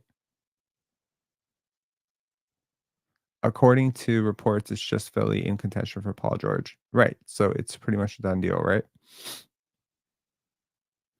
But now I'm curious where DeMar DeRozan's going to go. Now I'm curious about a lot of stuff. All right. I think this is a really good time to take a 5-minute break. We have been yapping nonstop for 3 hours and 38 minutes. We are sitting at nearly 9 o'clock. 9 o'clock. And ain't nothing really happened. And I expect that things will break, as, again, right now, where are we on the West Coast, right? We're at 6 o'clock on the West Coast, right? I'm assuming some of these deals are going to be signed over a dinner or something. I do expect that we will have some sort of news over the next 2 hours, and I'm not going to close this live, but what I will do is I will play Kanye West Gold. No, I'm just kidding. I promise you I'm kidding. Vegan Grass saying you're a real one for these lives. Appreciate you guys, man. Debo veterans minimum. That's crazy. DeMar DeRozan is way better than a veterans minimum. No, what I'm gonna do is I'm gonna take like a 10-minute water break. I'm gonna go check on my dog, see if he's limping, see he's okay. I'm just hoping that like he just I don't know, twisted something or whatever.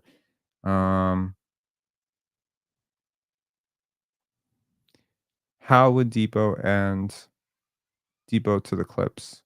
Tony G, please follow the rule. Prediction ... boom, or Debo to the Clips ? Okay. And yes, I could see DeMar go into Inglewood. Yes, I could. What do you think the Warriors will get? I don't know. Can we afford DeMar DeRozan? I'll promise you 1,000,000% DeMar DeRozan's Raptor days are over.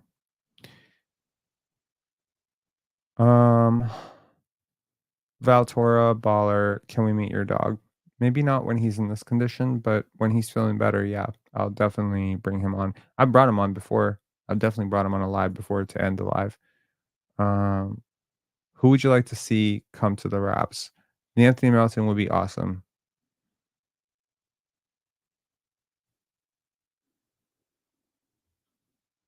Debo is not coming to Toronto after the Not Like Us video. I'll tell you what, I'll trade you Drake for DeMar DeRozan.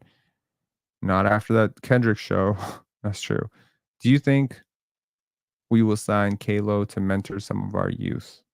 That would be interesting. Brandon Ingram would be very interesting. I'm not entirely sure about the fit, but prediction: Ant to the Raptors. I'm assuming you mean D'Anthony Melton and not Anthony Edwards, but okay. Melton, Gary Harris, Najee. Who do you guys want on the Raptors? Curious. Okay. So what I'm going to do is I'm going to take 10 minutes to just decompress, drink some water, go to the washroom, whatever. I'm going to leave this on the screen with a notice. Be right back at 9:10.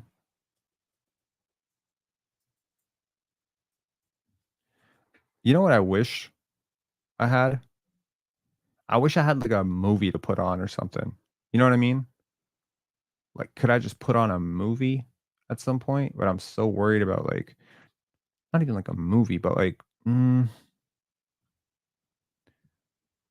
like if I could put on one of my films, that's so like conceited because it probably has nothing to do with basketball. Let me see here. Oh, I actually could do that. Oh my god, I could do that.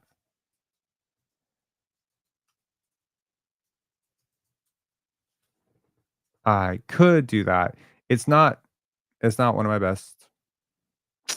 It's not one of my best, but maybe it is one of my most important. I don't know. Could I do that? Could I just put on one of my films for 10 minutes? Like a film that I directed. Can I put it on for 10 minutes? I don't know. Let me see. Hold on one sec. I just feel bad leaving something like this, you know? Like just leaving a be right back. I feel like a friggin' I'm not sure. Okay. I'm just gonna pick one. Hang on one sec.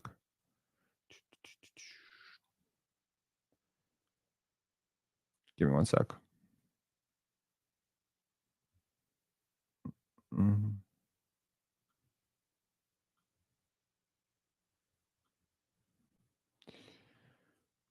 I could play. No. You know what the sucky thing is? And what like really is terrible is like when you're reasonably self-aware, you end up hating everything you do, which kind of sucks. Like I look back at all my films and I'm like, man, they're all terrible. I don't think any of these are good. Damn it.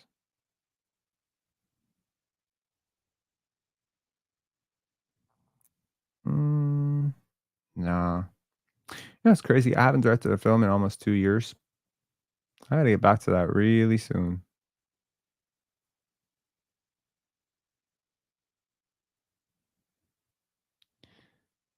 I don't know, man. I don't think I can play anything of mine. I'd be more inclined to play something of somebody else's. That would be awesome.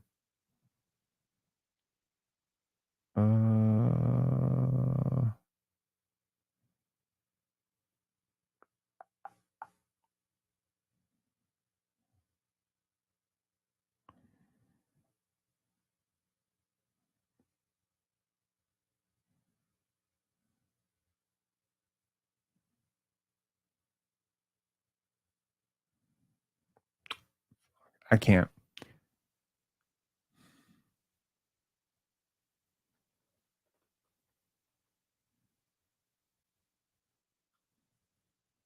I thought the Raptors would have traded Trenton Brown right now. You can't trade a player that's not under contract for you, dude.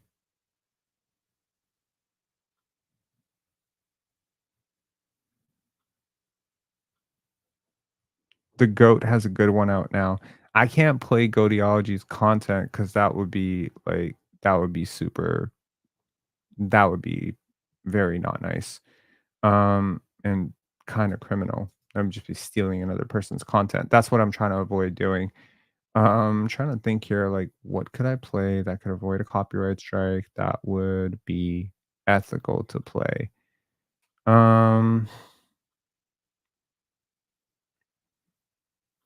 Yeah, screw it. I'll play something of mine. I get over my nerves. Okay. I'm sure people are gonna like it way more than I do anyway. Okay, hang on.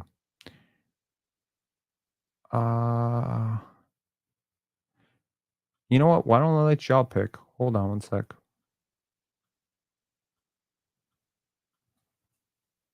And I promise that if something does break in the next 10 minutes, I will I will break the thing. So here's kind of the content. Let me see playlists. Films. What the hell are the films? Okay. So Pensar Film Shorts. Whoops. Okay. Close, close, close. So beautiful. Okay. So those are our options. And some of these do have copyright triggers, unfortunately, because a song was used or whatever. So this doesn't. Not my favorite film at all. This does at the end, and this probably would be the one I would play, but a little bit tough subject matter.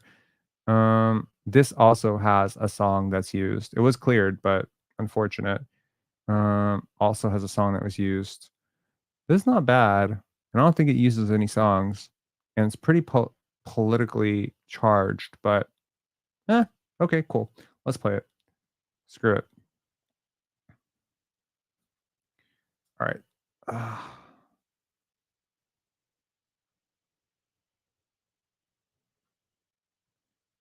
Okay. Pull myself off. Play it.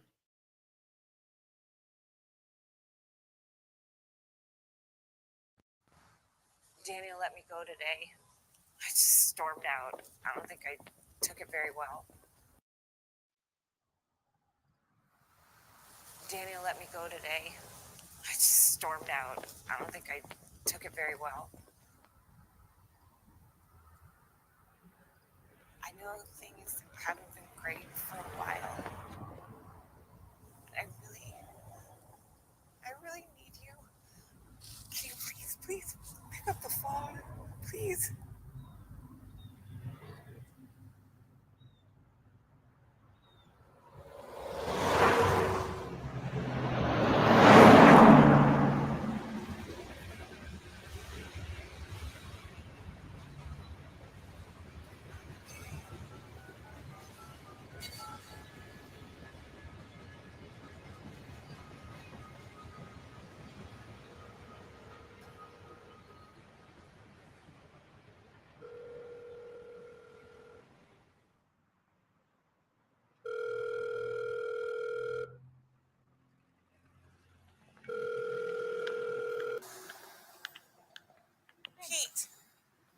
are you? Why are you calling from your cell phone?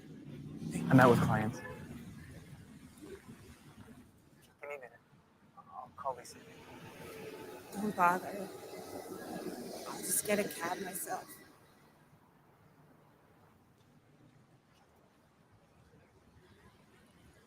Hey. Hi.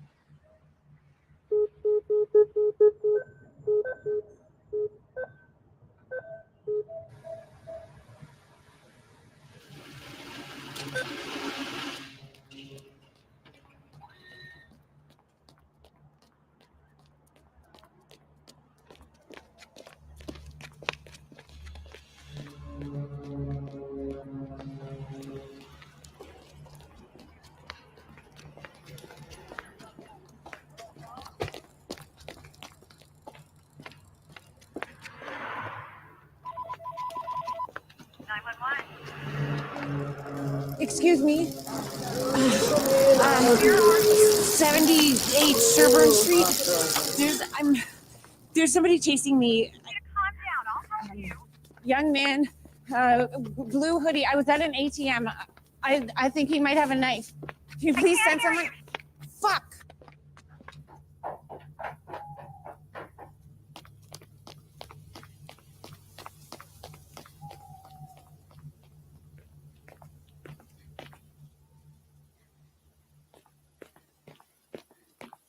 Are you following me? Look, I just want to give you this.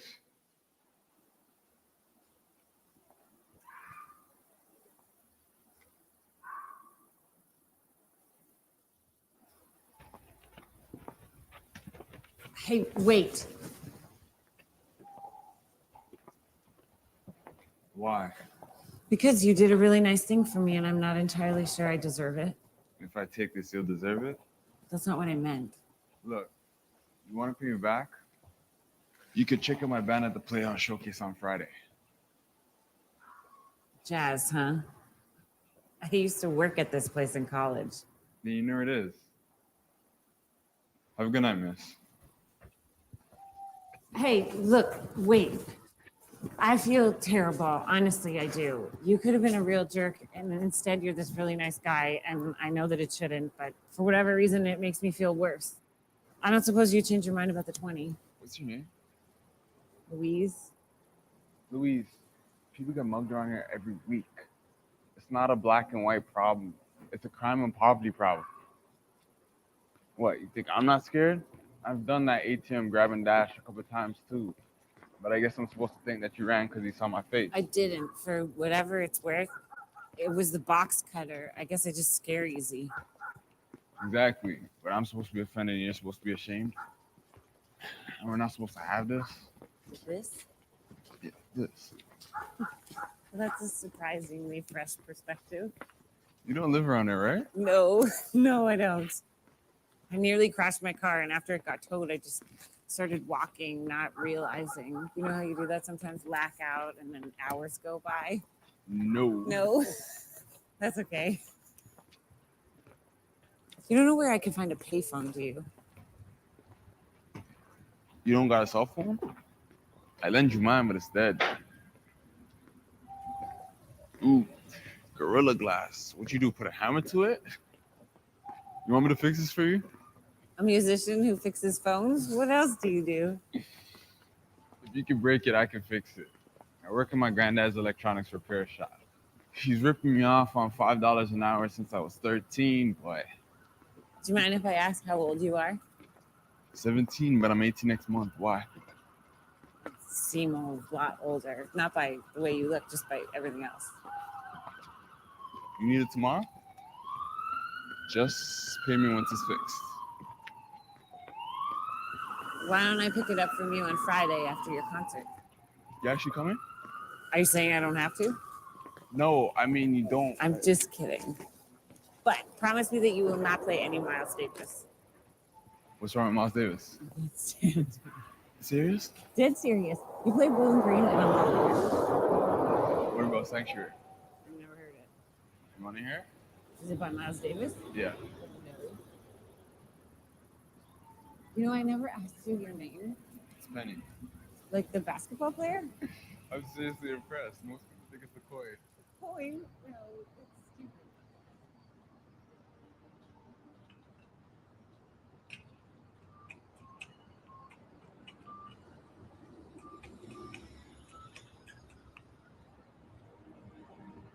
Hi, I need a cab.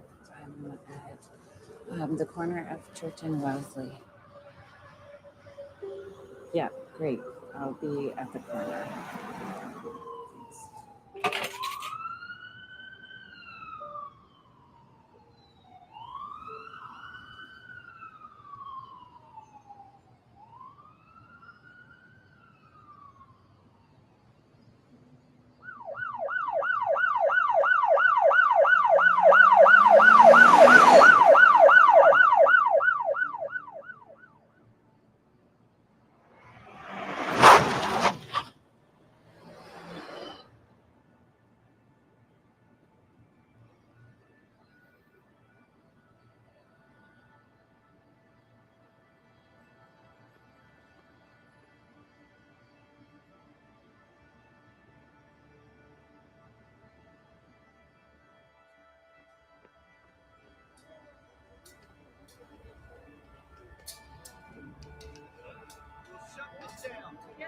Yes, sir. Keep your faces uncovered, or we're going to make you leave. Not just the people covering their faces. You shut this down. Yes, sir. Am I clear? Yes, sir. See somebody look.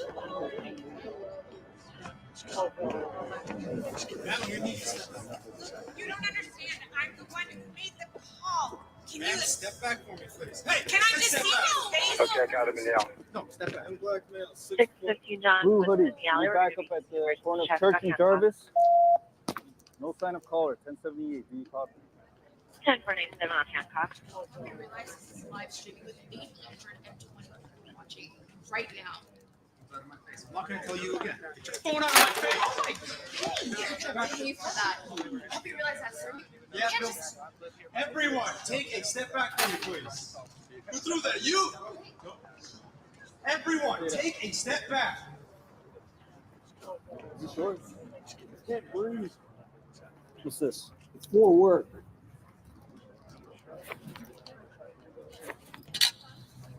You only gotta keep your hands right, casino. You only gotta call the woman at an ATM and all about that.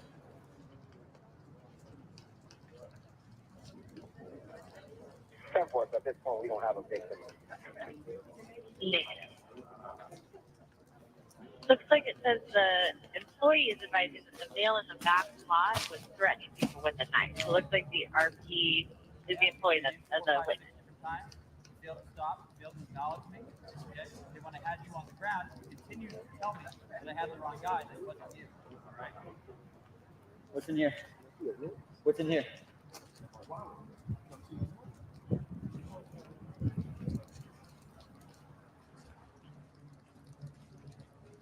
Hang it right there. If you got anything on you, it's gonna poke me, stick me, stab me. Stay on your side, don't move. Anything else on you? You know, if you get anything else on you, you go to jail with it. It becomes a felony, right? Okay. Keep moving. Out the road. Out the road. Out the road. Can we be on the sidewalk? Yo, let's keep moving on the sidewalk.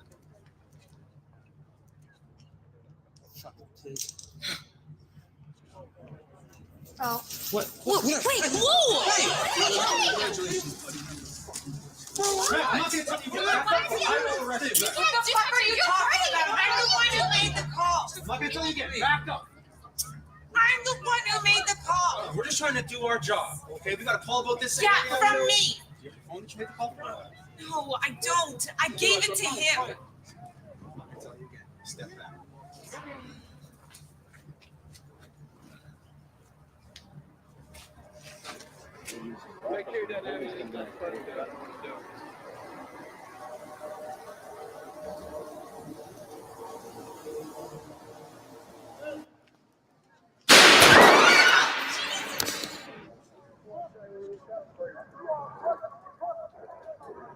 Come in, west.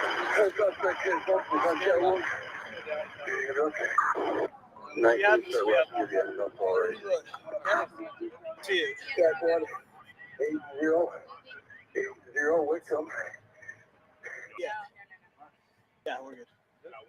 Four. Can't see it moved. Three, we can use a body bump. Thank you. 1, 2, 3. Adam 23. 1 Jack 5 3.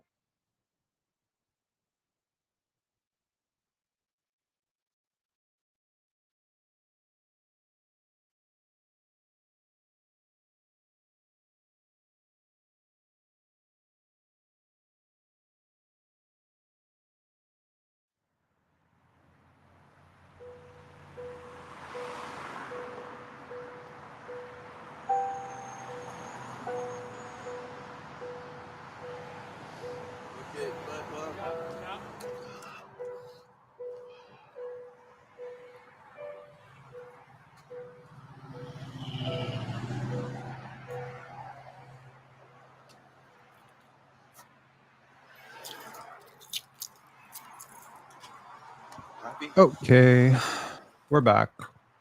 A minute early. Let's remove that.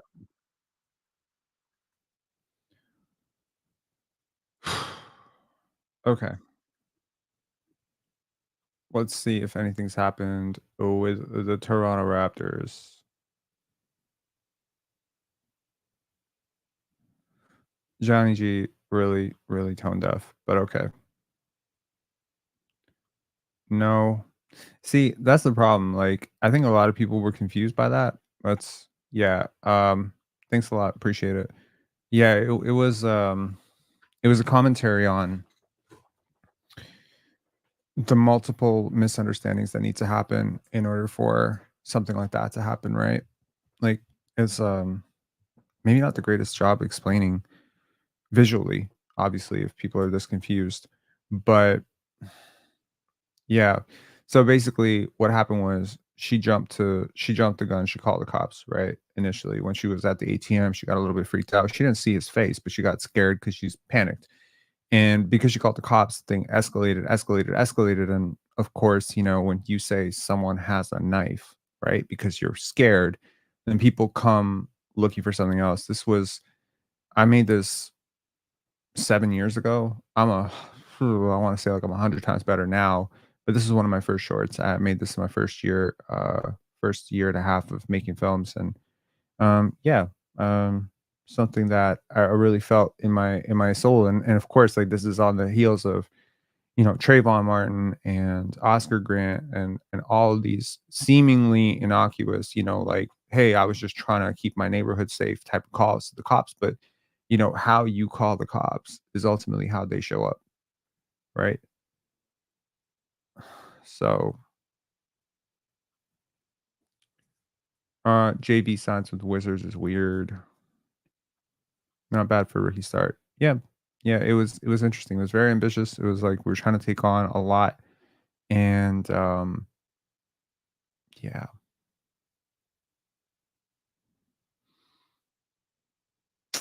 I don't know. All my director heroes, they all did like 2-3 years of stuff, and then they took like this 8-year, kind of break. I'm not taking an 8-year break from filmmaking, but I am taking a couple years.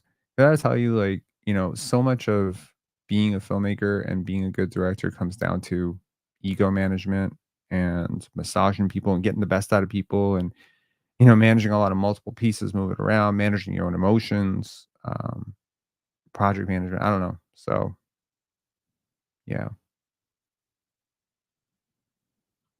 Liberal saying that was good acting. In parts, yeah, but honestly, I wouldn't hold the actors responsible for anything. It was very rushed. It was very quick. It's interesting if y'all have watched. There's a TV show that was just crazy on. God, it's on Crave. Damn, I'm forgetting the name. Wow, how am I forgetting the name? Bria Mack. Bria Mack. Y'all remember Bria Mac? Has anyone watched Bria Mac? Can I get like a little bit of a? It's a great show. The actress from that was actually in this. Yes. So, Game of Thrones. No. Nope. Yeah, it just it won a lot of awards. So yeah, it's really really worth watching, as long as I'm giving shout outs. Since the Pelicans are in need of a center now, the Raptors can swoop in and offer Jakob Poeltl and ask for a 2025 first. The Pelicans have no leverage. What other center can they get? Aaron Rector saying, I was actually really impressed with the short film Pensar Basketball. Oh, thank you. Appreciate that. Yeah, it was I think to some extent, I think I can consider it my greatest failure as a filmmaker, that I was not able to give more technical expertise or have a more technically proficient. It took me forever to edit that film, and the end result was not great. But it just felt like to whoever got it, it was the right message. It was probably the wrong film, but yeah.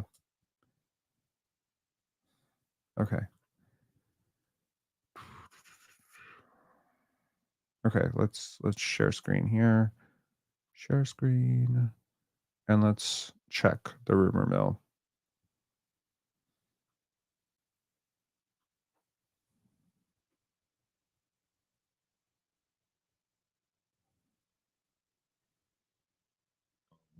This is I owe him a trophy. I owe him a trophy. That's what I owe this organization. This is a window that we're trying to capture, and my commitment and my job is to try to bring a title here. I mean, look, for whatever reason, people don't like Paul George. I'm not really here to comment on it, nor do I care why you don't like him. He's a really good basketball player. I don't think he's the reason they didn't win a championship the last, 4 or 5 years. I certainly don't. I know that seems so stupid now, like, oh, you broke your word. People really love clowning on that, but he is definitely not the reason, right? And you can say Kawhi, his injuries, whatever, but he's not the reason either. They put a lot of eggs in this basket, and I don't necessarily think they had the best team.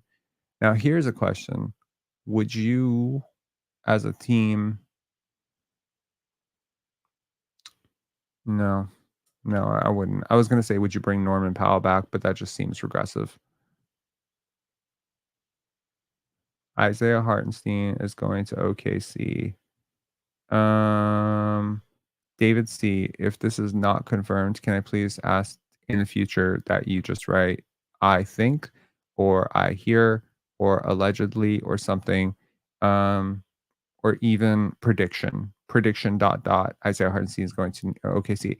I also feel that he's going to OKC, but unless somebody, credible reports that, like it's not something that we need to be saying like that, because then, as I mentioned earlier in the live, if you weren't here, everyone kind of pump fakes and has to go and check. So that's not really fair. Zach LaVine and the Bulls are trending. That's cool.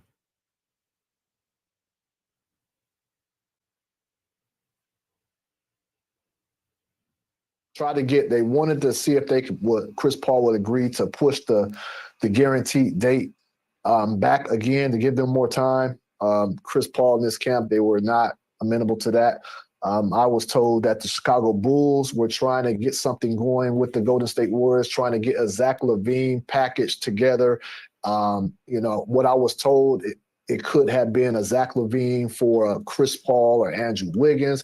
The Warriors, from how it was explained to me, the Warriors, they didn't feel that was an adequate amount for a deal structure. So things didn't go as planned. So that fell through, which led to the Golden State Warriors choosing to release Chris Paul. And I was told it was Mike Dunleavy, the general manager, who called Chris Paul and gave him the news. I want to give some context, some background real quick on what happened with Chris Paul.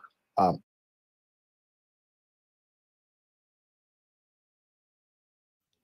mean, that's valuable, I guess. Okay, let's see here. Any predictions on whether the Raptors will get something done tonight? It's just see, this is a game of musical chairs. Typically, you want to get things done early, right? But the only reason to get things done early is because other teams were skipping the line, right? I'm still pretty firm that shit will get done by 10 o'clock, 11 o'clock. Like, I'm pretty sure something is gonna happen for the Raptors. I mean, because you don't want to be the last dog to the bowl. But obviously, some pretty big dominoes have to fall first, right? Klay Thompson, DeMar DeRozan, Paul George. Just a really old person draft, frankly, not disparaging any of these guys. I think they're all younger than me. They're 32, 33 years old, and I'm calling them old, but old by NBA years. There's a lot of like older players, right? In terms of rating, just like some of the moves that have been done so far, I can't say anything looks too promising. In terms of fit, I guess KCP in Orlando fits. That's a good get for them. And with a roster that still has some guys on rookie contracts, but now Franz Wagner and Jalen Suggs are extension eligible. Next year, Paolo Banchero will be extension eligible. How do you keep all those people? That's where I'm like, damn, like it'd be good to have some roster flexibility here, because what if you could make a run? I'm just hypothesizing here. What if you can make a run at a team that has like 4 lottery picks and they can only pay 3 of them? I mean, like, what if the Magic can't afford Jalen Suggs? Could you get him on an offer sheet? Here's a hypothetical. Oh, whoa. Huh? Why is your super sticker this color? Or is it because the other ones are super chats and yours is super sticker? That's cool. Thank you very much for the super sticker. That's awesome. Really appreciate it. Coach Mo calling in. What's up? So, why do you think Chris Paul went to the Spurs? Some people are saying it's he wants to start. He wants to start? Yeah, you think he's going to start in San Antonio? He should start. It's almost like he threw in the towel on the championship, though. I mean, okay, what would you respect more? Him going to a young upstart, team that could be a playoff bound for the first time and be competitive, or would you respect him more for ring chasing right now? And where is he going where he's ring chasing? Which contender would like him? He doesn't fit into a lot of contenders. I get it. And at this point, this might just be his tag, but it's like, is he worth the locker room potential? The locker room potential? Like, how he rubs people the wrong way and everything. Yeah, he only rubs stupid people the wrong way. I know, I get it. I get it. Humble opinion. I like Chris Paul, man. You don't like Chris Paul? I do like Chris Paul. I love him as a player. But your reputation goes around, and enough people say things about you, right? I mean, if that's the case, I'm fucked. No, I like Chris Paul, man. Like I think he means well. I'll always judge how a situation is after you leave more so than how it is when you're there, right?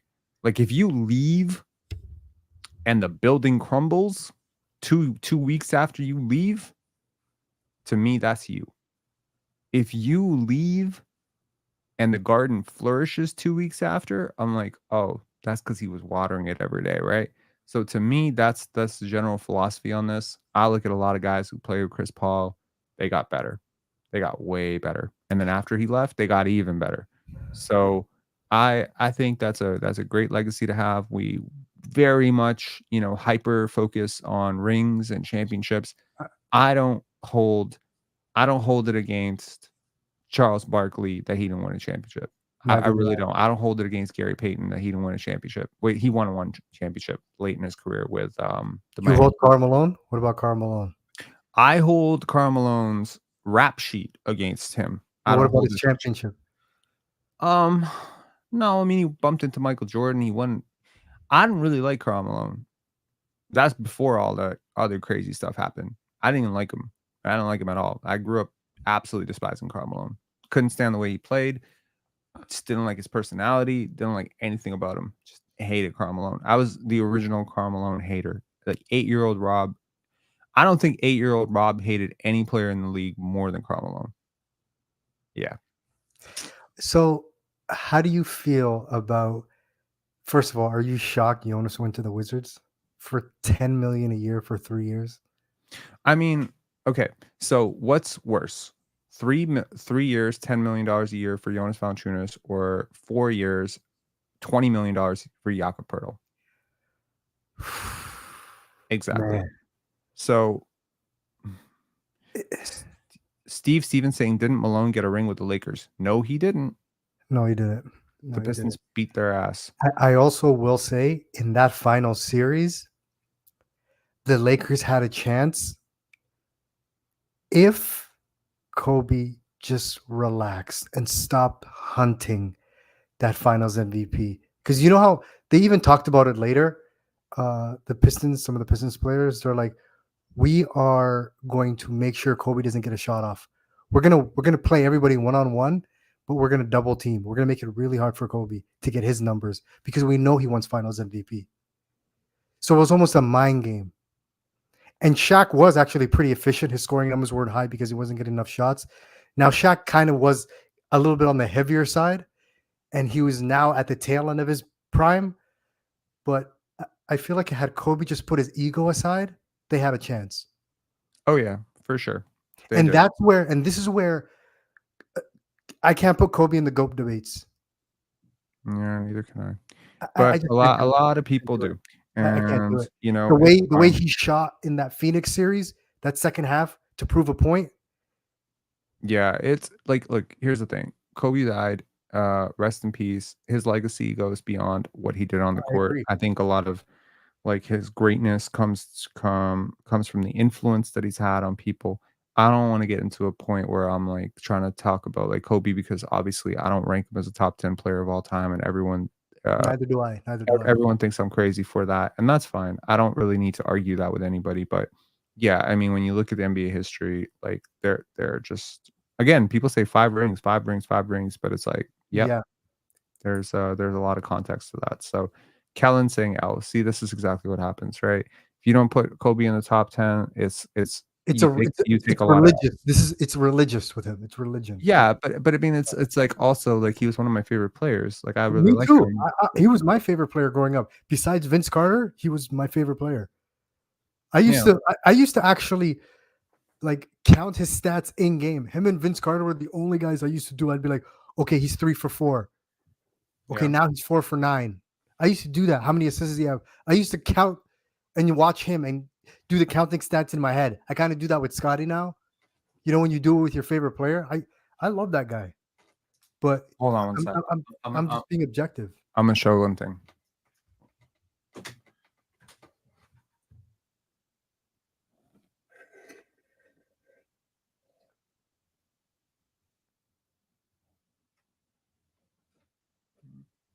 Bro, that series against the Pistons.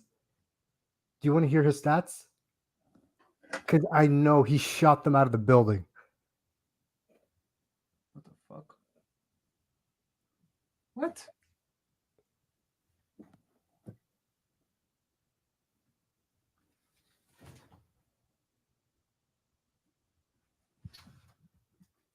Yo, what the fuck? I can't find NBA courtside. I have Kobe Bryant NBA course. Oh, I'm so stupid. Oh, Here it I is. used to play that game. And there was Kobe Bryant courtside too. They came out with a second one. Yeah. There we go.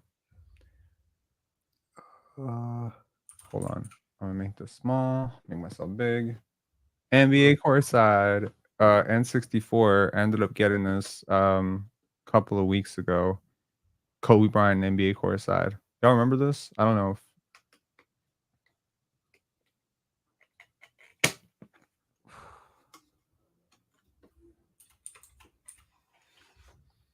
yeah, man. No, I'm just quickly doing, because if I remember correctly, I'm trying to go back and see if I was actually correct. On what? For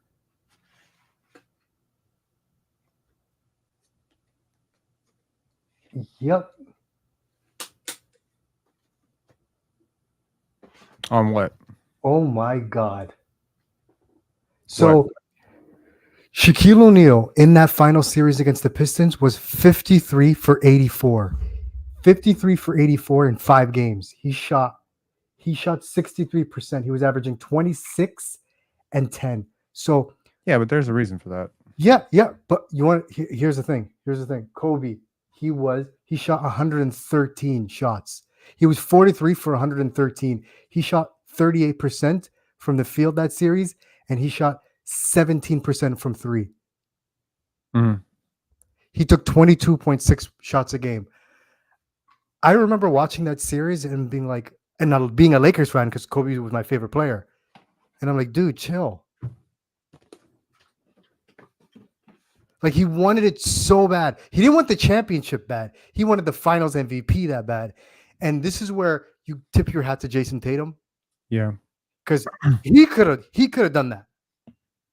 Had his Yeah. objective been finals MVP, there's a very good chance the Mavs win that series.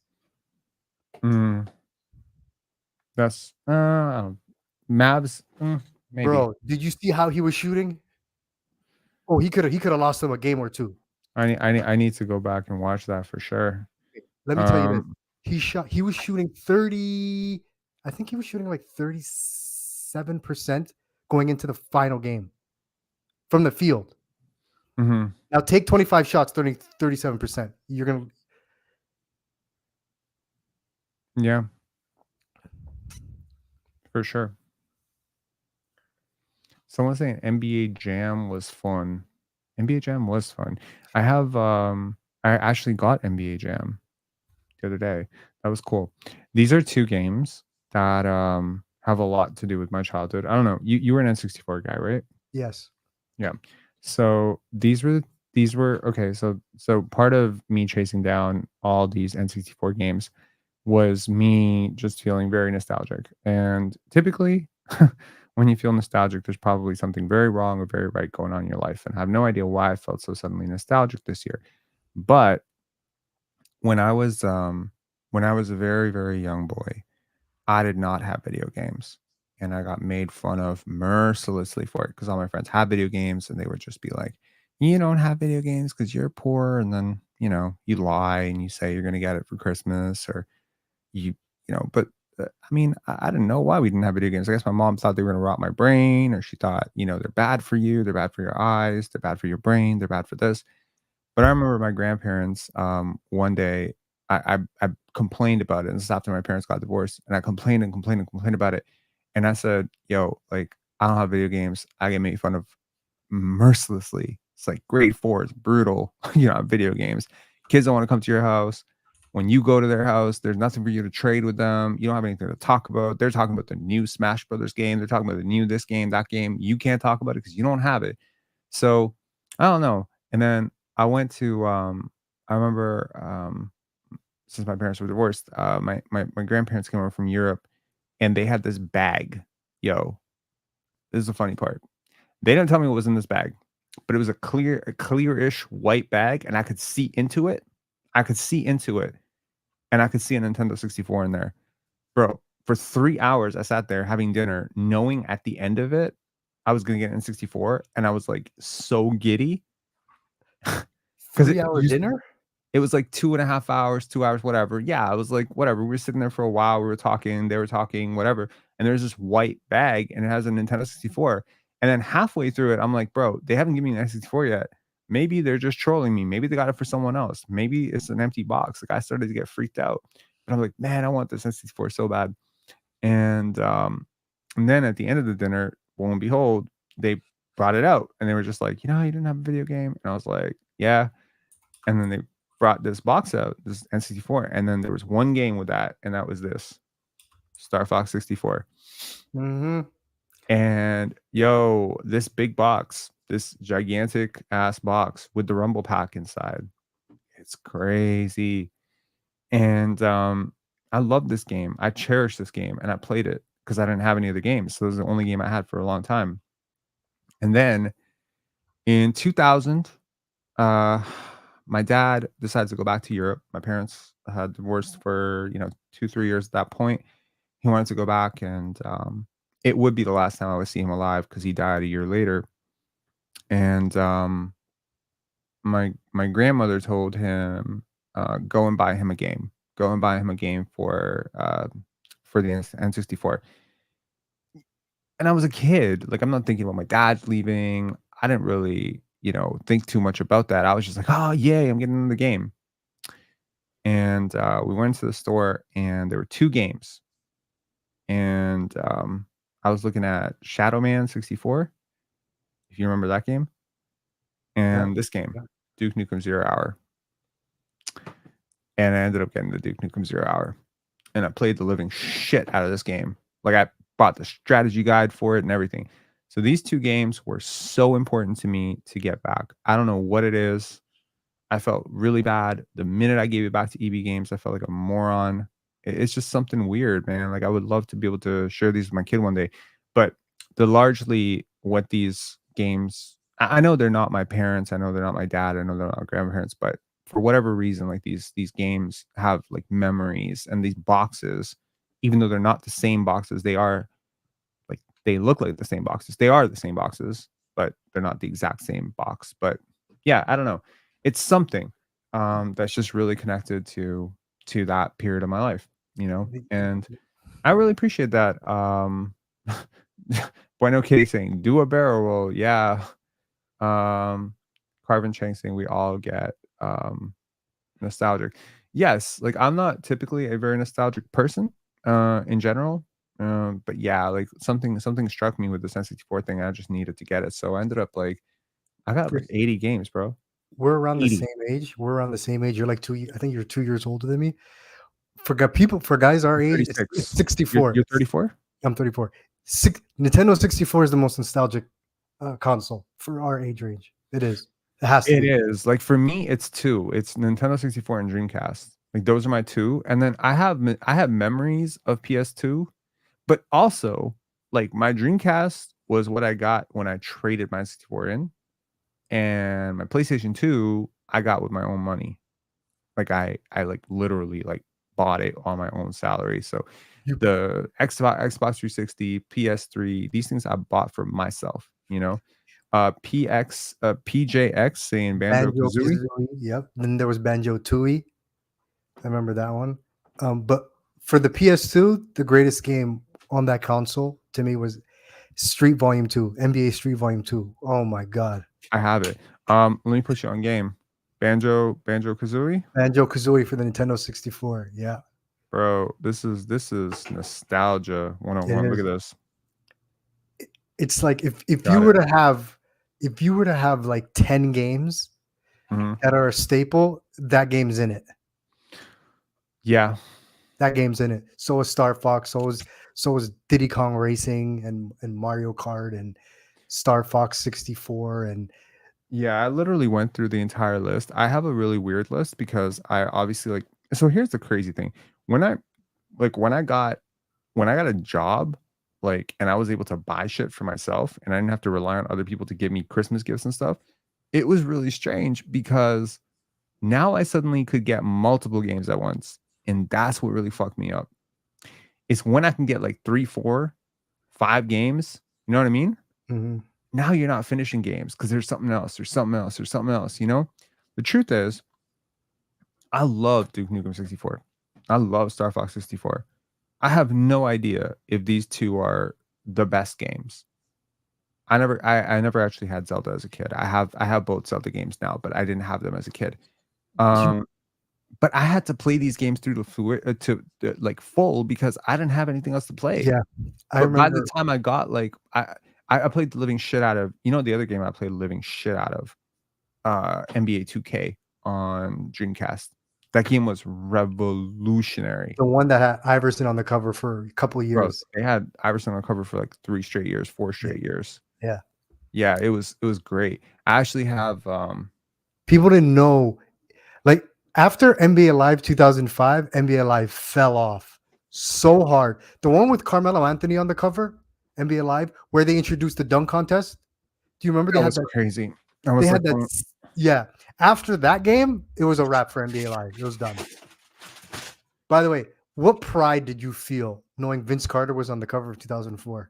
You know how much pride I felt? I got 2 of them. I got 2 of them. I was It's so like the proud. only game that I can think of off the top of my head that I deliberately have 2 of, because I was like, "Yo, I don't know the next time a Raptor is gonna be on a live or Yeah. whatever."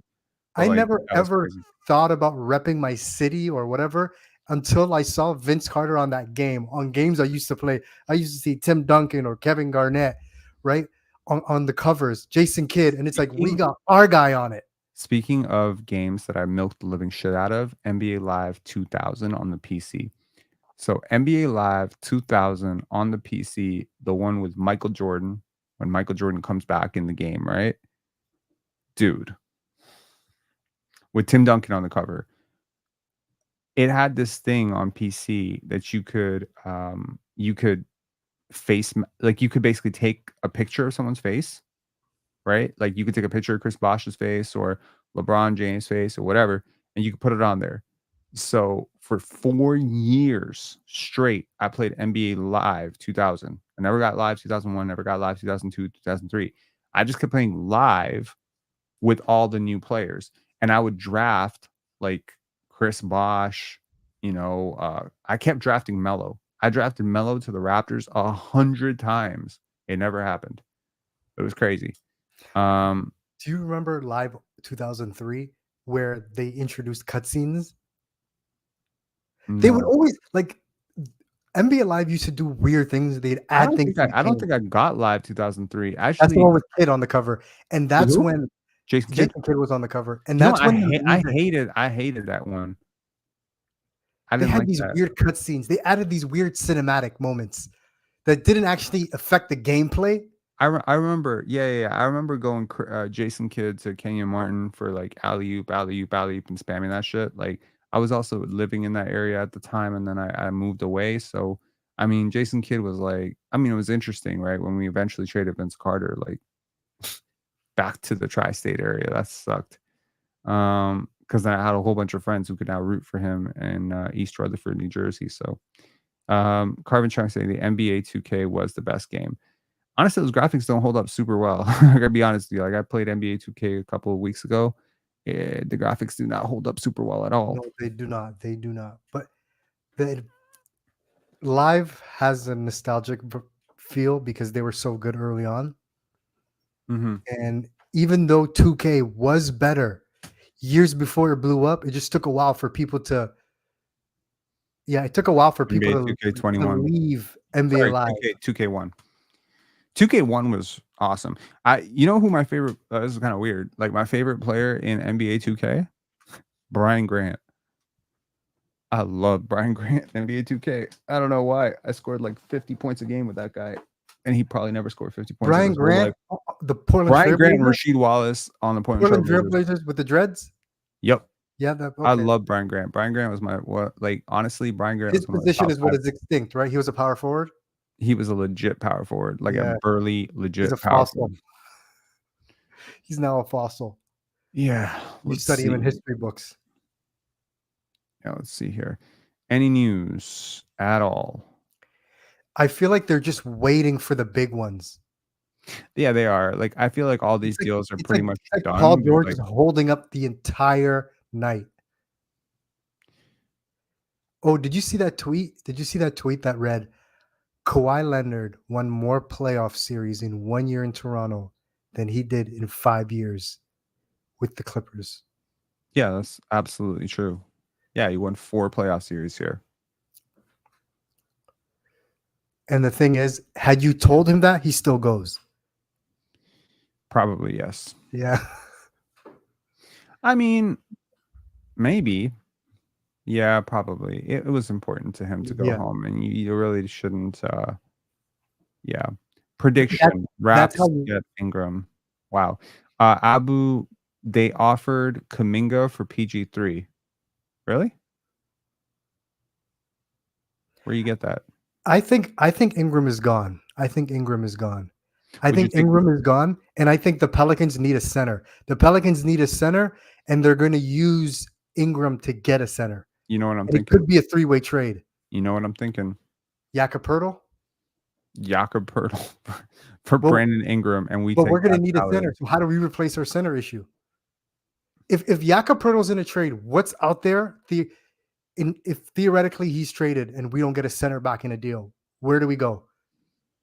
Scotty Barnes is now your center. I'm kidding. We can't do that to the kid. Good question. I remember breaking Wilt's record in NBA Live playing as Aaron McKee. I thought Brian Grant was bad. All right, cool. That's hilarious. I remember having on the Super Nintendo having NBA Live 95, and the cover was literally the NBA Finals. Right? With the Rockets were on the cover, I remember. And the game was so flawed. If you shot from a certain area, you never missed. That's how bad the game was. If you took shots from certain areas, it was a swish. That's exactly it. Man, I'm trying to think, like, when is this gonna break? Surely we're not going through the entire day of free agency, first 6 hours of free agency without, like, again, we got one, we got two. Is Jonas Valanciunas major? He's not major, but there's so many free agents that are remaining right now. But doesn't it kind of like suck to know Jonas a year later signed for 3 years, 30? Now, I do think Jakob's a better player, but is he that Different much better? context. Different context, right? So number one, he did not sign as an unrestricted free agent. He signed as a re-signing. It's totally different.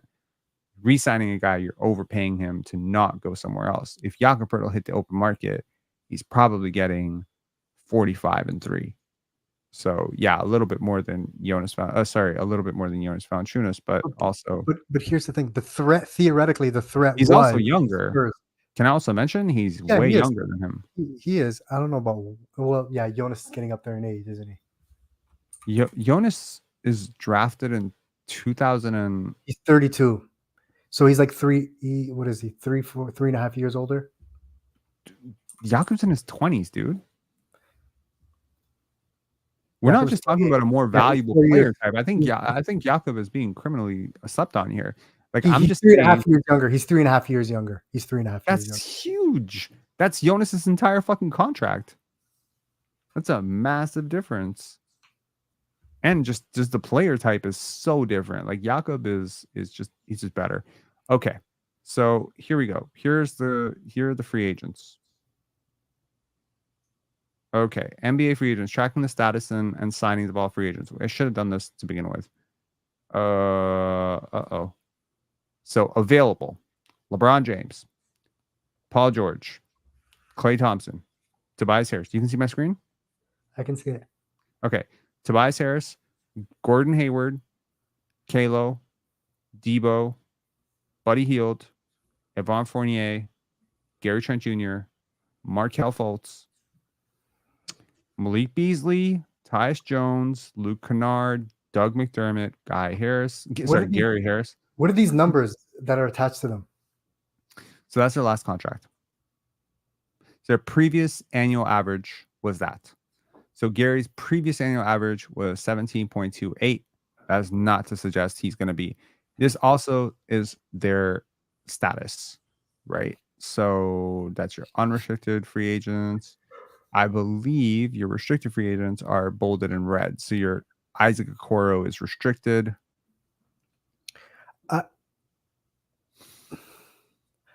So who are the Lakers getting? Because they're getting somebody.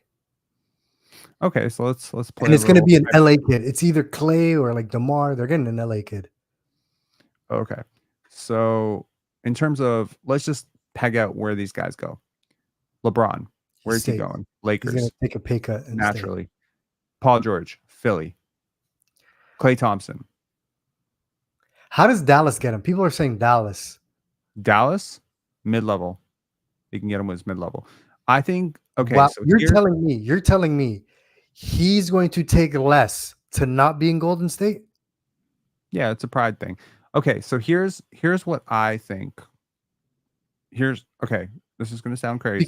Because hear me out. Klay has a lot of he looks up to his father, and his father was a Laker great. Yep. He might go to the Lakers. His That's- dad has always wanted him to play for the Lakers because his dad does radio for the Lakers, I think, right? Exactly. So I think that Klay to the Lakers or Klay to the Magic.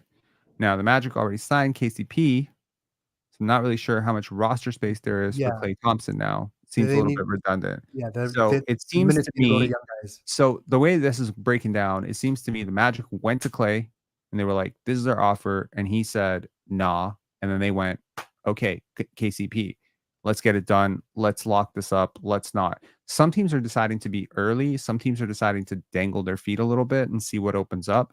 There might be some great opportunity that comes up later. In terms of the players that I'm really interested in here, let's talk about that, right? And also, let me stop advertising for all these stupid ass companies that are running ads. Damn. Now I'm advertising for Lion King. Well, that's not that bad. Lion King's pretty cool.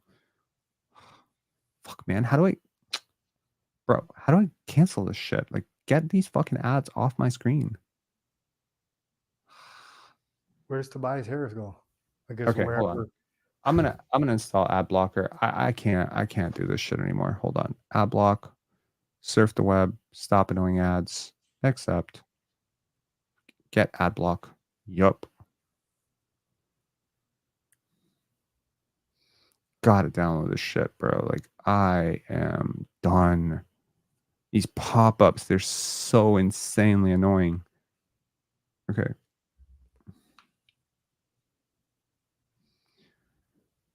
Where are we at? How do we get this?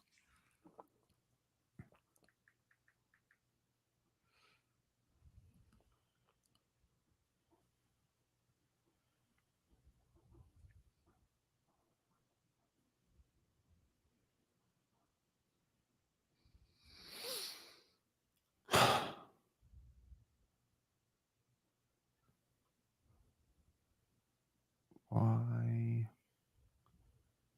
Chrome Web Store.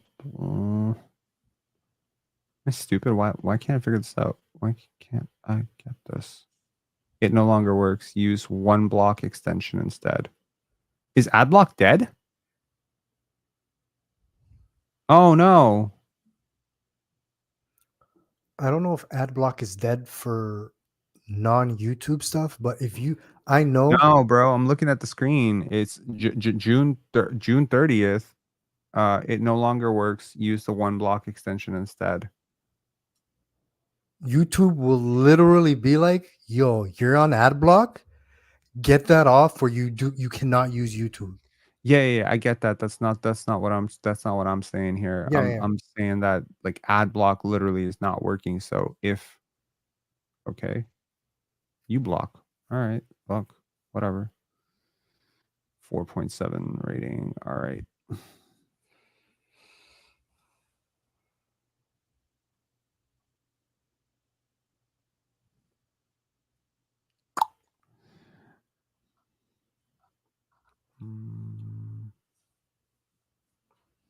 Yeah, apparently I'm an idiot 'cause I can't figure out how to download this either. Okay. While you're doing that, so all these teams, like you've had discussions about, Zach LaVine, they're not giving you their 2025. That's not happening. But what about we take that and we sweeten the deal for them with like an expiring, but we just ask for a 2025 swap, top 3 protected. Not enough. They're going to be Take like on Zach LaVine, dude. I need more. No. I need 2025 top 3 swap, 2026. Wait. top 5 protected. Something happened. Woj bomb. Okay. Finally got something. Free agent Najee Marshall has signed a 3-year, $27 million deal with the Dallas Mavericks. Well, that takes one out. Shit. We would have gave him more too. I don't know if we would have given him more. We should have given him more. Damn it. $9 million a year. God, Free agent Mason Plumlee has agreed to a 1-year deal with the Phoenix Suns. All right. Okay, we're finally getting rolling here. Shit, it's 10 o'clock and we're finally getting some deals done here. All right. Najee Marshall, 3-year, $27 million deal. I give this deal an A. Great job. Me He too. is, however, replacing somebody because I believe Derrick Jones Jr. is not a free agent, right? I'm sorry, he is a free agent. He is. He is. Would we go after Derrick Jones?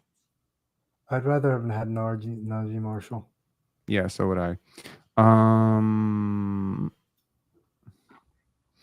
don't know, man. The Raptors have this funny thing about them.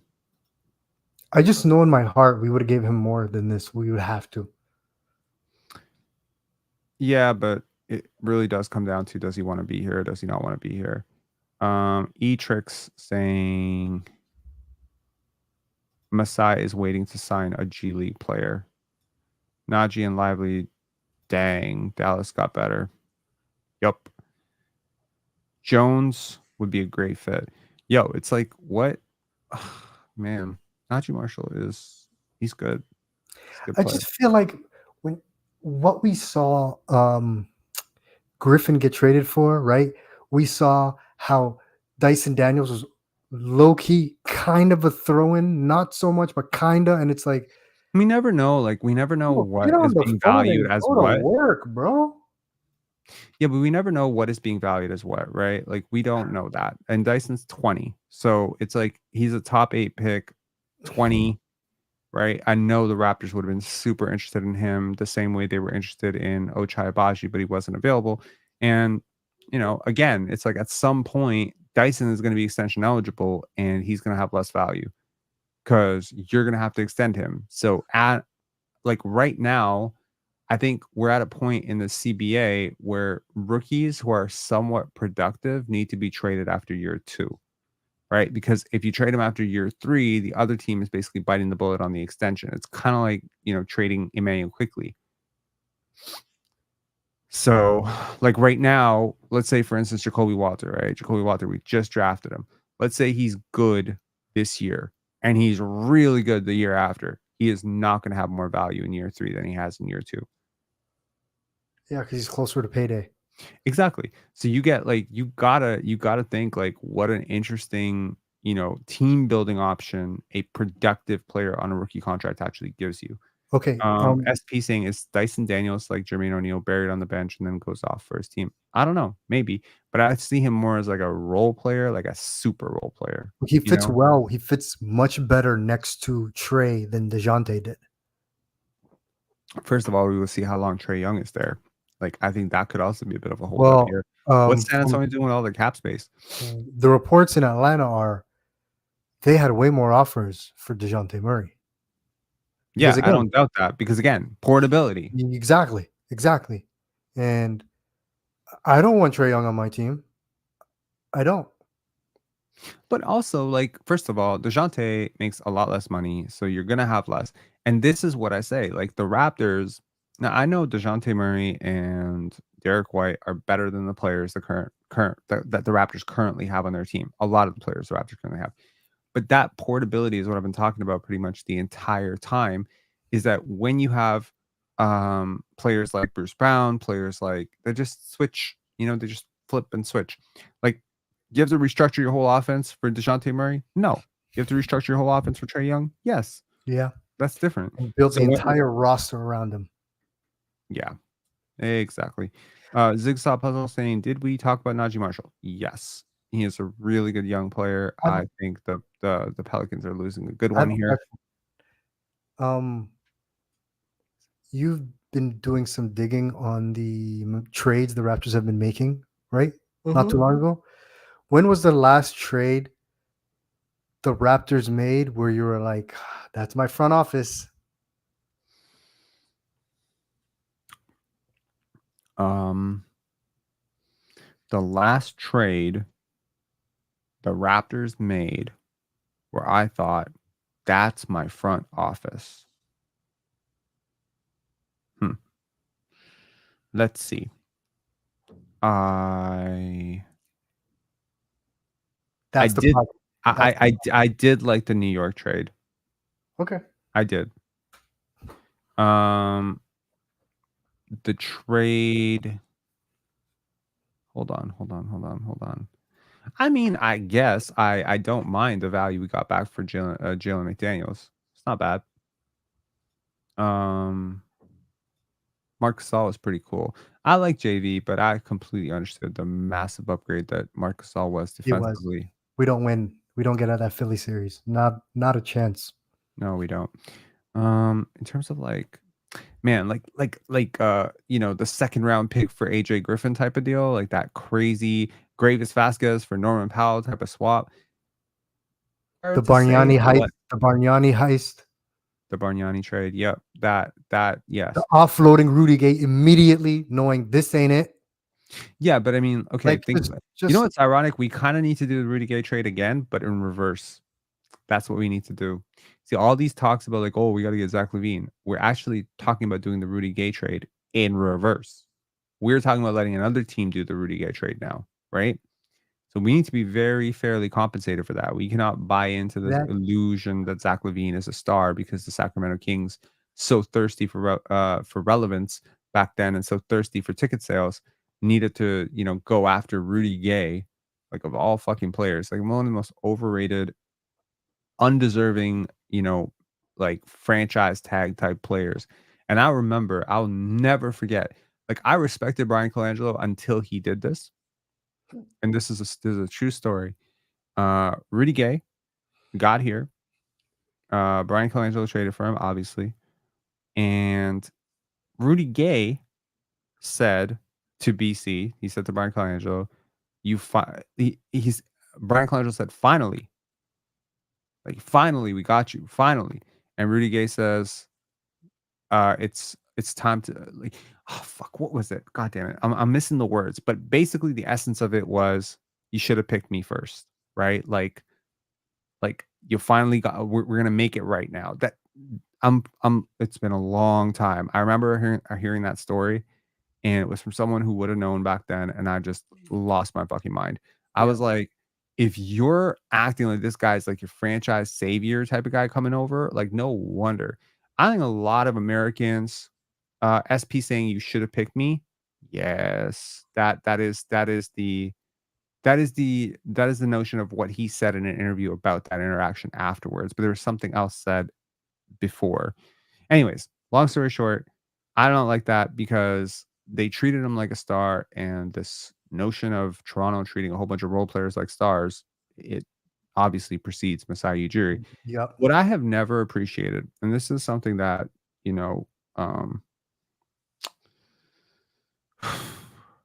I think it goes to a content creator out there as well, but it also goes to a lot of Americans. I think a lot of Americans come in to Canada or approach Canada with a sense of elevated arrogance. Savior. Yes. They have you know what? Americans have a white savior complex with Canada. It's a big brother complex or a white savior complex or whatever. You know what I mean? Like when you look, I'm just talking. I'm going to talk about something real right now. Like when you have like a wealthy white person, right, that goes into the ghetto, right, or goes into government housing or goes into the hood, and she starts like the African trips, those African trips to build a school or whatever. Exactly. Yeah. That notion like they're saving the world. Yeah, like I can save you before even understanding you because I'm better than you. That notion of like saviorism complex. But the problem with that is also you expect to be viewed in that way and thanked in that way forever, credited that way. Yeah. It is the ultimate, big fish, small pond element. It's like, and it's not just Canada. Obviously, it's not a Canada America thing. It's a small market, big market thing. Whereas Rudy Gay might go to a team that he deems to be a smaller market and act like, oh, I'm a big shot here. You know what I mean? And I've always had an issue with that because first of all, I think Toronto's a world-class city. And what I really appreciated was when Tim Leiweke came here, he really invigorated that notion of like you gotta sell yourself on yourself before you try to sell other people on yourself. And the issue is when people come here acting like they're doing you a favor coming here, like they should be happy I just reported. You know what I mean? That to me is really weird. And I've heard a lot of Americans talk about Toronto in this sort of sense of like a second class sort of thing. And it has never sat right with me. And even some of the Canadians who are, talking well about Canada across the world have this notion of inferiority to them. And what Derek Jones Jr. news. Okay. Is it Toronto Raptors related? Derek Jones Jr. news. Let's see. Legion Hoops. Okay.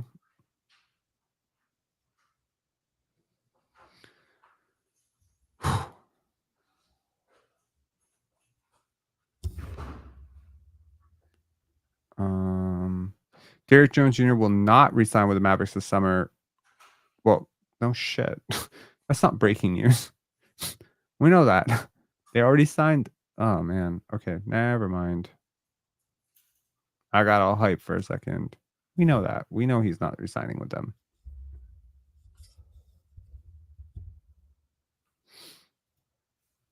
I don't know, man. I would look at Derek Jones. He's a decent cutter. Could the Raptors develop him as a shooter? I don't know. This does have the potential to blow up in your face, though, for sure, because he is a guy who's coming off a championship run, and he was really good as a defender. But this could also be one of those this was a contract year type of situations. Yeah, but he can't. It's Bruce Brown all over again. Okay, maybe. I'm not sure. I mean, Bruce Brown looked good with KD and Kyrie, and then he looked good with Jokic, right? So, I mean, 6'8", 7 foot wingspan. This guy has Raptor written all over him. Okay, so yeah, I mean, this is a very Raptors-y type of guy, right? True shooting percentage, 3-point attempt rate is really high. Free throw rate is high. Overall, a solid two-way stopgap role player. Yeah. Probably consider him like bringing some sort of finals experience or whatever the fuck they think. So, yeah, I mean, he's an on-ball. He's a point of attack defender. He kind of shores up a little bit. Like, I mean, would you offer him a mid-level?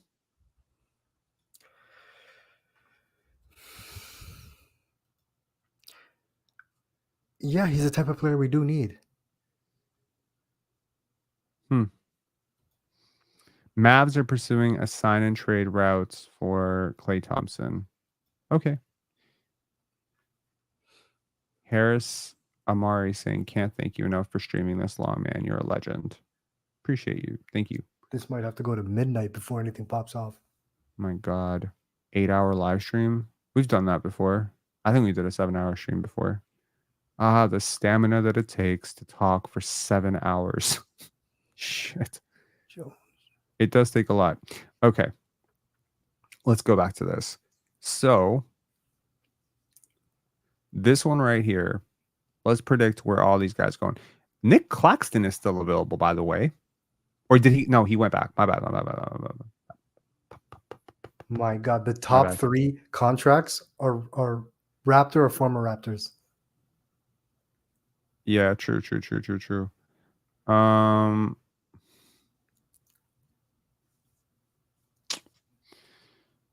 Crazy. So you get Emmanuel Quickley for a little bit less than you would have gotten Fred VanVleet or Pascal Siakam or OG Anunoby. When you put it that way, because all the teams overpaid for those guys, it almost makes you feel better. I feel okay about the Patrick Williams signing. It's a reasonable enough swing on a player who has some upside. Honestly, the Kings win the offseason right away for getting Malik Monk 4 years. 77 million is crazy. Yep. James Harden, 2 years, 70 million. Contavious Caldwell-Pope.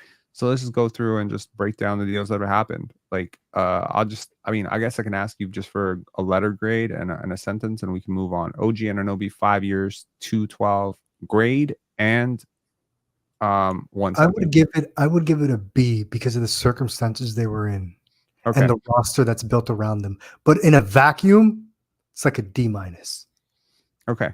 I would give it a B plus because they pretty much had to do it or they would have lost him guaranteed. Pascal Siakam, 4 years, 189. I'm honestly gonna give it a B plus because of they didn't give up any core players, and it was a good trade for them considering what they gave up, and they Mhm. kind of had to do this deal, but they didn't give him 5 years, so I'd give him a B plus. I'd give Cool. him a I'm gonna give it a C plus because honestly, I think it's gonna age poorly, but I think he was fine for them, and I just hope for their sake that this is not going to massively complicate their ability to keep some of their young players because at some point down the line you're gonna have to re-sign Jarris Walker, Benedict Mathurin, Andrew Nembhard, and other teams can come in hard with restricted free agency for those guys because you have Pascal Siakam on a virtually unmovable contract going into age 34. Emmanuel quickly, 5 years, 175, grade, comment. C minus. They bid against themselves. He was a restricted free agent. I like the player, but I believe they could have got him for less, or at least tried to get him for less. I'll And give they it a did. I'll give it a C minus as well. I love the player, love the fit, don't love the length. I mean, I'm fine with the length of the contract. I just think the annual average is a little high given where we are in the new CBA and how difficult this contract might be to move. But I like his portability and versatility. And I do believe, even if right now he is not by many people considered a starting guard, some people say he's a bench guy. He's a bench guy. I think within a year of this contract, he'll establish himself firmly as a starting point guard. I already think he has that. I think he's good enough to already have that. Yeah, but if I go through the list of every single team in the league, I guarantee you end up with at least 15 teams he wouldn't start for. Well, I read somewhere as of right now, going into next season, if nothing changes and no one signs anything, he's like at the halfway point in terms of starting point guards in terms of salary. No, He's I like get I get that, Mm. but I'm trying to tell you he wouldn't start on at least 15 teams as Mhm. either a backcourt player, right? And you gotta understand a lot of websites don't even have him as a point guard. They have him as shooting guard.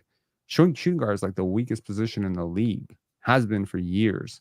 So that's where I'm seeing like as a guard, forget point guard, shooting guard, whatever, just as a guard, right? Is he a top 30 guard in the league? He could be, Yeah, but he'll maybe. be on the very bottom end of that. And I think we're gonna get to a point where you just don't pay $35 million average for the 30th guard. He won't be 30th at the end of this year, I believe. Mm-hmm.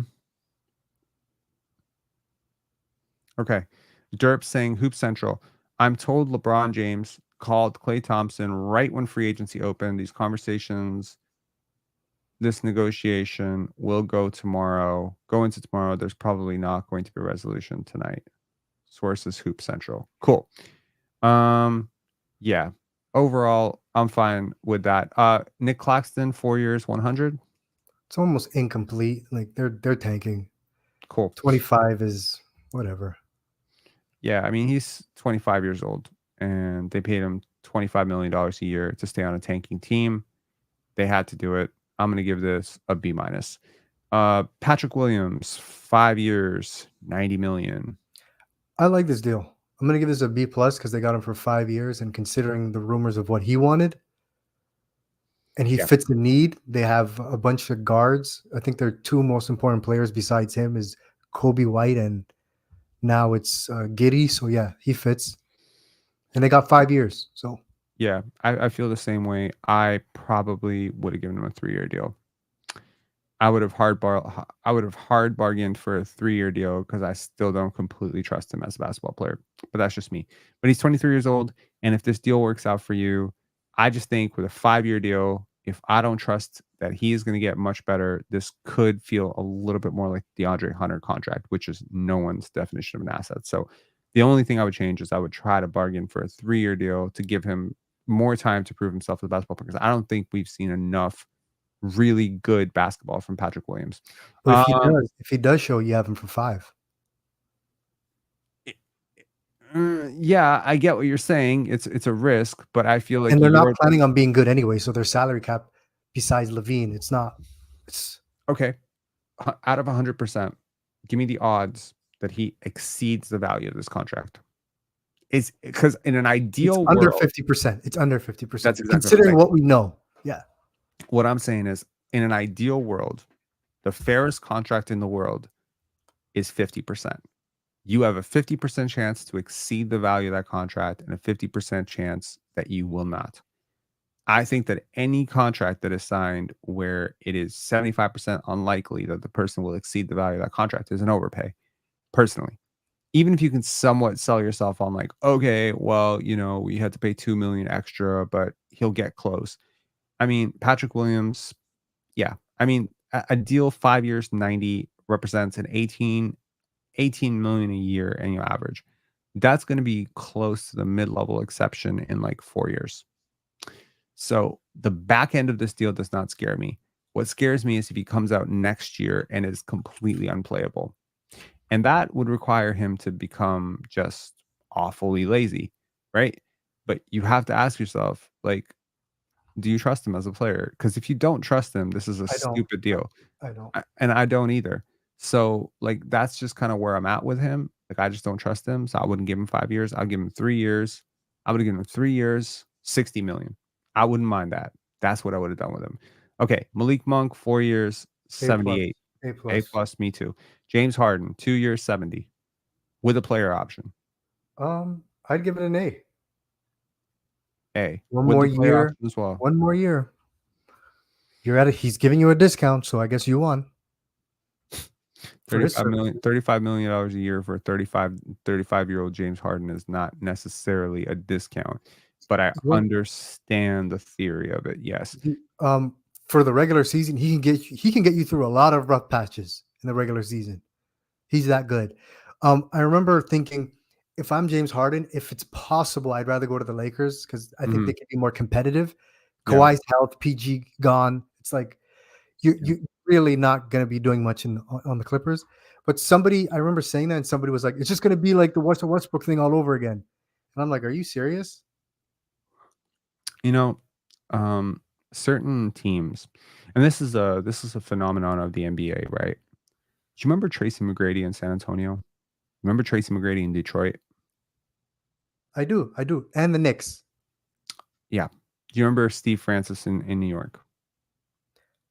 He wasn't there long. Do you remember Hakeem Olajuwon in Toronto? Unfortunately, yes. All of these players looked like their all-star selves when they became these completely scrubby, terrible players. Harden's not a scrub. No, I know that. Harden's awesome. What I'm trying to say is that, and more specifically, I'm talking about Klay Thompson going to the Lakers and, Le GM taking a discount for it. What I'm trying to say is that it's really hard for an average person to distinguish between a 29-year-old DeMar DeRozan and a 34-year-old DeMar DeRozan because they look like the same fucking person. It's really hard. Like the worst, I want to say like the weirdest type of player, like John Wall. Like if you saw John Wall in the street right now, right? Or you saw John Wall in a gym, or you saw John Wall in an open gym, or you saw John Wall in like a pro-am or something. Like, bro, you probably thinking this guy could be a starting point guard right now. Right? No, Wall in the workouts is crazy work right now. Right. His mixtapes are legendary, even today. Absolutely. Even Melo right now, he still kind of looks like Melo. He didn't blow it up. Like if you've seen Danielle Marshall lately, you understand what I mean. Like he looks different. I'm not laughing. Like I think that's health related, bro. I'm not laughing at it at No, I know all. what you mean. He looks different, but it's not like that. Vince Carter, he don't look that different. Tyreek Evans is a good example. He don't look that different. Larry Hughes. I mean, I've seen some of these guys. Gilbert Arenas. Shit, Gilbert Arenas looks like he can still give work, right? But man, watching Gilbert Arenas at 32, geez, he fell. Yep. What I try to tell people about Pascal Siakam was the same thing. You can say professional pride, whatever. I'm just saying I don't want to find out where the motivation ends. I just don't. Devil's This is advocate. very like Devil's advocate. Mhm. Wall, Arenas, ravaged by injuries. Like destroyed. Arenas' knee, he had like multiple surgeries. Wall, multiple surgeries, right? Fair. Those guys, it wasn't a will, it's just their body just gave up. Even McGrady, it wasn't a lack of will. He was a shell of himself. Even near the end of Houston, he was nothing like his peak Orlando days. Nothing. Okay. Devil's advocate back. Kevin Durant. Achilles injury, still came back, right? Kobe Bryant, Achilles injury, right?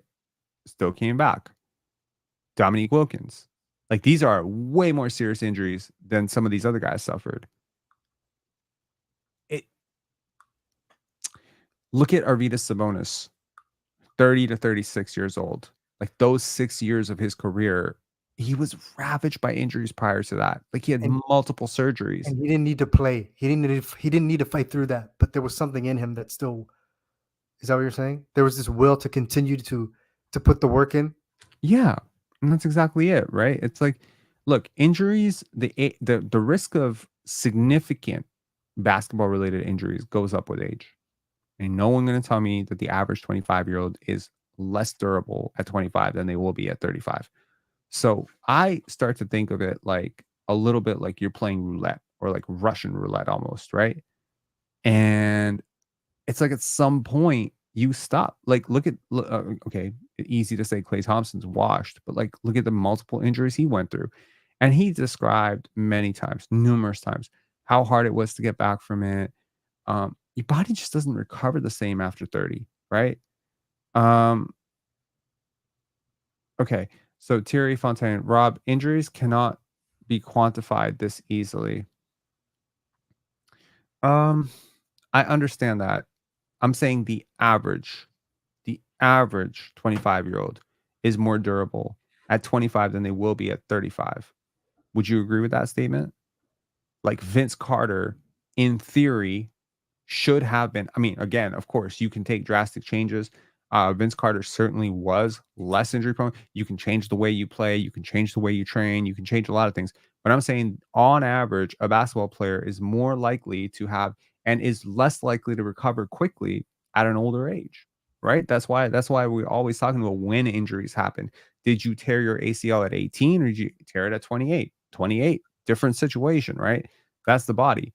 So, my point is, sometimes after a guy has had multiple injuries, but also, like, I also look at where you get your advantages from, right? Like, I've mentioned this many times with the Siakam thing. Quick, twitchy athletes don't typically age well. And I would dare anyone to find one that did. Okay. Can I ask Allen you Iverson, right? Can I ask you this question? What? Since we're talking about Siakam, though I agree when the quick twitch and the speed goes down, it's going to be a problem for him. Mm-hmm. He's healthy. He's relatively healthy. He plays games.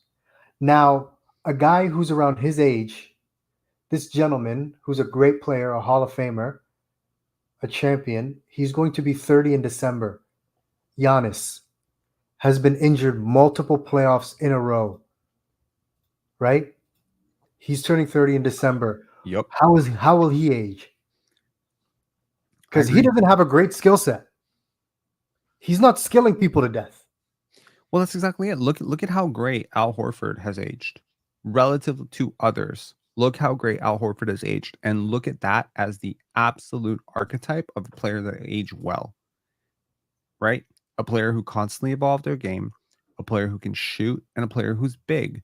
So every time you deviate from that model, i.e., you get a player who's small, you get a player who can't shoot, you get a player who's more slight of build, you get a player with injury history, you get a player that's more finesse, more reliant on speed and quickness. When have you ever thought Al Horford's fast?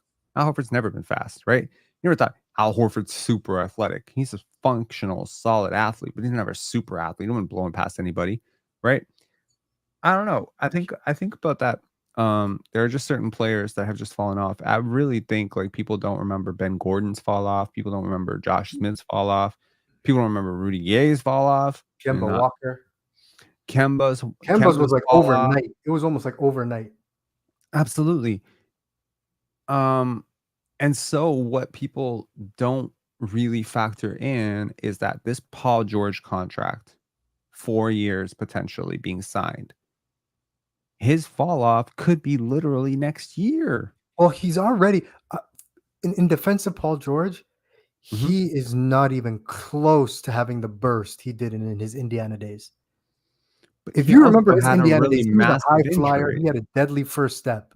Oh, I understand that, but he's still a 6'9" shooter with a lot of skill. So Yeah, I so understand that. he's slowed down significantly already. He's just that good. He has a really good base, a skill set. That's why they call him the GO. He's like the prototype of the modern player. I think what I'm trying to say is that, like, at some point, there's like a human element to motivation. Okay. Now, I understand, like, whatever pushes you. Like, I remember I shared a story about like my building going crazy, right? Like, there's a lot of people beefing with each other and stuff like that, right? I shared it on a previous live. So there's this woman who's like leading the charge for all these people, you know, and it's particularly because she did construction. Her father passed away due to a lack of attention to detail on poor construction. And she believes that our building is on the path to doing something very dangerous with construction. So she is super passionate about this, right? You take a case like, I don't know, like my friend, my friend who passed away, Rob Stewart, you know, the filmmaker behind Shark Water. Like, he saw what people were doing to sharks and he made a documentary about it. He did something about it because he loved sharks. He grew up with sharks. He swam with sharks. He loved sharks. And so he could not imagine that, you know, these people were just cutting off their fins and throwing them in the ocean. He couldn't unsee it. So he had to do something about it. I'm saying, like, human motivation is a real thing. There's a reason why people become more efficient with their time when they become new parents. You know what I mean? When you have a kid, you probably think like, oh my God, I'm gonna be stressed out. No, man, your brain is gonna rewire itself real fast and you're gonna become more efficient with your time. You're gonna become very stingy with wasting time on things because you got something real to do. You got purpose, you got identity. So purpose is important. Like, what is your purpose? For a lot of basketball players, and I'm just being real about it, their purpose is money. Their purpose is one more bag. One more big bag. Let me set it up. One more big bag, right? When you give the person their last big bag, now you test the love of the game. Now you test legacy. LeBron James, I have no question. Last big bag, still going to be his quest is so fucking beyond money. With LeBron, it's never going to be about money. He'd probably take like $2 to play if that gave him a championship. And that is really a great quality of his. But like, at some point, you're just going to run out of fuel to give a shit about doing this. It's going to break down. Your body's going to break.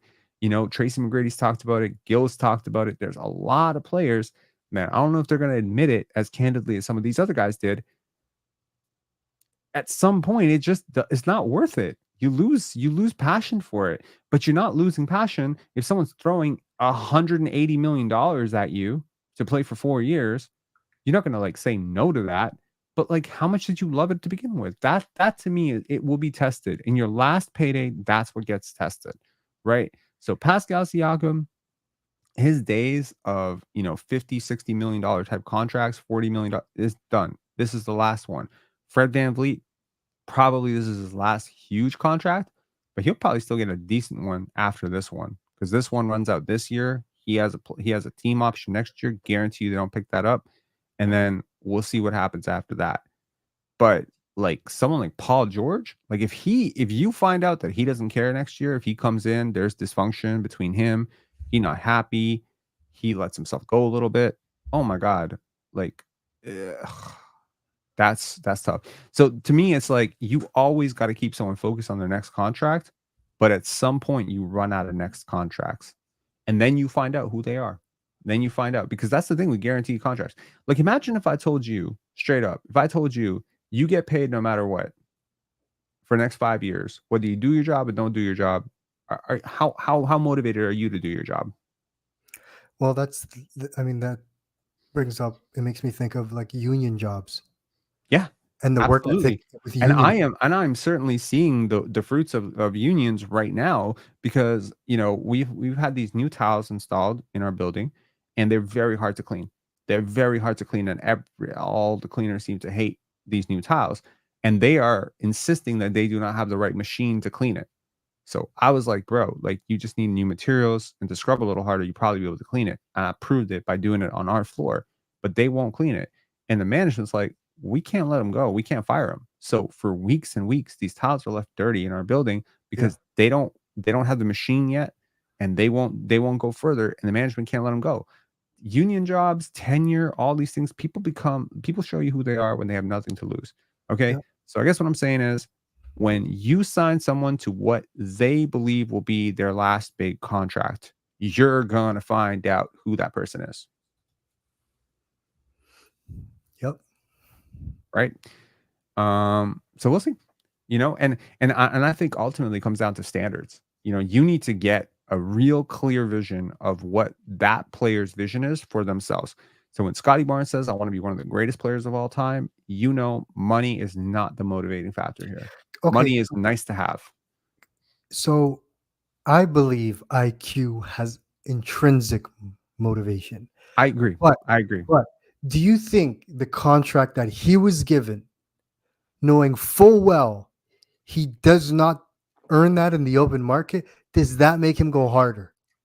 It could. Yeah, it could. Or It was could he be gonna like go that hard ultimate, like, regardless? whoa, they paid me like better than Jalen Brunson. Let me go be better than Jalen Brunson. Yeah. If look, if I'm Emmanuel Quickly and this is the contract they gave me, and he's obviously a very prideful person, like, it's important, like, to know that. Like, he's a very, very prideful person. He's talked about it many times about, like, his vision for himself, like, what he's trying to prove to himself, like, he's like obsessed with the craft of it. So if none of that is cap and this is real, yes, this contract is like, he is going to work even harder than he's working before to earn this contract. Because, again, pride is important. Pride, some people are down on pride. I think pride's important. Some people internally, they answer to themselves, right? Mhm. Those are the best people. In my opinion, those are the very best people, because those are the people that don't fuck you over, even when there's no camera, even when there's no proof. See, I always say you find out who someone is when they can get away with fucking you over and they don't. That's it. A lot of people won't do a lot of things. There are people out here who probably go and run someone over if they knew that they can get away with it. The motivation factor is really important here. There are certain players, though, and I mean, I've talked to a lot of people about this. This is one of the questions. Anytime I've met a scout, anytime I've met a coach, anytime I've been anywhere around basketball, the one question I ask is, what percentage of players do you think don't care?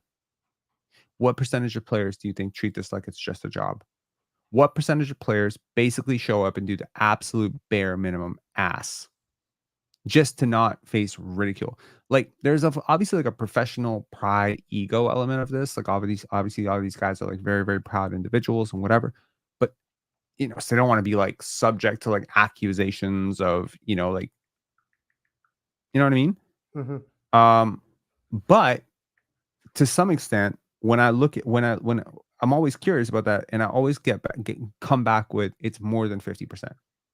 That more than 50% of people view basketball or professional sports, specifically basketball, as a means to something else, a means to an investment portfolio, a means to a successful retirement, a means to take care of their family, a means to launch companies, a means to whatever. And if it's a means to an end and not the end in itself, then it really does matter what your next motivation is. So when you sign a guy to a 4 or 5 year deal, you better be fucking sure that in their mind, that's not the last big contract they're signing. You got to get a real gauge on the ideas that they have about themselves, what goals they have about themselves. Are they chasing championships? Are they chasing $1 billion? Because you know what? I have no problem giving someone $100,000 a year if their goal is $1 billion, because they're going to chase that next one and the next one till they get there, right? I'm not trying to make this about money. I'm just trying to make this about human motivation. And maybe I'm going way, way, way too long about it. But to me, it's like if you find out that a guy that you just signed to 4 years, 190 million, didn't really fucking care and was just looking to get paid, and maybe behavior that you've witnessed from that person like throughout has shown you that this whole fucking thing was about money to him and it's always been a means to an end. That's tough. That's really tough because, the Raptors found out a very, very hard way with Hakeem Olajuwon. He didn't give a shit about being here. It was one last payday for him, $18 million, $18 fucking million. And he played half a year basically and then took off. So like, to me, that's the motivation, What are your thoughts on Troy Weaver? Don't like him. Okay, so there's this tweet that's hilarious. It says Troy Weaver got to the Wizards, drafted Sarr, and handed out $55 million to Rashawn Holmes and Jonas Valanciunas. Love to see people stay true to themselves. Hold on. What? He's joining the Wizards front office. What is he? He's a senior. Bro, he's a senior advisor. He's not their general manager. Yeah. Must be great to have connections. What do you think the pay for a senior advisor is? Probably like 300,000, 200,000, something like that. I don't know. I have no idea. I've never asked anyone. And what does that entail? Like you hit up the Zoom chat once a week? I don't know, bro. But if the Pistons are hiring, Microsoft Teams. Let me make myself available to y'all. I'll take on a junior advisory role. You can pay me $20,000 a year, and I promise you I'll help you out. Unfortunately, and I'll probably help you out more than this guy.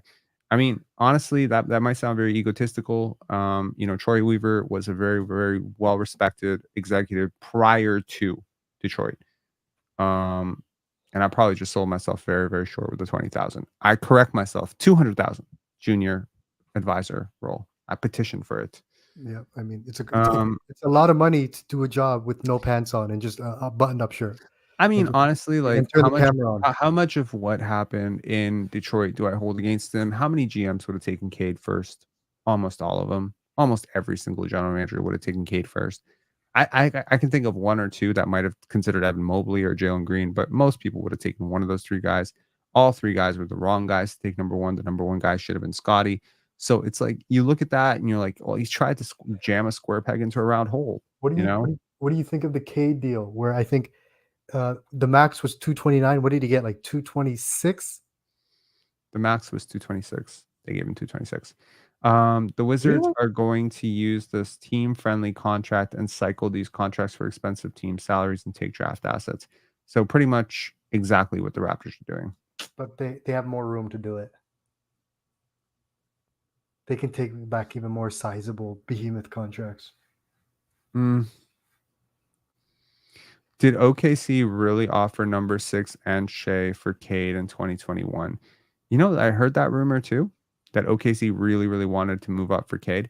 And, weirdly enough, I wouldn't even be surprised if that was true, because Shea is just like, he is such a weird development story, like in terms of the player he's become. Yeah. I don't know if that's true though. I heard something like that as well, but I'm not sure it's true. Who would have predicted he got even better this year? Dude, but that's the thing. What is Shea's internal motivation? By the way, trying to beat himself. Like that's the point. That's the best type of person. Do you know? Yeah, for real. And people, okay, where were you at Shea during the regular season? Let's say February, right? I've watched enough OKC games, and I'd honestly say people would be like, he's not better than Tatum. I'm like, yo, Shea's better than Tatum. I was like, Tatum's been to the playoffs this many times. I don't care. Shea's better than him. I've seen enough. He's better. And then we see him in the playoffs and he's performing. I feel like Shea in that, bro, I don't care what anybody says. Shea against the Mavs, that series, that was a deadlift job. Tatum, he had to do that whole series. Tatum has done drag his teammates to the finish line for a game here and there, but not a series, right? And it's Yeah. like, bro, there's levels to this. There's levels to this. And I feel like people are like, oh, he's in the MVP conversation, Jason Tatum. It's like, yeah, but he's never going to win it because everyone knows he's not an MVP level player. Like, we just know he's not. We know he's not. He's not an MVP tier. Who?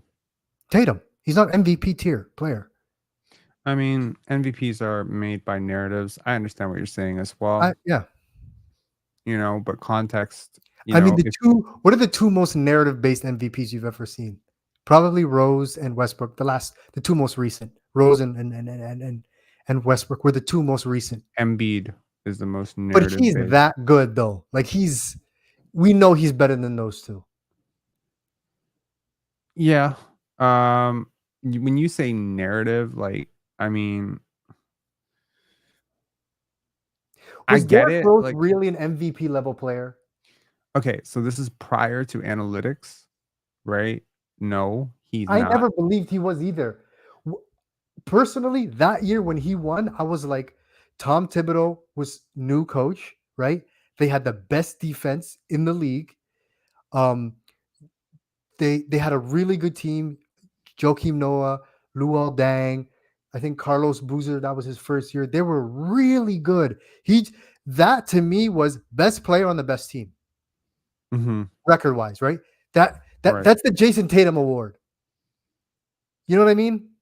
That's like a Jason Tatum MVP. The difference is Rose was 22. He's from Chicago. And they're like, yeah, we can't give LeBron 3 MVPs in a row. Right? Yeah, I mean, I don't know. You have a young ascending star in a really big market like Chicago. I don't think he was the number one reason. Do you think he was the number one reason they won like 60 games? I think it was the defense. That was the number one reason they won 60 games. They were the best defense in the league. Sure, but there were so many factors. Like, okay.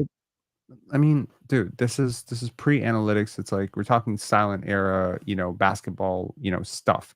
And truth be told, like you have players like Steve Nash, who have been very incorrectly assessed MVPs before. You potentially even have a guy like Allen Iverson, who is a very good player, but also remarkably inefficient and very incomplete. I mean, I listened to Andre Iguodala say the craziest shit like a few days ago. I was listening to a clip and he said, back in my day, so Andre Iguodala has officially entered the old man yells at cloud stage of his career, yet so soon after retiring. And he said, back in my day, players couldn't come in if they were incomplete. Now all these guys are getting exposed in the playoffs because they have weaknesses. And I was like, bro, what? Yeah, this is the stupidest shit I ever heard in my life. Yeah, Players are more talented than you couldn't ever. shoot, bro. You couldn't shoot. Like Iguodala couldn't shoot. JDR is a dummy. JDR saying Scotty is overpaid. I guarantee you at least 26 teams to 28 teams to maybe all 30 teams would have paid Scotty a max. You're dumb. He starts on every single team and he's 22 years old. I have another question for you. So the 2021 draft, Scotty got his extension. Cade got his extension. What's the holdup with the rest of the dudes? I don't know. They're not that good. I'm just Franz? kidding. Franz is all right. Mobley? I mean, they don't have to do it right now, right? You think how many of the 2021 draft members do you think are going to walk in to the season opener without an extension? A lot of them will. Herb is going to do it. Did Mobley not going to get an extension? Mobley will get the same contract. Herb already got his contract. Did he? Yeah, man. Herb got not Herb. extended. Sorry. Not Herb. Because Herb was a second round pick. I'm talking about who's the other guy? Trey.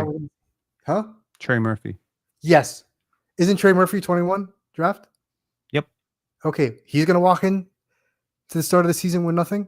I'm going to tell you right now, Trey Murphy's going to take less than he's worth. And I hate it. I hate it so much because sometimes, we all assume that because a guy takes this much is because he was worth this much. But sometimes a guy takes this much because he has bad representation and they don't shop it around properly, or teams don't fully value the type of player he is until it's too late. Like we Well, see value contracts all the time. So just because like Bruce, just because Bruce Brown got 45 million doesn't mean he's worth more than Malik Monk, who got 78 million across 4 years. It's a contractual situation. I feel that Trey Murphy is gonna take a deal like, I don't know, like 100 for 4 or some stupid shit like that, and I'm gonna be pissed because I really do think Trey Murphy is a better player than Emmanuel Quickly and RJ Barrett. I believe he is because it's a role player, fine, but look at what he does on the basketball court and tell me it's not very, very impressive. He So, I mean, started. like, It's sort of genius by the Pelicans, where it's like first of all, he only played 57 games this year, but he started 23 games. He started 23 games, right? It's like it's almost like we're gonna kind of self-sabotage you in a way so we have better leverage in didn't he negotiation. get injured? He did get injured. I don't know what the injury was, but he didn't play that many games. But Hustle saying Quickly eventually going to get packaged for SGA. I thought about that too. Actually, I didn't think about it for SGA. I actually thought about it for Steph Curry. That's funny. That ship has no, sailed. the They're way Raptors- too good.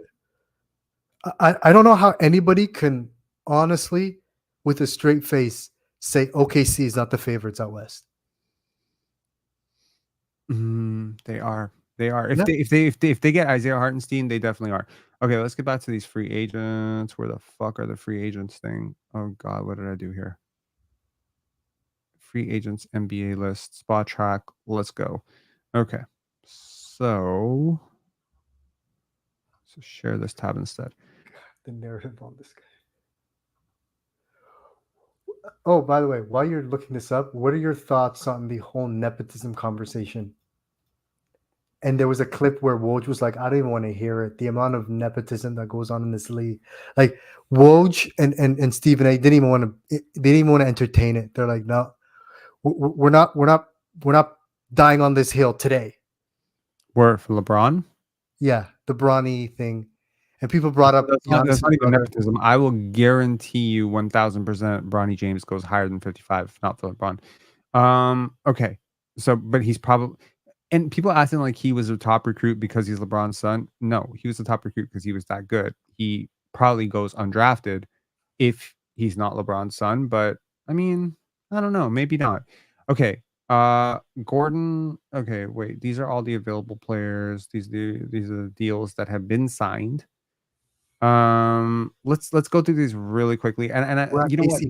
No sentences, just grades, because we're never gonna get through these. Malik Monk we talked about, James Harden we talked about, KCP 3 years, 66 million, just a grade. B plus. B minus. Obi Toppin 4 years, 60 million. C plus. D plus. Okay. Royce O'Neal, Phoenix Suns, 4 years, 44 million. For their situation, A minus. B plus. Okay. Max Christie, 4 years, $32 million. Okay. 21 years old. Legit, does he even play? Did he play for them last year? A little bit, yeah. Because this shocked me. So I'm going to go C minus. I don't know who they were competing with. I don't know. I'm gonna go with a B minus because I think if you believe in him at this point, like you're basically paying him like he's an 8th overall pick. This is less than mid-level exception money for a 21-year-old who can actually play. So that's not bad. This is the type of contract you're gonna have to sign Ulrich Shumshay to if he ends up being a half decent player. Okay, Jonas Valanciunas, 3 years, 30 million. For Jonas, F. For the Wizards, C. Okay. I'm gonna give this a D plus, honestly. Okay, Najee Marshall, Dallas, 3 years, 27 million. For Dallas, A. Okay. Y'all are seeing my screen, right? I can. Okay, cool. Because it was showing me like you lost your thing. Okay. Let's see. Chris Paul, 1 year, 11 million to the San Antonio Spurs. For the Spurs, A+. Yeah, me too. Andre Drummond, 2 years, 10 million for the Philadelphia 76ers, 5 million a year. I'm giving this a D because they didn't need to give him 2 years. Probably. I'm in the same boat. I don't value him as a player. Okay, 2 years, $8 million, $4 million a year for Kevin Love for Miami Heat. I don't know what the Heat are doing, but D. I'll give it a C plus. I think he's still halfway serviceable, but he is 36 years old, which is 16th year. So you are basically paying him a slight boost on the veteran minimum. And DeAndre Jordan, 1 year, $3 million. A+. Did you see that story about on DeAndre Jordan? DeAndre Jordan, yeah. Did you see that story on DeAndre Jordan talking about how him and Jokic started doing the kissing thing together? It's hilarious. DeAndre Jordan's hilarious, and his relationship he's a great vet. His relationship with Jokic, that's a minimum A+. Fair enough. He's good vibe. He's good vibe. Alex Len, 1 year, $3 million. Is there a more boring player in the league than Alex Len? Yes, there is. Mason Plumlee, literally the next one up. Okay. Okay, so Alex and Mason, a comic book should be resurrected in these guys' names, right? Yeah, it's like, who gives a shit? It's like a championships were made, championships were broken, man. Hopes and dreams. All right, Alex Len, $3 million. I mean, whatever. No shade. Play. He plays occasionally. He's 30 years old, which is crazy. It makes me feel very old. But a lot of these guys that are signing are very, very old relative to NBA terms. The youngest player to sign was Max Christie, Obi Toppin, 26 years old, Malik Monk, 26. So Sacramento Kings. I mean, really, Sacramento just won the offseason right there. I'm telling you, man, you got a 26-year-old Malik Monk signed through his prime at a crazy deal. This is basically a mid-level exception for the sixth man of the year, in my opinion. He is awesome. In terms of what's available, just give me a team that you think they can go. And if it's not a team, it's retiring. And if it's not a player that you think is going to be in the NBA next year, just say overseas. So I'll start. LeBron, Lakers. Yep. Paul George, Sixers. I agree. He has Klay no Thompson. choice. He's cornered. Like, where else is he going to go? Facts. Klay Thompson. I think he's going to the Lakers. I agree. Tobias Harris. Dallas. I think he's ring chasing. Can't go to Dallas unless he takes a minimum. I'm going to say Pistons. I think he still thinks he's good. I think he has ties. He's bag. He's just bag, eh? He was a starter last year. I mean, no, he's bag over everything. That's what you're telling me. I don't know about bag. If you're going to Detroit, with all due respect, Rob, if you're going to Detroit, it's for a bag. It ain't sightseeing. It definitely ain't basketball. Wow. Detroit just catching all the strays. All right. Well, you said it, not me. But hey, like I think I'm not a fan of Tobias Harris. I've literally never been a fan of Tobias Harris. This is going back to Piston days, Clipper days. I've never liked his game once, but I get why people, and he bodied the shit out of us. He gave us work. But I will say this. If the Pistons get Tobias Harris, it will be probably a move in the right direction for them. He's an older guy. They need some adults in the room. They haven't had many. They need some adults who can still contribute. He's 32 years old. If they give him 3 years, 40 million, 42 million, something like that, that's a fair deal. You could ask yourself, could he get a mid-level somewhere else? Sure. So they'll have to overpay the mid-level in order to absorb it. Gordon Hayward. Interesting. I think he sticks around till near the end. OKC. You know what? He might go back to Utah. Why? Well, isn't Is he that's where he Mormon? had his best days? That's where he had his best days. He seems like he fits in Utah, even culturally. But also, isn't Danny Ainge trying to be competitive now? Wait, what do you mean culturally? What are you talking about? Well, I don't know. I remember reading about, he's married. He has like 3 daughters, and it's like, yeah, Is he Mormon? no, he's just. I don't know why I said that, but it's probably because he's Yeah, white. I get it. Abu's saying, didn't Presti call Hayward a mistake? Yes, he did. He I said also didn't think he said trading for him was a mistake. They thought it would work better than it it did. wasn't. It wasn't a mistake. They just never played him. I think it was a mistake personally, but yeah, okay, it's cool. So you think he's going to Utah? I think Gordon Hayward will go to. I think Gordon could go to. Where's he from? He's from Originally. Indiana. I think he's from the state of Indiana. Is he? Yeah. He was. Isn't Butler in Indiana? Isn't Butler He was University? born in Indianapolis, Indiana. Okay. Yeah. So I am just going to do the laziest thing ever and just project that he is going to go to Indiana. He's in whose minutes? I know. He kind of fits with what they like to do. I don't know. They always have a white guy who can shoot. Okay. Kyle Lowry. Raptors. No. That would be Speaking great. that into existence. I wanted for Emmanuel Quickly and Scotty Barnes so fucking bad. So you're basically doing for if Kyle we get Lowry. Kyle Lowry, if we get Kyle Lowry, Rob, that contract, that IQ contract looks so. You can now talk yourself into that contract.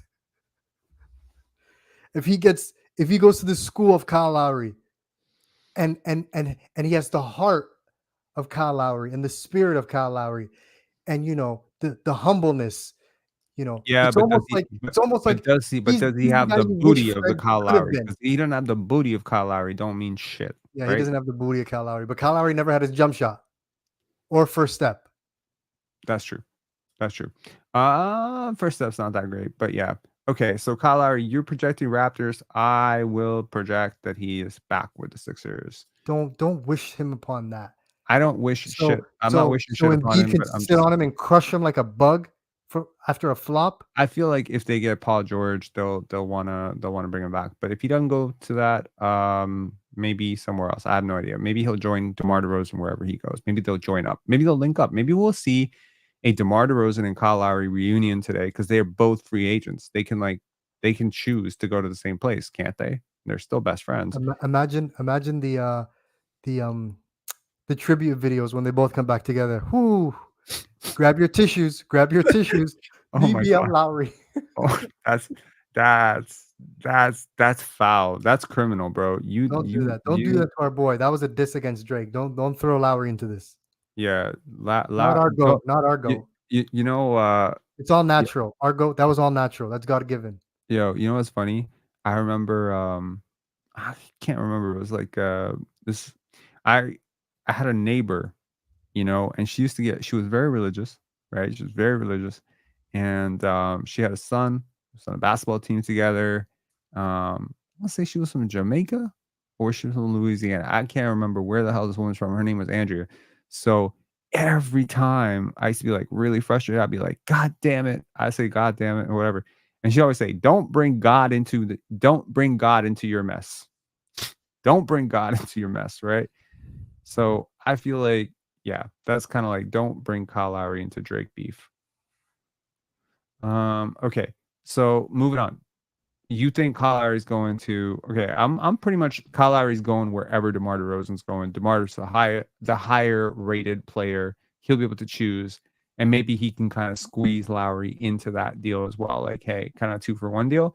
Like, I'm willing to take a little bit of a pay cut if you bring in Kyle Lowry. So where's DeMar DeRozan going? What does that look like? Give me a number. Because he Maybe kind of already did with the Bulls, don't you think? You think he took a pay cut at $27 million? You know how much? Do you know what Zach LaVine makes? Zach LaVine's a lot younger than Kyle Lowry. I'm sorry, he was a lot younger than DeMar Who- DeRozan. who- Bro, DeMar DeRozan's 35 years old. What are you talking Yeah, about? production wise.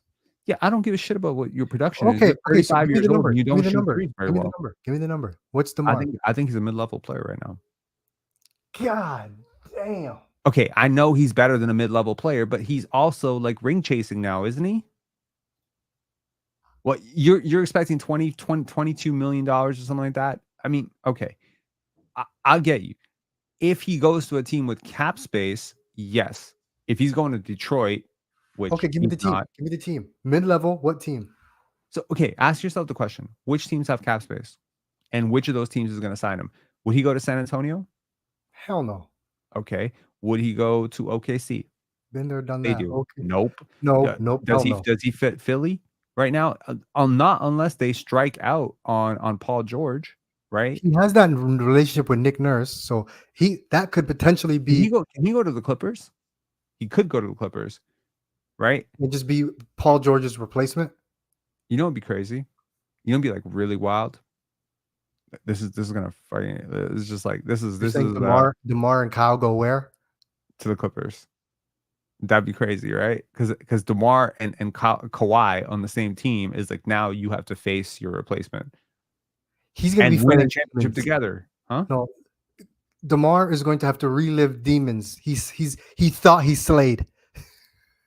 Damian saying surely DeMar goes back to San Antonio. I guarantee you that's not happening. No, I don't want to guarantee you shit because they just signed Chris Paul. Would they sign a DeMar DeRozan? I don't know. Maybe DeMar DeRozan goes back to nah.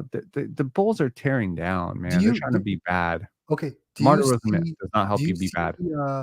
A DeMar DeRozan bench role for a contender?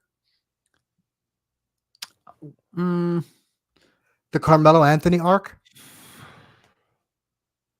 A bench role for him on a contender Dallas, but they already used their money. Minnesota. Interesting. Yeah, Minnesota has a lot of difficulties generating offense. They have the defenders to really, help them. But DeMar's from Compton. He values home, right? Going to play in Los Angeles has always been a bit of a dream of his.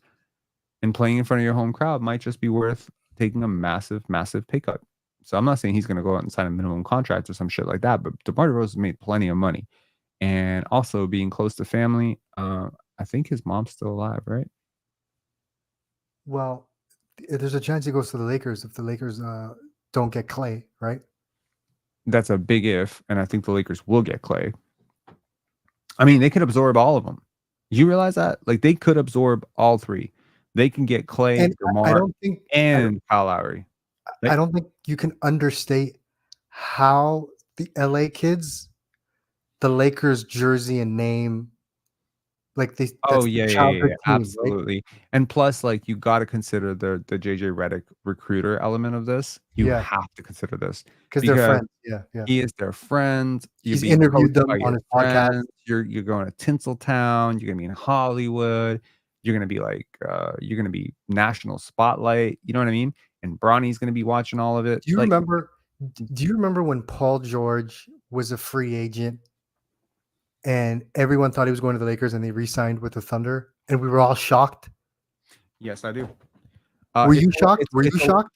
It's 11/11. Everyone make a wish. Whatever your Raptors wish is, make it, because it is 11/11 on the dot right now. I'm gonna close my eyes and make a wish.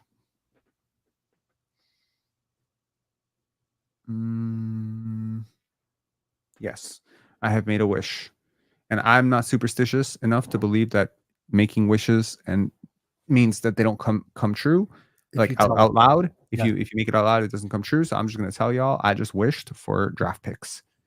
All right, I did the same thing. I did. The same That's funny. I think we all did. I think we all literally just like take whatever contracts you need.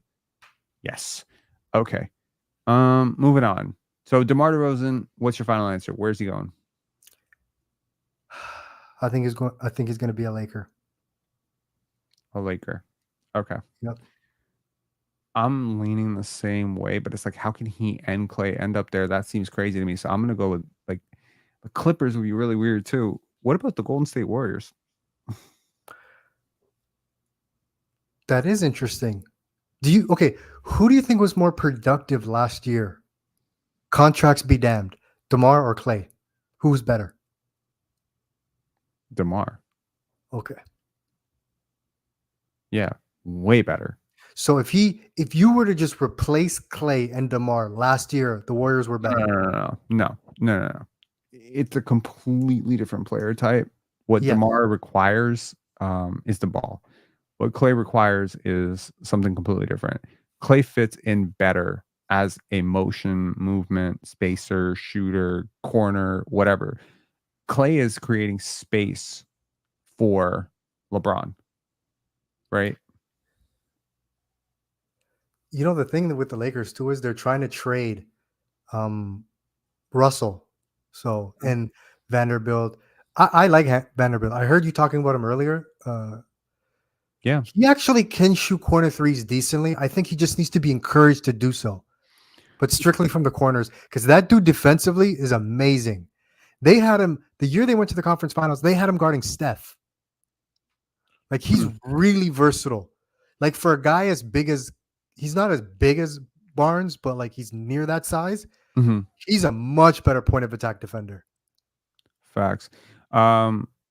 Shirt and Forbes saying, thank you, Rob, for the stream. Tomorrow's my birthday. This is a great present. Thank you for your time and service. It's greatly appreciated, brother. Thank you for your constantly positive energy around here, man. That was awesome. And you're always reminding people to like the video and stuff. So thank you. I think we should definitely go through your birthday. We should go, past midnight.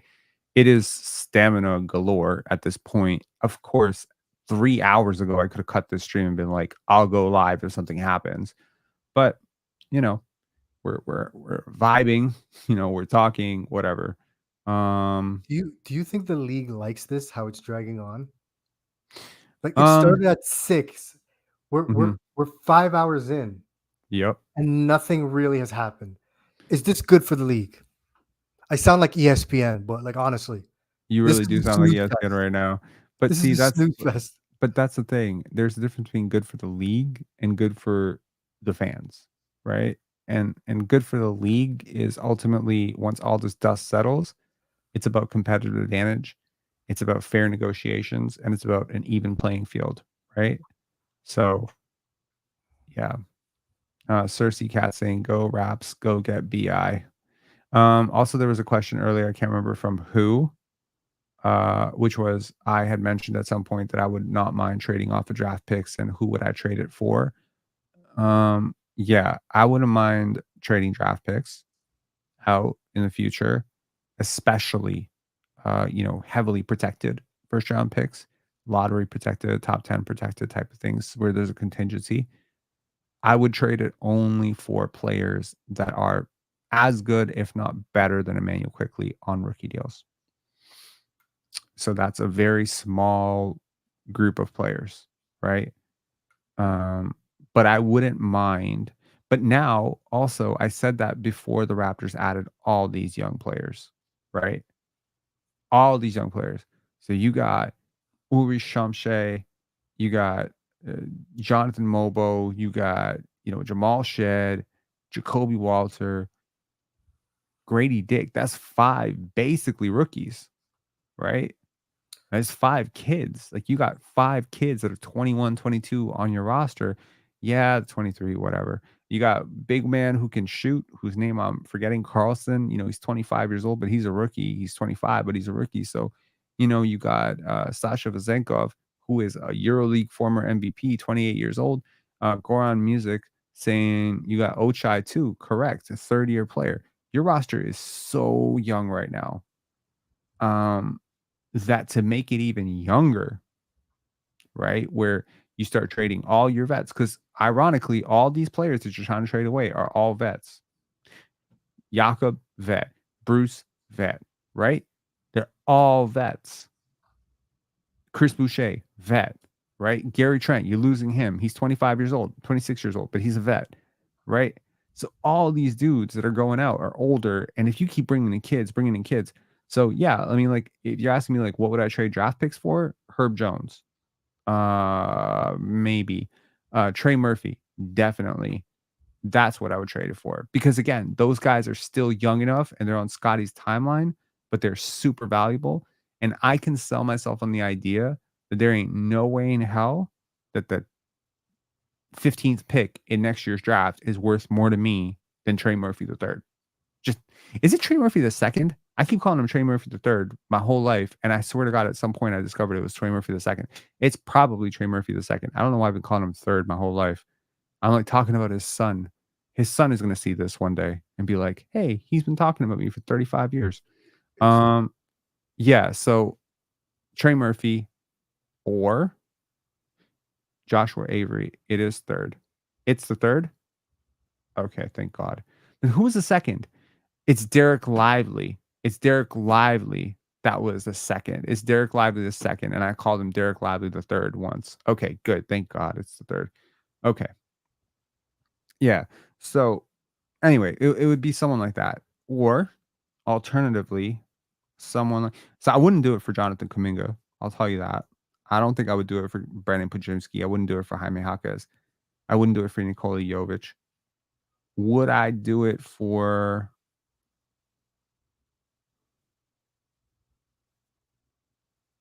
Shaden Sharp? That's a question. Would I do it for Shaden Sharp? Anyway.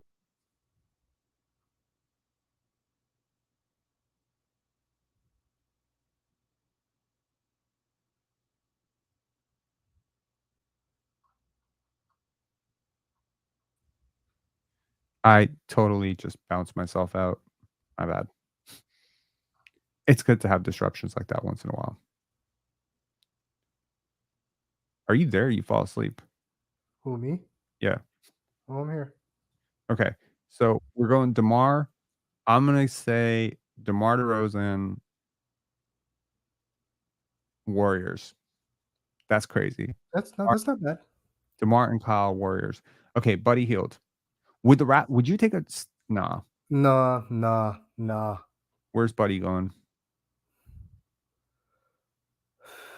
Probably to the Bucks on a min.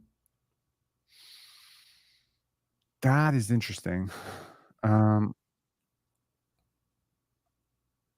Sixers don't bring him back, right? He wasn't great. He barely played. He didn't want to go back there. He was sitting on the bench. And they threw him in the last game, the last second. Nurse, like Nurse always does. He doesn't play you. Then when he's in a jam, he just throws you in there and says, "Please save me. I never believed in you all year, but please save me." Yeah. Teams that desperately need shooting. Would it be crazy if he went to the OKC Thunder? That would be weird. But just like a stabilizing end of bench force. He's a really good guy, a really good person. And I feel like the Thunder would value his veteran presence. He's only 32 years old. So how did the Knicks value his veteran presence? The Knicks? Yeah. Maybe. Okay, Yvonne Fournier. Oh, that's who I was talking about. Oh, okay. Europe. I'm just gonna say it. I think he's done with the NBA. Gary Trent Jr.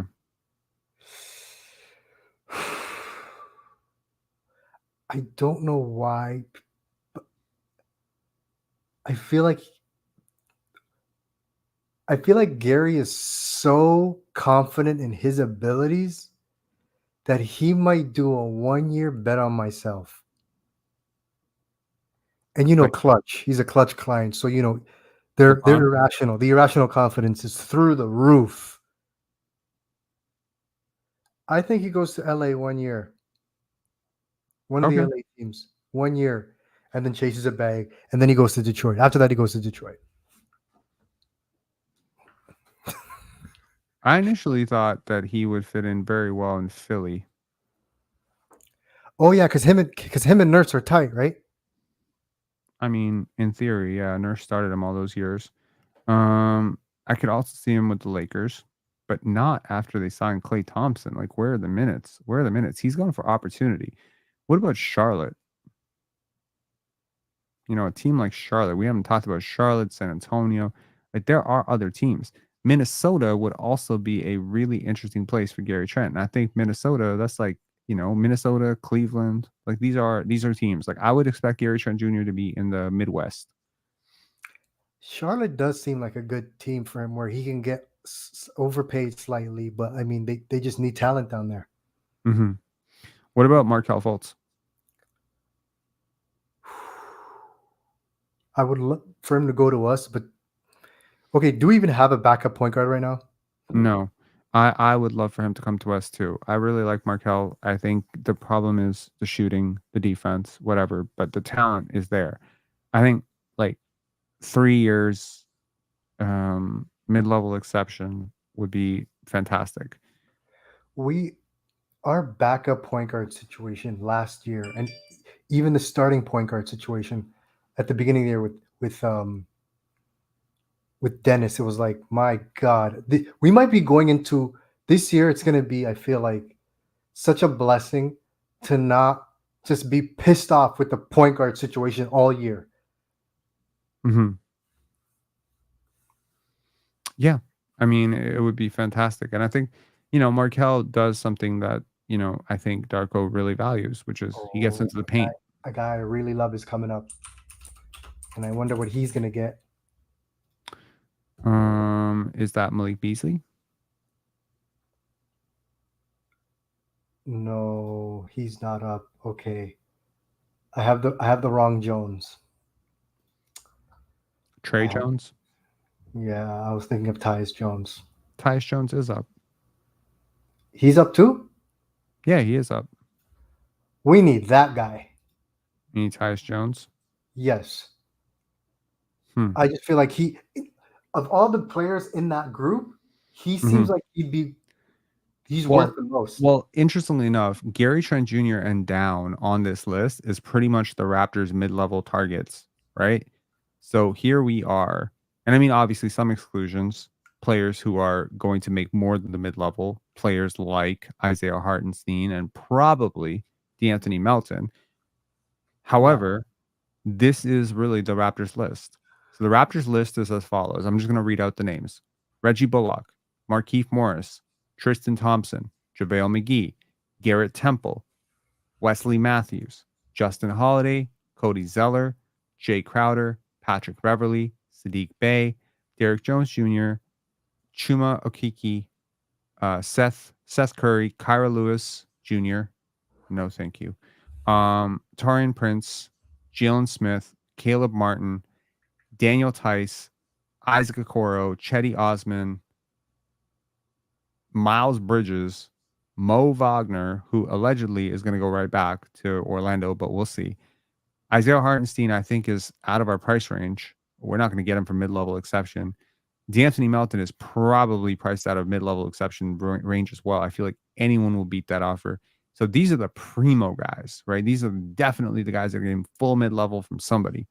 But everybody else, Monte Morris, Kyle Anderson, James Wiseman, Alec Burks, Talen Horton Tucker, I shudder to think maybe a Raptors target here because he is only 24 years old and the Raptors seem to really like him.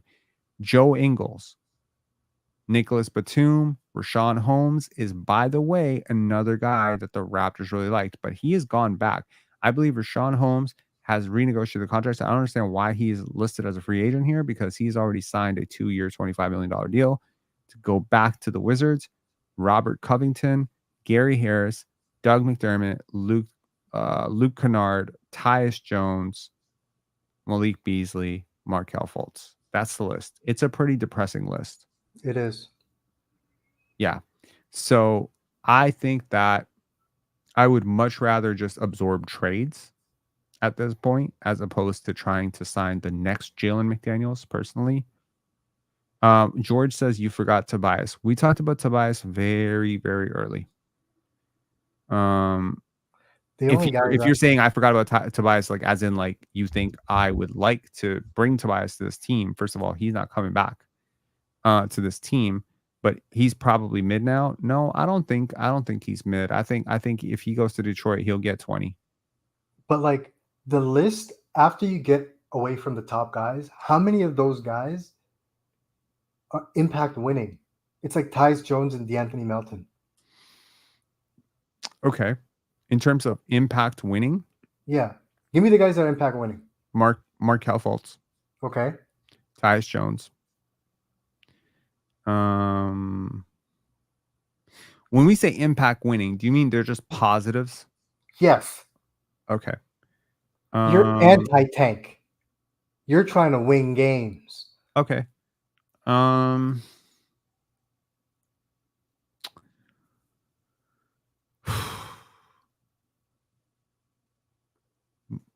Monte Morris? Not terrible, but not going to kill you. Kyle Anderson, DeAnthony Melton, as we already mentioned, Mo Wagner, solid. Chetty Osman, he's not a bad player. He's not moving the shit for you, but Caleb Martin, if you can get the version of him that was in the finals 2 years ago, it's not going to happen. But he's 28 years old, kind of fits what you want to do. What are the Heat doing, huh? Derek Jones Jr. might be, a guy. Sadiq Bey, again, if you're willing to be patient. These guys are winning guys. Garrett Temple for the culture and the vibes.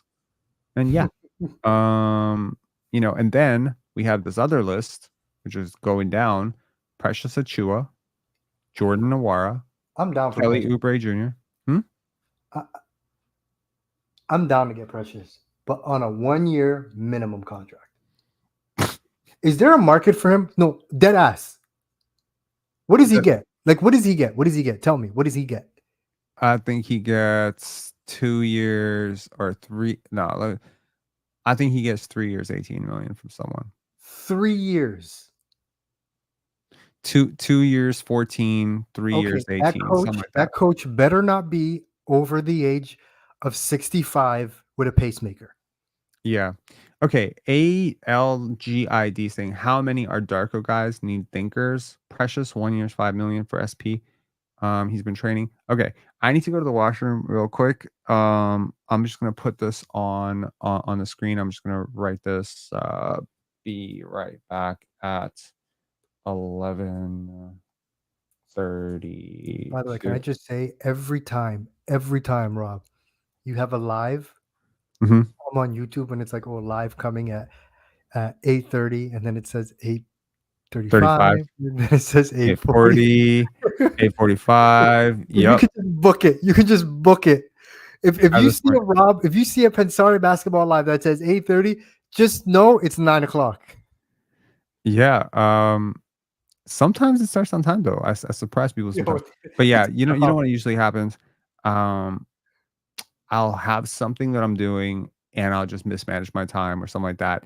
Or what will happen is I'll check and it'll be like 4 people waiting, and I'll be like, that's not enough people. Let me post it on social media. Let me give it 10 more minutes, etc. So it's usually something like that. But if you see a lot of people waiting, usually I won't delay it by more than 10 minutes. That's my point. But yes, it is like a lot of lives, they start with a clock to populate. I start with delays. It's the same thing. But yeah. Anyways, okay. And yeah, I'm gonna say be right back at 11:34. I'm gonna be right back, y'all.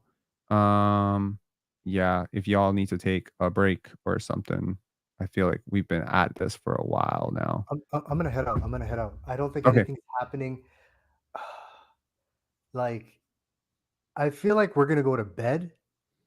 Like, and it's gonna break like God wants us to go to sleep and wake up. I feel like God wants us to go to sleep and then wake up.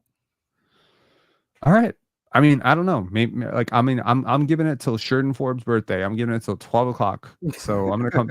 I'm gonna come back, and I'm just gonna point out some guys to watch out for. Maybe taking another caller or something like that. But yeah. All right, man. Thanks a lot. Good chat. All right. See ya. Keep an eye on Malachi Flynn. Just keep an eye. Huang Dong, yo, like he's yo. You know what's gonna be hilarious? Malachi, Precious Achua, Gary, the guys this front office refused to give up on. We'll see what they're actually worth. We'll see what we kept ramming our heads through the wall for. Talk about freaking treadmill. and Yeah. insanity. The definition of insanity. We'll see what we really were working with. I agree. Yeah. All right, man. Talk to you later. Peace. Okay, 11.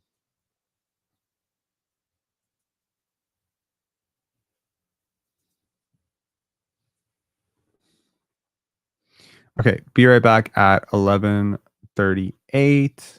No movie this time. Just wait. Couldn't I play something? I could play something. Hold on. Let me give y'all something to watch. Where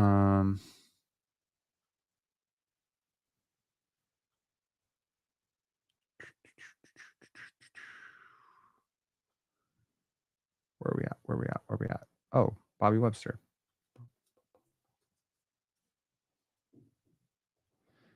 No, I want to play Bobby Webster interview. Not really. Ouch. Oh my god. You know what we need to do at some point? We need to do a draft grades. We could probably like rope in.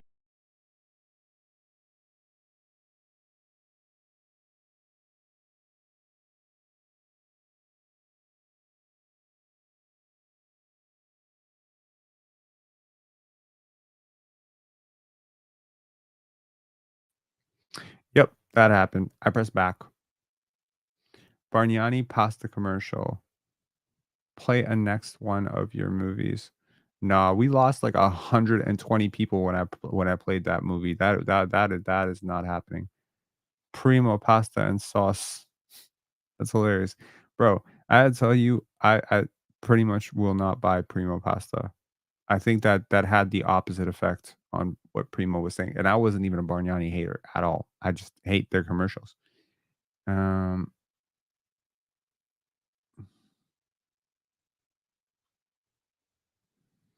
Okay, I am just going to. What the hell? Where are we at?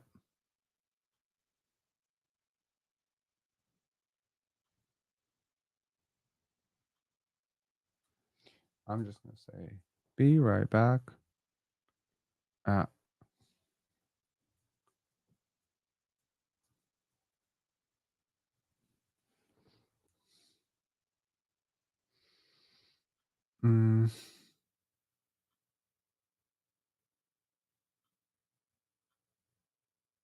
Oh, I know what I could play. It's the video y'all never got to watch.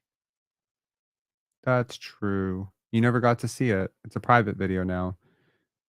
Wait, it's private for a reason because it got hold on. No, we made it okay. Hold on. Yo, cool. Okay, I can.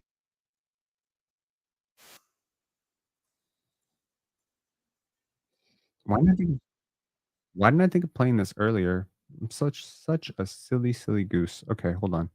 All right. Boom.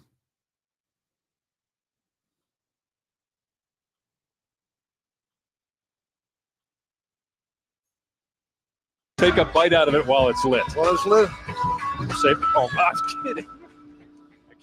The basketball world and NBA family mourned the passing of Bill Walton, a towering figure both in stature and in influence. Known by his endearing chuckle, his lifelong love of basketball, and a sense of what-ifism, Walton's career had the highs, lows, controversies, and triumphs of a Hollywood movie. Bill was born in 1952 in California, son of Gloria Ann and Ted Walton Jr. He had 3 siblings. His mother was a librarian and his father a social worker and music teacher. Apart from his older brother Brucey, the Waltons were not a typical sports family, but Bill Walton was a byproduct of all of them. In high school, he took music lessons. His father formed an informal family band. Bruce played trombone, Bill played baritone horn, Andy played the saxophone, and Kathy played the drums. He also took a deep interest in social issues. Eventually, Bill would follow Bruce's footsteps towards sports, which he would use to cope with the discomforts of adolescence. He would recall, I was a skinny, scrawny guy. I stuttered horrendously, couldn't speak at all. I was a shy, reserved player and a shy, reserved person. Basketball was my safe place. The Waltons may not have been a sports family, but they sure as heck became one when Bill and Bruce got to Helix High School. The elder Walton was a year older, stood 6'6", 250, and Bill recalls that whenever he was picked on, Bruce always had his back. When they would begin to rough up Bill, I would take a look at Coach and he'd give me a nod, recalled Bruce. Yes, recalled Gloria Walton. And then when the referee wasn't looking, Bruce would give that player an elbow and let him know that skinny guy was his kid brother. Bruce was also the star of the football team and eventually went on to play for the Dallas Cowboys. Walton proudly recalled that he and Bruce were the only brother duo to ever play in a Super Bowl and win an NBA championship. Walton grew from 6'1" to 6'7" between his sophomore and junior seasons and often manned the paint with his brother. This is right around when his injury issues started, during that growth spurt, where he would break his ankle, leg, bones in his feet, and had to undergo a knee surgery prior to his sophomore year. As a collegiate player at UCLA under the legendary coach John Wooden, Walton led the Bruins to 2 consecutive national championships. His dominance earned him 2 NCAA Final Four Outstanding Player Awards, 3 consecutive College Player of the Year honors, and Walton's time at UCLA remains one of the most illustrious periods in college basketball history. For Bruins fans, Walton remains one of the greatest college players of all time. He was drafted in 1973 by the ABA's Dallas Chaparrals and in 1974 by the ABA's San Diego Conquistadors. Many tried, many failed, but Walton was not going to the ABA. So when the NBA's Portland Trailblazers picked him first in the 1974 draft, Walton packed his bags for Oregon, and for a little while, things were good. In the NBA, Walton's prowess entered new heights. He led the Portland Trailblazers to their first NBA championship in 1977, earning the NBA Finals MVP for his remarkable performance. In 1978, he won the NBA's Most Valuable Player award despite playing only 58 games while averaging 19 points, 13.2 rebounds, 5 assists, and 2.5 blocks. But Walton's game was always better understood through analytics than box scores. He was truly one of the smartest players of all time, and while his raw box score numbers compared to some of the gaudy averages we see today may not seem like much, his 8.1 box plus minus and his 8.4 win shares were very impressive. Still, to this day, Walton's sole MVP is considered slightly controversial, as at the time, a 30-year-old Kareem Abdul-Jabbar had posted a 9.3 box plus minus, 12.1 win shares, and played 4 more games. The 9.3 box plus minus mark is the second highest in Kareem's career, a career which spanned 20 years. It was the only one of Kareem's 20 seasons where he didn't make an all-star team. This followed an incident where he punched rookie Kent Benson in the face, leaving Benson with a black eye and requiring 2 stitches. Was it a revolt against Kareem by the NBA, an already controversial figure in a changing America who was a black Muslim and an outspoken human rights advocate? Was it punishment from the NBA, who was suffering in ratings and had been failing as a business for being, quote, too black, to punish their best player in the league for punching a white player who himself alleged that Kareem had attacked him unprovoked? It's a dark chapter in NBA history which predates Magic and Bird, predates the Jordan golden years, predates LeBron, but for many people, Walton became a recipient of an award that wasn't his. And while it's fair to argue that Kareem had the better season, better career, this can never take away from the fact that 25-year-old Bill Walton had a comparable season to arguably the greatest center of all time at the peak of his powers and was on a better team. That's impressive. Portland finished the regular season 58-24 and Walton returned for the 78 playoffs. Unfortunately, x-rays taken after Game 2 revealed that the bone below Walton's ankle was broken. Portland lost the series in 6 games, and Walton would unfortunately never play for the Portland Trailblazers again.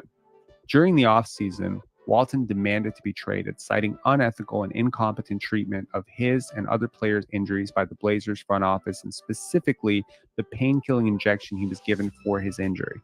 Portland refused to trade him, and he sat out the following year in protest before signing with the San Diego Clippers when he became a free agent. Walton played 14 games in his first season in San Diego, before missing the next 2 years with injury. In the following 2 years, he would be relatively healthier, playing 88 games, before the Clippers would move to their now current home in Los Angeles. At the end of the 1985 season, Walton reached out to the Lakers and Celtics as his final stop, so that he could end his career on the same note he had started it, winning. His decision to choose the Celtics over the Lakers allegedly came down to Larry Bird. Larry, who was in the office when the Celtics Red Auerbach was making the deal, said, quote, "If he feels healthy, it's good enough for me," which starkly contrasted with the lack of trust he felt from the Lakers' Jerry West, who wanted to wait to make the decision pending a medical report.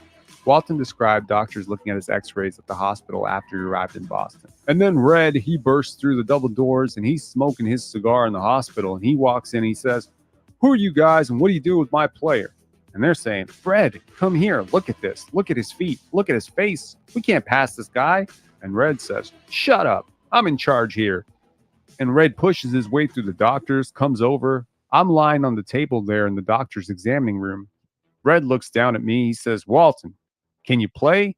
I looked up at him with sad, soft eyes of a young man who just wanted one more chance to be part of something special, to be part of the team, to be with the guys one more time. And I looked up at him and I said, "Red, I think I can. I think I can, Red." And Red, through the smoke with his big, cherubic grin on his face, looked at the doctors, looked at me, and he said, "He's fine. He passes. Let's go. We got a game." And we were able to go out and win a championship. Walton received a standing ovation in his first appearance with the Celtics and became a Celtics legend. He played a career-high 80 games as a backup, won Sixth Man of the Year in his second NBA championship, beating Hakeem Olajuwon and the Houston Rockets. Walton became the only player in NBA history to win a Sixth Man of the Year, an MVP, and a Finals MVP. Bill was great. Was he better than Kareem as voters thought in 1978? No. Does he have a place as one of the 50 greatest players of all time? Sure. I guess it depends on how you define greatness. Bill was one of the greatest college players of all time, and on his way to becoming one of the greatest NBA players of all time before injuries took all of that away.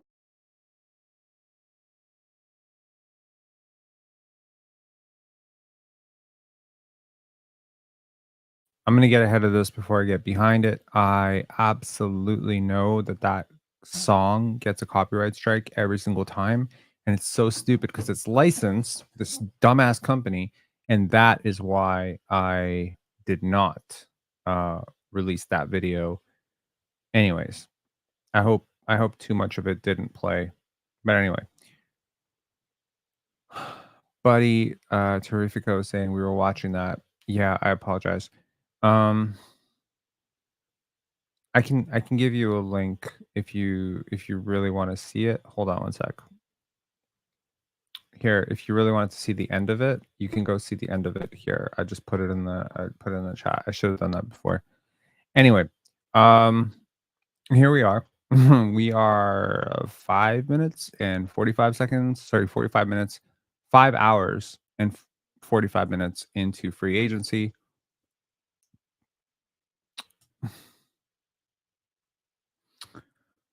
I don't think DeLon Wright's coming back. Muhammad saying, "Was that you narrating, Rob?" Yes, it was. It's one of my videos that I just kind of released for a bit and then didn't like how it was doing, so I unreleased it. It was after Bill Walton passed away. Okay, let's see where we at. Okay. So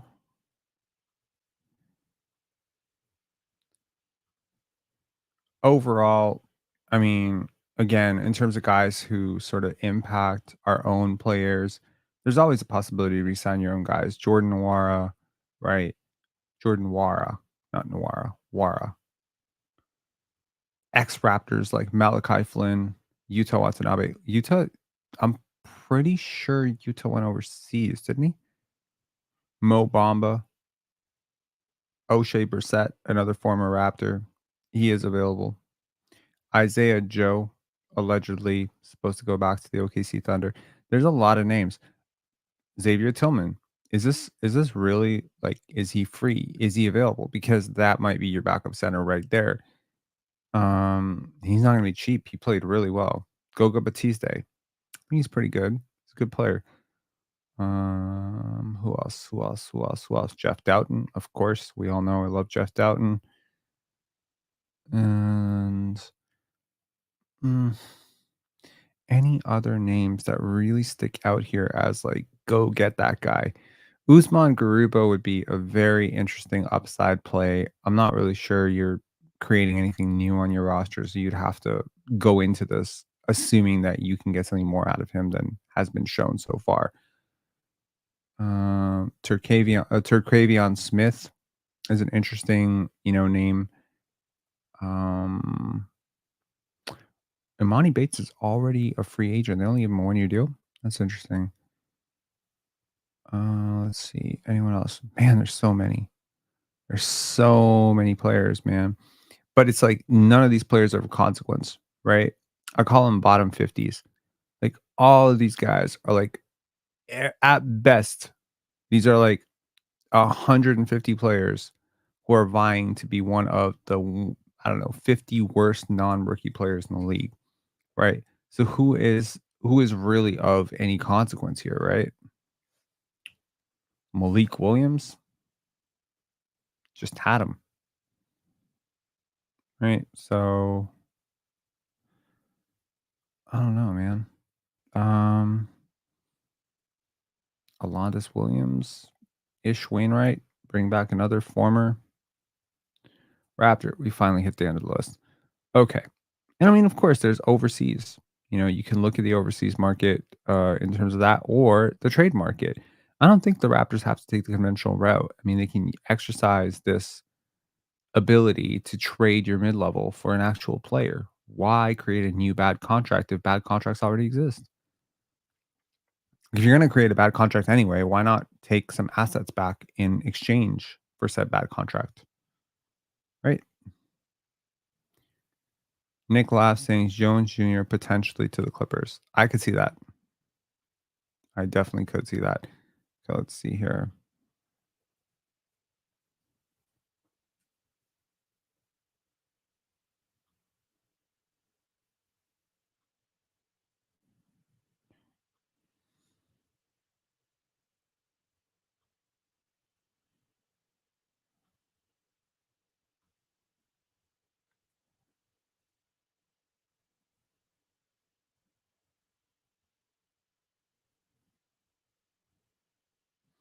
So according to Legion Hoops, the Clippers could now emerge as suitors for Derrick Jones Jr. So what is interesting to me is just this notion of like the domino effect. Derp saying Sixers will meet with Paul George soon with agreement likely. See, that's the thing. So what happens if the agreement doesn't get done tonight, right? Taurean Prince, mid-level exception, will be a good signing. Could be a good signing. I don't like Taurean Prince. I'm gonna tell you that right now. He's versatile, but he's not a very good defender. He's not as great as people make him out to be, is what I'm saying. I mean, I know I read a comment the other day saying like, could Taurean Prince replace OG Anunoby? And I was just like, whoa, there's such a significant gap here. And I'm not saying being worse than OG Anunoby is some sort of like terrible thing, but like obviously it's really difficult to, and I'm not really sure I need a player who's nearly that ready to win. I wouldn't, again, in terms of existing contracts out there that are kind of like fitting into what the Raptors want to do offensively, defensively, the Raptors wouldn't mind a like a 4-man, right? Like I think it'd be interesting to get a 3-4 type, right? I really do believe that that's OG Anunoby type really did work for the Raptors lineup right now because it moves Scotty to the 3, it moves RJ to the 2, or it moves Scotty to the 2 and RJ to the 3, whatever. It makes them wings. I just don't want Scott. I don't want Scotty to be a big. How is Jeremy Grant? Like I would not mind taking on Jeremy Grant's money if it comes with assets. Love Merrick saying Lakers fans hate Prince. Well, there's no need to hate him, but like he's not good. Prince would be DeMar Carroll all over again. I feel like sometimes these comments are a little bit physical related, but sure. NBA have come with a rule to stop overpaying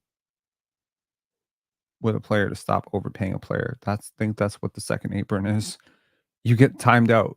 You know what I mean?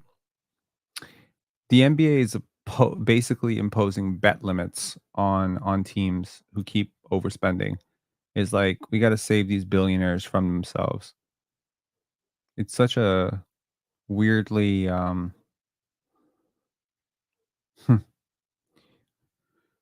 politically speaking, it's very conservative. Okay. It's called the CBA. If teams want to overpay, that's their prerogative. Sort of. Lakers are trying to trade for Jeremy Grant. Lake Show Yo with a weird. And then this guy, Kevin, clearly Jeremy Grant's agent. And this random person who thinks Shaden Sharp is about to turn into LeBron James if he doesn't have all these people in his way. Have I started something now? This Fred VanVleet Scotty thing? Jeremy Grant needs to be a Laker. Sure.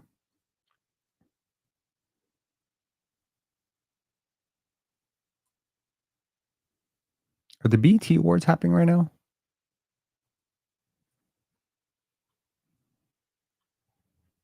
Is Hartenstein the best center available now on the free agent market? And if so, can the Raptors somehow get him somehow? Yes and no. So, yes, he is the best center available. No, the Raptors cannot get him.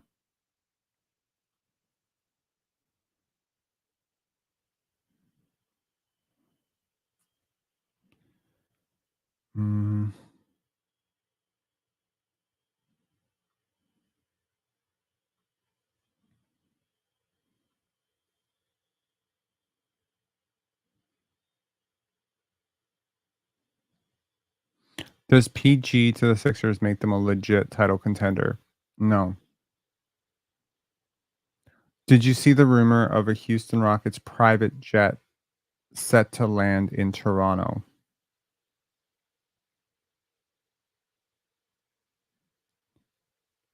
What?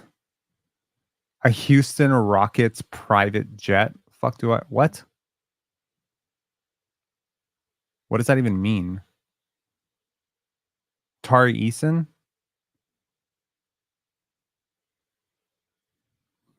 Tari Eason would make a lot of sense for the Raptors. Where is this? I know, right? Where is this coming from? This rumor of a Houston Rockets private jet. And why the hell are the Houston Rockets sending Tari Eason in a private jet to Toronto? Tracking planes again. It'll never be the same, bro. Would you take LaVine with an unprotected first attached for a Bruce Brown Boucher type package? I would want. Okay, so for LaVine, I would probably want.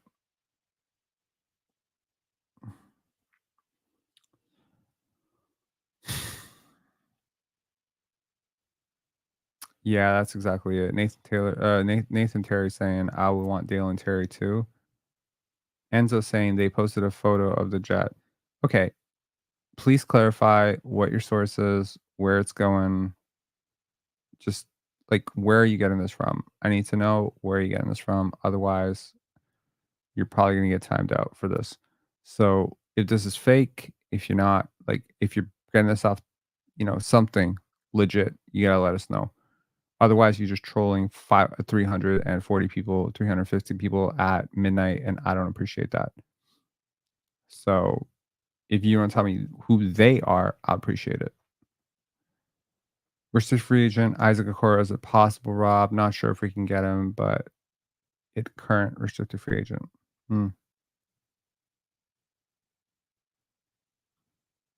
No doubt Detmers. Okay.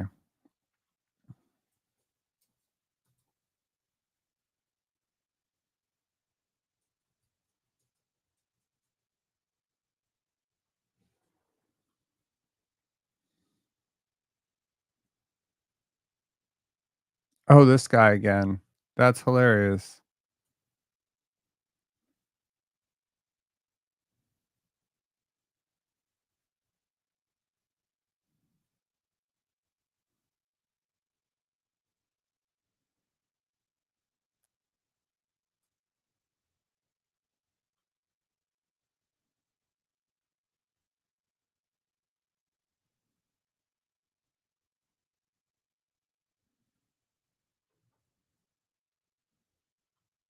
That's so trash.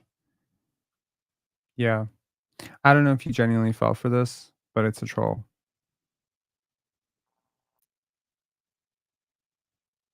Yeah.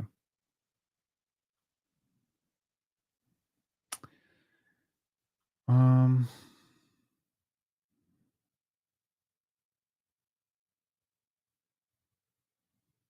Source is trust me, bro. Yeah. Drake flying in Rocket's private jet cosplaying as Fred VanVleet because he doesn't want to be seen right now after Not Like Us. Mm-hmm. The more I hear it, the more I like it. Okay.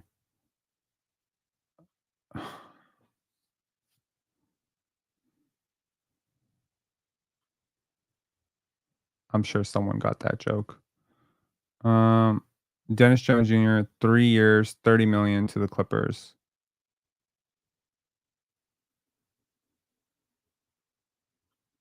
JSK, if you actually fell for that, I'm sorry for you. Were you the person who wrote it? No. Okay, cool. You're just taking some pride in how smart you are. We check everything. Like that's called due diligence, you know? All right. So Shams Charania, 3 years. Okay. Free agent Derek Jones Jr. plans to sign a 3-year, $30 million deal with Los Angeles Clippers, sources tell The Athletic. Okay. So that takes one, I'd say, good player off the table for the Toronto Raptors and, someone who really fit. I mean, not someone who was a realistic target, really, realistically. You would have to pay him quite a bit.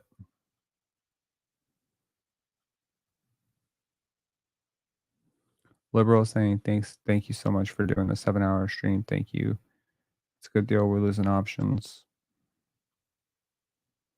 Maybe we could get Grant for Boucher and Bruce Brown. They're in cap hell.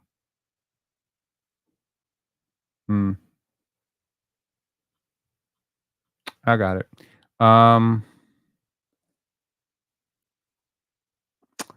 Yeah. I mean, interesting. Clippers got a good deal. What's the upside on Grant? He's expensive. Positional versatility, really, really, really solid person, which for whatever reason may matter to you or may not matter to you. Like a really good guy, really good person, fits relatively with what you want to do. Kind of a role player, not a huge ego guy. I think it just fits, man. Oh, there we go. Happy Canada Day and happy birthday, Sheridan. So we go right till Canada Day and Sheridan's birthday. And, happy birthday to you. I wish, I had some sort of like birthday thing to play, but instead we're just going to play crickets. Nope. We play chime. And then that. And then we just have random clapping for you. Yay. All right. Happy Canada Day. It'd be cool if the Raptors announced something like Canada Day. Yeah. All right. Okay. 6 hours and 43 minutes. And man, I'm glad I slept last night because this would have been hella hard to do without some sleep. Sparkling saying happy July 1st. Happy July 1st to you as well. Also, I wanted to give a shout out because these things are not public, and I realize that people are helping me by doing this, but they're not really getting the public notification for it. I want to give a thanks to Andrea, and I want to give a thanks to Jesse for sending etransfers. Appreciate you guys so much. Appreciate that. And as I mentioned yesterday, Karen Hall, thank you so much for these sound panels. I will add that. I think the sound is going to get a lot better in here. It's like there's no carpet, everything is tile, everything is concrete. So this is not an ideal setting for a studio. I feel like it's gonna get a lot better really soon. I gotta go take care of my dog. JSK saying shout outs to you for doing the stream for real though. I appreciate it, man. Like honestly, here's the thing. Like I remember people used to ask me like, how the fuck are you? How the hell do you work so hard when I was like on a film set for like 18 hours? You'd be like, how do you work so hard? How are you working so hard? I'm like, it doesn't really feel like work, so I'm not really working hard. Or when I was in university, I was doing tutoring. I don't really feel like I felt the hours just fly by. I love tutoring. I love most of the stuff that I do. So honestly, I love all the stuff that I do. And when I don't love it, I don't do it. Like, that's been I'll I'll share something with you guys. So I remember I was watching Warren Buffett lecture once, and someone asked him, "What's the best part of being you?" Right? What's the best part of being you? And he said, expecting, I think the person who was asking was expecting him to say, like, I don't know, being a multi-billionaire. That'd be great, having whatever I want, whoever I want. But he said something that really changed my life. He said, freedom of association. I don't have to deal with anybody that I don't want to deal with.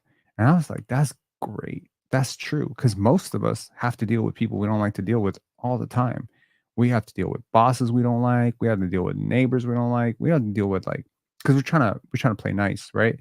But what if someone's like really draining your life? And what if something is really draining your life? What if you're taking care of your family and the only way to do that is to drive Uber, but you hate driving Uber? I don't know. Like, you know what I mean? We all put up with these things and to me, I'm just very blessed, I think, for the last, I want to say 10 years, 12 years, 13 years. Now, I don't, 14 years, 15 years. Damn, it's been a while. But I just keep doing things that I really enjoy doing. So honestly, this doesn't feel like 7 hour, 6 hour, 46-minute live stream. This just feels fun. So I'm very happy to do this. And if something does break and I'm awake, we'll do a live stream. We'll do an emergency live for whoever's awake, and y'all will see it in the morning. I want to thank this community for staying up for 6 hours and 46 minutes of absolutely nothing. I feel like I just created the show Seinfeld. Do y'all remember Seinfeld? What's the show about? It's about nothing. Well, what was this live stream about? Nothing. But it was fun. And hopefully we talked about some stuff. Had a little bit of a ramble with Coach Mo. We talked about where things are going to go. We watched we watched a short film. Yeah, but I've never really been into live streams. I think one of the first Twitch streamers I ever watched was Scotty Barnes, right? So weird, But what I realize is it's been really cool for me to have this community in general. Like it's just been really great for me. I find myself to be a much calmer person than when I started this. Not just with guests, but I mean, in day-to-day life, I find myself to be much calmer. So yeah, so it's been great for my growth. And personally, whenever I'm doing something, like whether I'm doing a writing project or a commercial or whatever, I always go through the three things that I need it to matter to me for those three things. And it has to satisfy two criteria. It has to be well paying, which, no offense to YouTube and ad revenue, this is not. So this doesn't that. It has to be sufficiently difficult, right? It has to be difficult, or it has to be sufficiently meaningful, right? It has to satisfy two of those criteria. It has to be sufficiently well-paying, sufficiently difficult, or sufficiently meaningful. And yes, I said difficult. Difficult is a good thing. Talking to strangers, getting on camera, to me is difficult. I am not a person who likes being on camera. I'm a person, if I could show you 2017 Penn Dance, holy shit. 2017 Penn Dance, they had to scrap the interview that they did with me. I think Toronto, the City TV or whatever, they scrapped that interview. They're like, you're so awkward on camera. And it's gotten better and better and better. But I genuinely don't think that this is something that I'm good at or anything. But it's hard. It's hard for me. So yeah, so it's sufficiently difficult and it is sufficiently meaningful for this community. So it never really mattered to me, I don't know, I think I remember I did like an 8-hour live once, and my girlfriend's like, you realize that was less than minimum wage? I'm like, fuck do I care? Like, it's fun. It's fun. The minute it's not fun, I would never do a 6-hour live if it wasn't fun. So yeah. Alexander B, 6 hours of therapy just expressing our individual thoughts with some peaceful debate. Exactly. And that's what I like about this community. I love that this chat, for the most part, not always, but for the most part, that this chat is always respectful, that you guys aren't baiting each other and going crazy at each other and saying like completely ridiculous and stupid things. And it's good. It's one of the things I realize every time I go on Player's Choice is that there's always like these string of comments of like bring ticket back, y'all lost your aura, y'all lost your this, who are these randoms, blah blah blah blah blah, you know. And someone called me boring as fuck the other day, and I was like, all right, okay, I'm boring because I'm not screaming, right? But if I was screaming and swearing, then I wouldn't be so boring. And it got me thinking. It's like those are our standards, right? If we are growing up in dysfunction, then we find anything functional to be boring. That's the standard we're setting for ourselves, right? So, yeah, I mean, I guess everyone has an opinion, but it just got me thinking. It's like we are setting a standard for debate here. Like we can agree, disagree, whatever. Someone probably in this chat thinks RJ Bear is probably better than someone else thinks he is, or some people think Jakob Pertl. But it's like, man, like when we started this channel, it was constant infighting. Maybe I was being controversial, but like constantly, like, you're stupid, you're dumb, bro, blah blah blah. I don't see that stuff yet. I mean, I don't see that stuff in this chat anymore. So I appreciate you guys for keeping it nice and respectful and still being able to learn some stuff. Non-toxic chat, indeed, non-toxic chat. Someone once, when I was getting really angry about the Fred VanVleet stuff, like last year, the year before, someone said, you need to think about, you're so angry about this Fred VanVleet stuff and Pascal Siakam. So you got to think about the type of people you're bringing into this chat. You got to think about the people who are drawn to your material must be super angry because you're being angry about something. And I never found that to be the case. Every time I met one person from this community, I found them to be incredibly smart. I found them to be very generous, very graceful, very interesting, very successful, just very good people. So I was like, yo, like, yeah, I might be screaming and yelling, but I don't find that the people that are coming into this community are like that at all. I think a lot of them are just really frustrated because they're watching something really dysfunctional. And it kind of brings me back to something that Dave Chappelle said to tie this all up, which was that sometimes we judge a Hollywood celebrity or something like, they do drugs, they're losing their minds, you know what I mean? Like Britney Spears is shaving her head and stuff. And it's like, we're judging all these people for being crazy, right? We're calling them crazy because like, oh man, this person's crazy. They disappeared off the face of the earth. They did rehab. They drove a car off a cliff, whatever. They're crazy, right? They ended something like we consider it like they're sick, right? But it's like, if the environment is sick, what if the environment is sick, right? They're in an environment that's sick. I've seen Hollywood. I've seen like a little bit of it up close. I'm not saying like I'm Matt Damon, but I've seen a little bit of it close. Bro, it's sick. It's sick. These people are sick. They're so fake. And they're like all like in this like very weird pretend bubble. And it's like you can't be around that for more than 5 minutes without feeling sick, like physically sick. And when you feel physically sick, you're gonna medicate yourself. You're gonna do drugs. And you're definitely gonna crash your car or check into rehab, and people are gonna say that you're messed up. It's like, nah, man, the environment is messed up. So, to all of us who were super angry about what was happening with the Toronto Raptors, to our beloved team that were called haters, that were called angry, that were called whatever toxic, or not real Raptor fans. I don't think we were those things. I think we were responding to the fact that what was happening to our team was that. I think that's it. That's what it is. Cersei Cat saying PG to the Sixers, I think. Okay, let's check. Before we head off into the sunset, let's at least get one major domino out of the way. Where'd you see it?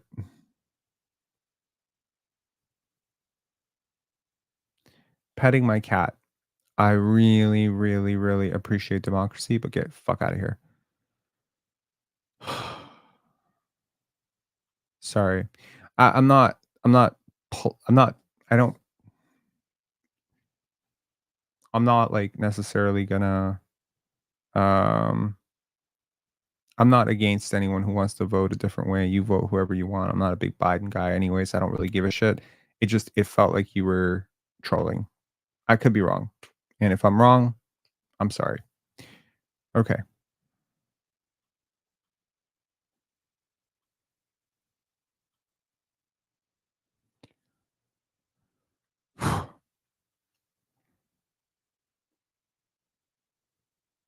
Um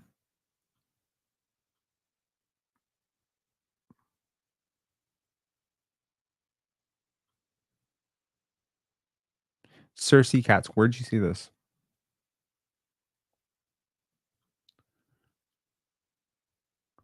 Nothing new free agent wise. Okay. So are you just saying you think because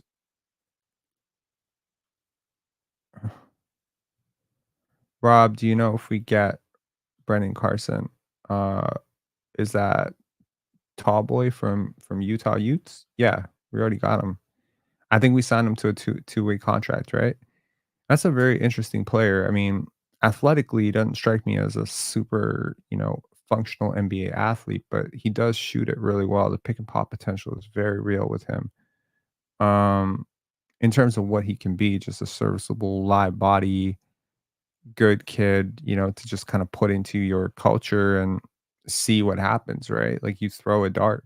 You're not going to tell me that when the Miami Heat brought in Duncan Robinson, everyone was like, "Oh my God, Duncan Robinson, our franchise is saved." No, I mean, you take a chance. You never know.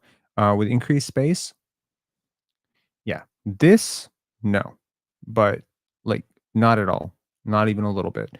Every white guy who shoots is not Lauri Markkanen and Dirk Nowitzki. There are levels to this, and that's what I was saying. The pick and pop potential is real though. So if he can set screens at a high enough level, if nothing else, he's going to be able to mimic Kelly Olynyk's role for the 905, right? And seems like a good kid. Watched a couple of his interviews. Seems really nice. So, you know, can the Mavs sign PG after signing Najee Marshall, or it had to be a sign and trade? It would have to be a sign and trade. Yeah. He got a decent post game, not from what I saw. Is the roster 20 now? It has to go down to 15 by some date. The roster is not 20 now. Oh, you mean yes. Yeah. It doesn't have to go down to 15. I think it has to go down to 17, if I'm not mistaken. 17, right? You can carry upwards of. Am I wrong? It's 14 plus 3. It's 17, right? Someone correct me if I'm wrong. Pretty sure.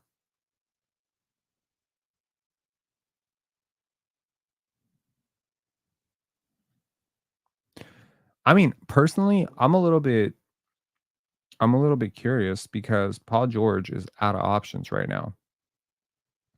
Right? His option is the Sixers. Beyond the Sixers, there's no other option. I don't think the Magic have the option anymore to sign him after signing KCP. The Clippers obviously are not going to be able to sign him, I believe, right?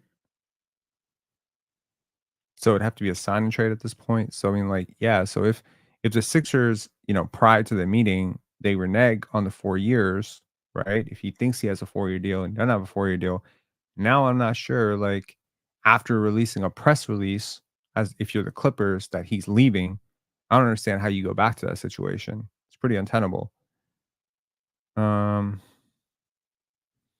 Or this is the brilliant move by the Clippers, where I don't say it's a brilliant move by the Clippers, but I mean, you really are cutting his leverage. Can the Dubs get PG? I mean, in theory, anyone can get Paul George. Like almost anyone, other than the second apron teams can do it, because all you have to do is a sign and trade, right? So if right now we wanted to trade RJ Barrett and Chris Boucher, right? And the Clippers really wanted RJ Barrett and Chris Boucher, and we really, really wanted Paul George. Yeah, we could do a sign and trade too. Sign and trades rarely work out because, like, you typically don't have enough value to throw back. But I don't know. I feel like plus Klay might leave. Klay is definitely leaving. What do you think of Jalen Smith for the Raptors?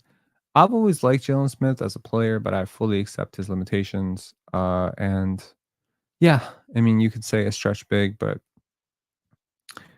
yeah, it would be interesting for the Raptors. All right, I'm out, guys. 7 hours on the dot. I'm out. Peace. Have a good one.